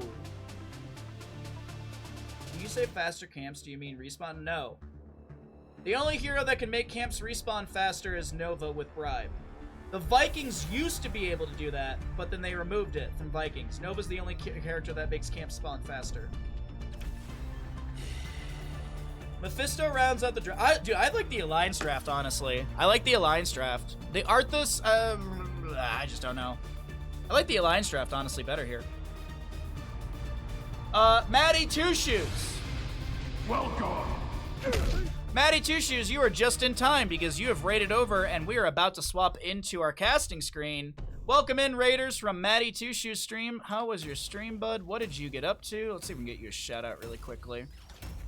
Shout out Maddie Two Shoes. How was your game and software development? Thanks for coming by the stream. Why does my mouse feel like the DPI is wrong? It was.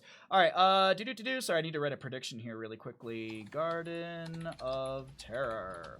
All right, which team wins Garden of Terror? Get your predictions in. We're here into our 8th map of the day. This is a in-house games, so we're keeping track of the games for funsies.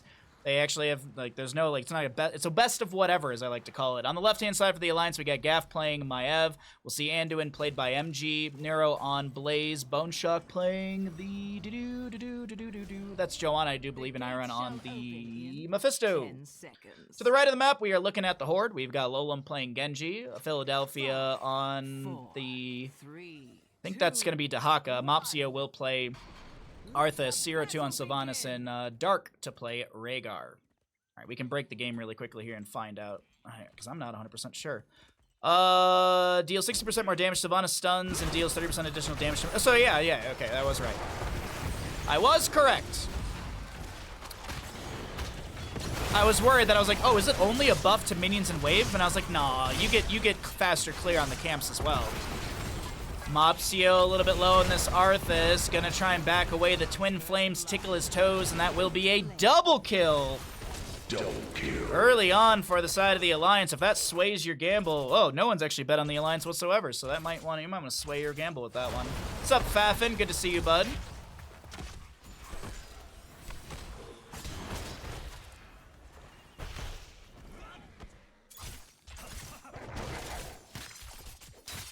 I don't know why, but I just see Bahamut has a normal amount of heads, and that makes me nervous.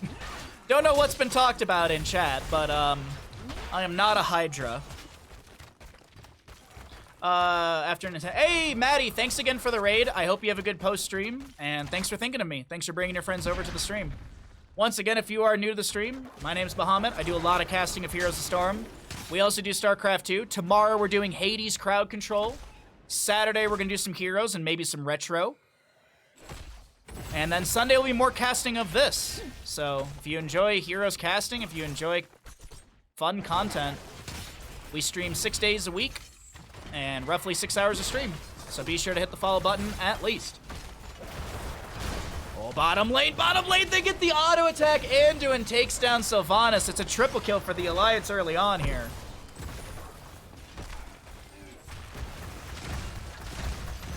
I voted for everyone to have fun, sure. It's wild to see Arthas. We never see Arthas. Sorry, I have a mustache here that went up my nose and it's just tickling. We rarely, if ever, see Arthas as a tank, and I don't know if it's being showcased right now, but he is getting pushed in heavily through bottom lane. Granted, of course, there was that kill onto Sylvanas from Mephisto. Nicely done by him. Actually, it was Anduin who got the last auto on that one. Hold your ground, level 4 for the Joanna. We've been seeing a little bit more of this lately. Subdue, not the priority. Mopsio flank onto MG. Lolem coming in as well. Howling Blast will land. 7 stacks on that one. There's a couple rewards for this that we can check, actually. Sylvanas will go Possession at level 4. Not going to go Mercenary Queen for the extra push potential or the camp clear. But after hitting after rooting 5 heroes with Howling Blast, cooldown is reduced by 2 seconds. After rooting 10, Howling Blast range is increased by 20%. And after completing the level 1 questing talent, Howling Blast roots enemies in its path. And you can see that path that's going to be thrown out onto the ground, so it makes it landing some of these roots a lot easier as you're just kind of going for a line shot rather than a single target. Or excuse me, I guess a skill shot endpoint.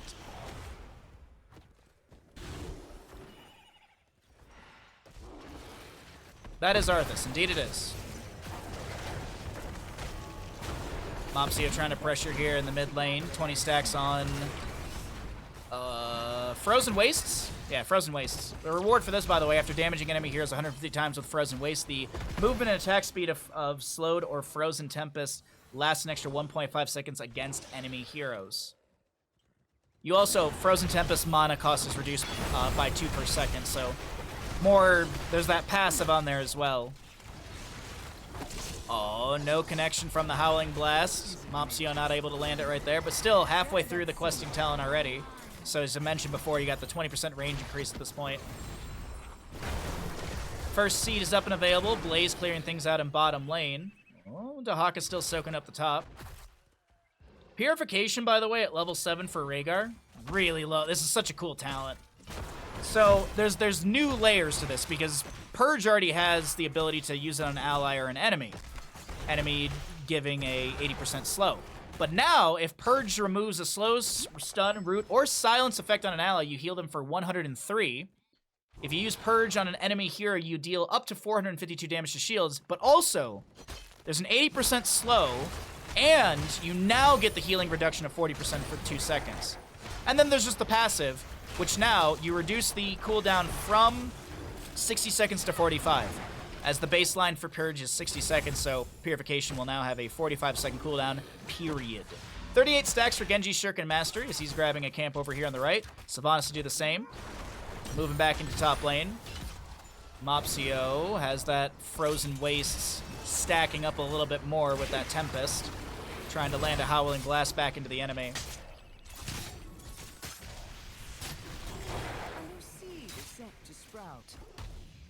When you were all saying Lich King, I thought you were talking about Leoric, and I was confused with the Alliance for a second.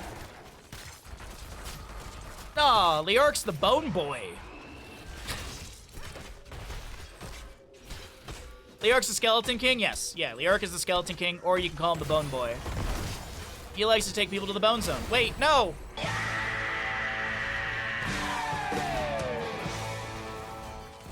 Arthas doesn't want to win the game since he went into Army of the Dead. Everyone knows Sindragosa wins games.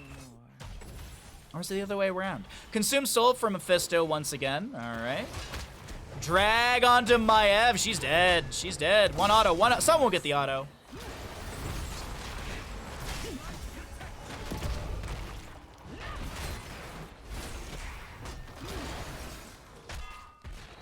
Mopsio and the rest are still working on this. Bottom lane camp will confirm the fort down over here. Savannah's still pushing things up in top.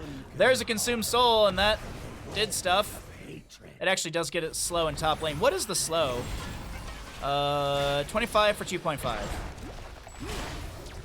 Map? What do you mean map? It's Garden of Terror. Hey, King Andrew, what's up, bud? He didn't pick Syndra? No, that's Army of the Dead. That's the icon for Army of the Dead. Syndra, I think, has blue in it. Oh, Blaze will go down. 3-2 in kills. That will be a kill for the Horde, and some later game experience will be nice for them. Let's actually cycle through those numbers. Haven't really looked at the damage healing experience for either of these teams yet. Spirit of Vengeance over the wall, but Gaff is just trying to back away. Meanwhile, Dahaka in bottom lane is clearing things out. I'm checking really quick to see. Yes, Brush Talk is up and available if he wants to join in. We've got 1 out of 2 seeds, or 1 out of 3 seeds for the side of the Alliance, 2 out of 3 seeds for the Horde, and this spawn position is good for the Horde members. Why is Arthas in this game? Kaimo, I don't know the answer to that. All I know is that if you have Amazon Prime, you've got Prime Gaming. That's what I do know. That is what I do know.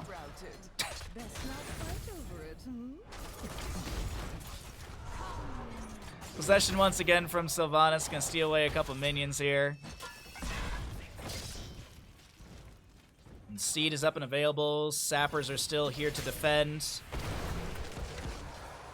Mephisto jumping in. His priority's not the Sappers. He was trying to poke it dark on that Rhaegar.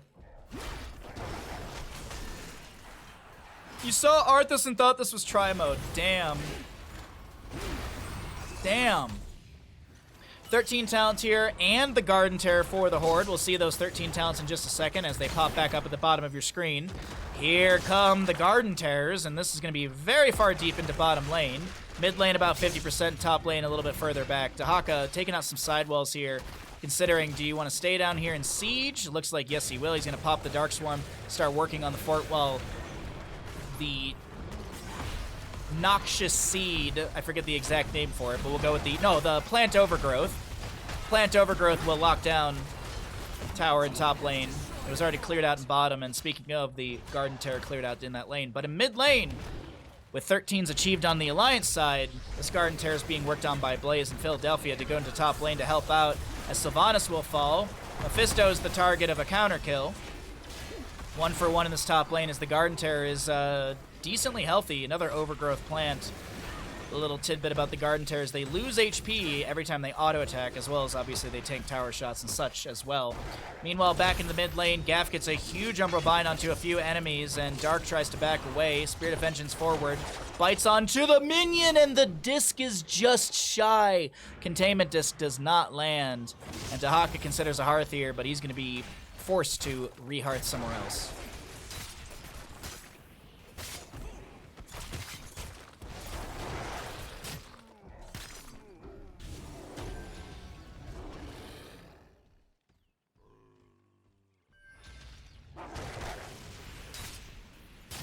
Mopsio is an old school tank, so Arthas was on his radar, and it looked good into triple melee. Triple melee?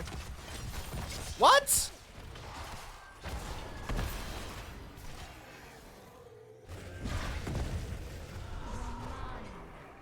Triple melee? You're out of your mind, BRB soaking. You're out of your mind. Triple melee? Blaze? I'm sorry. What is this? These aren't melees. Those aren't melees. Those are short distance flame bursts. Would you call a flamethrower a melee weapon? No.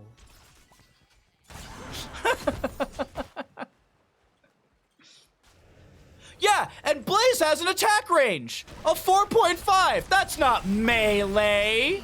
Come on! Light bomb activated by Anduin. We've got a bunker down from Blaze. Fan and Knives are getting resets left and right. You see those Starfalls from Iev. We do have Anduin to get picked off, as well as Mephisto, but Arthas will be traded. The chase continues in. Got Tahaka maybe looking for a drag. Dark Swarm through the enemy. Nero so very low, it does get picked off. Containment disc onto Rhaegar. Meanwhile, Genji gets the kill into the Joanna. Shouldn't you be gathering that seed? You think he's a low player? Who, BRB Soaking? One of the admins who runs this entire league? Yeah, I'd say he's probably a league player. Wait, hold on. Maiev has an attack range of 1.5. That's not melee. No, I know what you mean. I'm just giving you a hard time. I know what you mean. I'm just giving you a hard time. Just like to give you a rough little tease. Bottom lane fort will be pushed down. Sylvanas has Black Arrows to activate, and that'll continue the pressure in this lane without any sort of minion wave dying here. She actually throws a bit of damage onto the wave as well, and Rhaegar clears that out. Next seed will be spawning in the top left of the map, favoring the positioning of the Alliance. The Horde is looking for a fight down over here in the bottom left. Arthas and Genji rotating in. We do have a containment disc out from Maiev. A beautiful Vault of the Wardens from Maiev, as the drag from Philadelphia will not connect. Confirmed. Baja likes to make it hard. I mean, duh.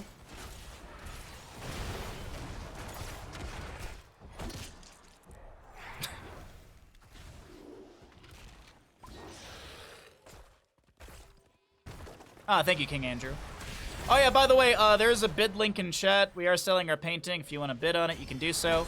The next painting will be up around August 27th. August 27th is when the news painting should go up, and the bid winner will be chosen on the Baja Ross Day that's coming up on the 26th. Mopsio is somehow still alive, gets the Ancestor healing from Rhaegar, does go down. I think the Army of the Dead did supply a little extra sustainability. Lola getting so low, but so many low health bars on the left-hand side.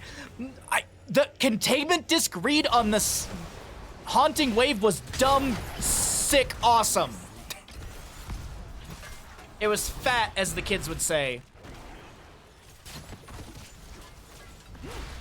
Maiev, is she gonna chase down Tahaka? No. Gaff had a read on the Haunting Wave into so like that was just wildly good from Gaff. Spirit of Vengeance forward once again. Genji deflects, but one fan of Knives will be enough to take him down. 2 out of 3 seeds for the Alliance, and they'll steal away some camps over here. Blaze working on Siege Giants for mid. Bruiser camp being worked on for top lane, and Mephisto with Siege Giants in top already, burning everything down.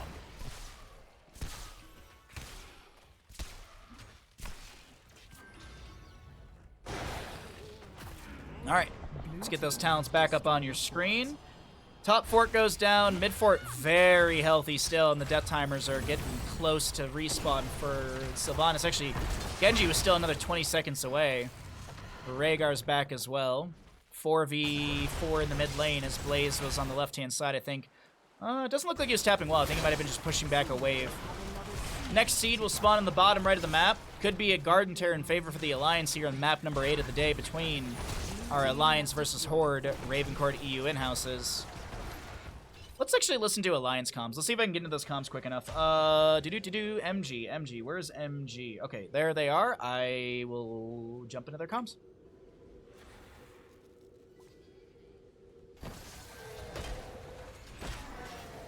They're pushing bottom and we can move it. Yeah. Please slow.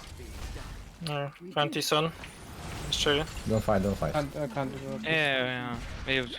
Don't be okay. Jaka stop? You can just push off the scamp on Yeah, push bot, yeah.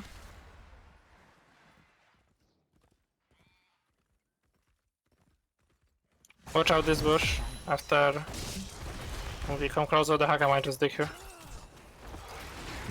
Maybe I should diss this guy. I'm not sure if we can. Jaffa is a bit low on mana. I'm not sure if we can fight here. Yeah. Mana on Maiev. I wanna reset then. Yeah. Let's reset. Go camp top and +5. I'm gonna grab the top. Soak. Okay, Alright, I got it. You shouldn't. I think someone else. But okay. No, they all mid, so. but you give them information where you are as tank, so they're not scared to go anywhere. If you stay in bush, then they need to check this with skills. Yeah.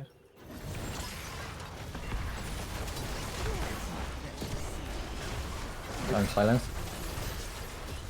Blast on Genji. I don't see anything. Same for me. I need Panka next to me. Panka next to me. Yeah, I see. I'm going.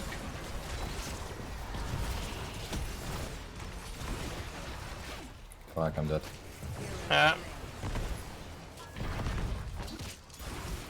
And that's my reasoning why you shouldn't. Alright, well, my apologies to the Alliance believers as I leave their comms. The fight breaks out right here.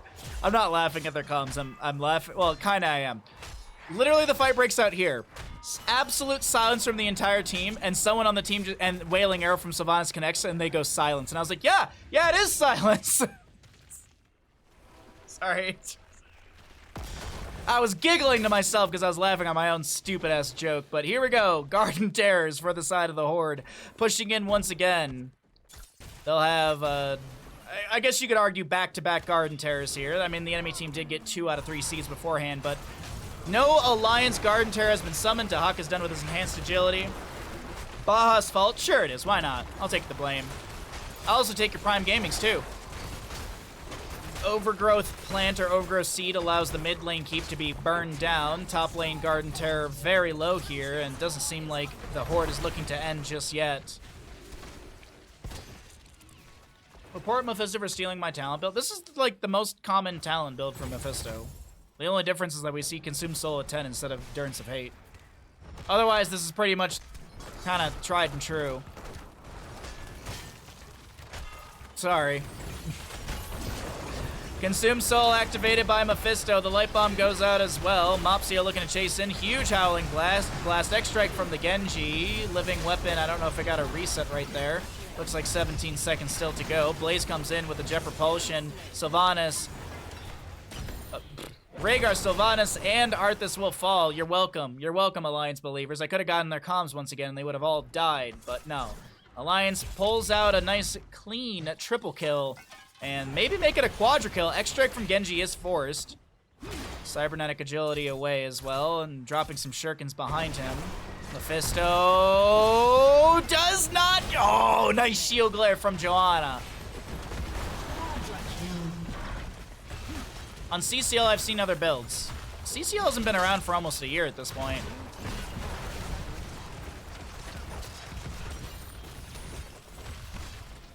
It's all out of date for, you know, a game that doesn't get patches. Well, the Alliance, I think, will... Oh, Dahaka. Oh, no, Dahaka. It's a base race. Chat, what's gonna... Oh, my God.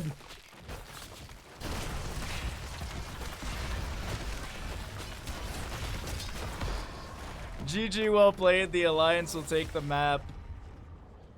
And we're at 4-4 in our best of whatever score. It was a base race. Base race. Choose outcome. Which team wins Garden of Terror? The Alliance. The Alliance did win the Garden of Terror map.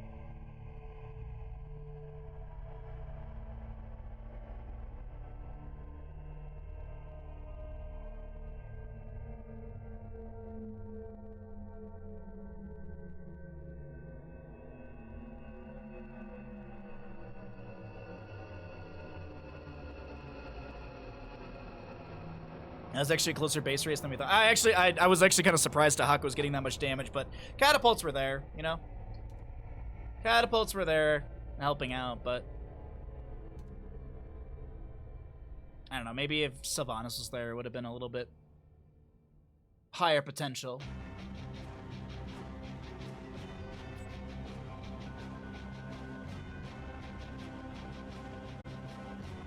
Alrighty, let's see what we got.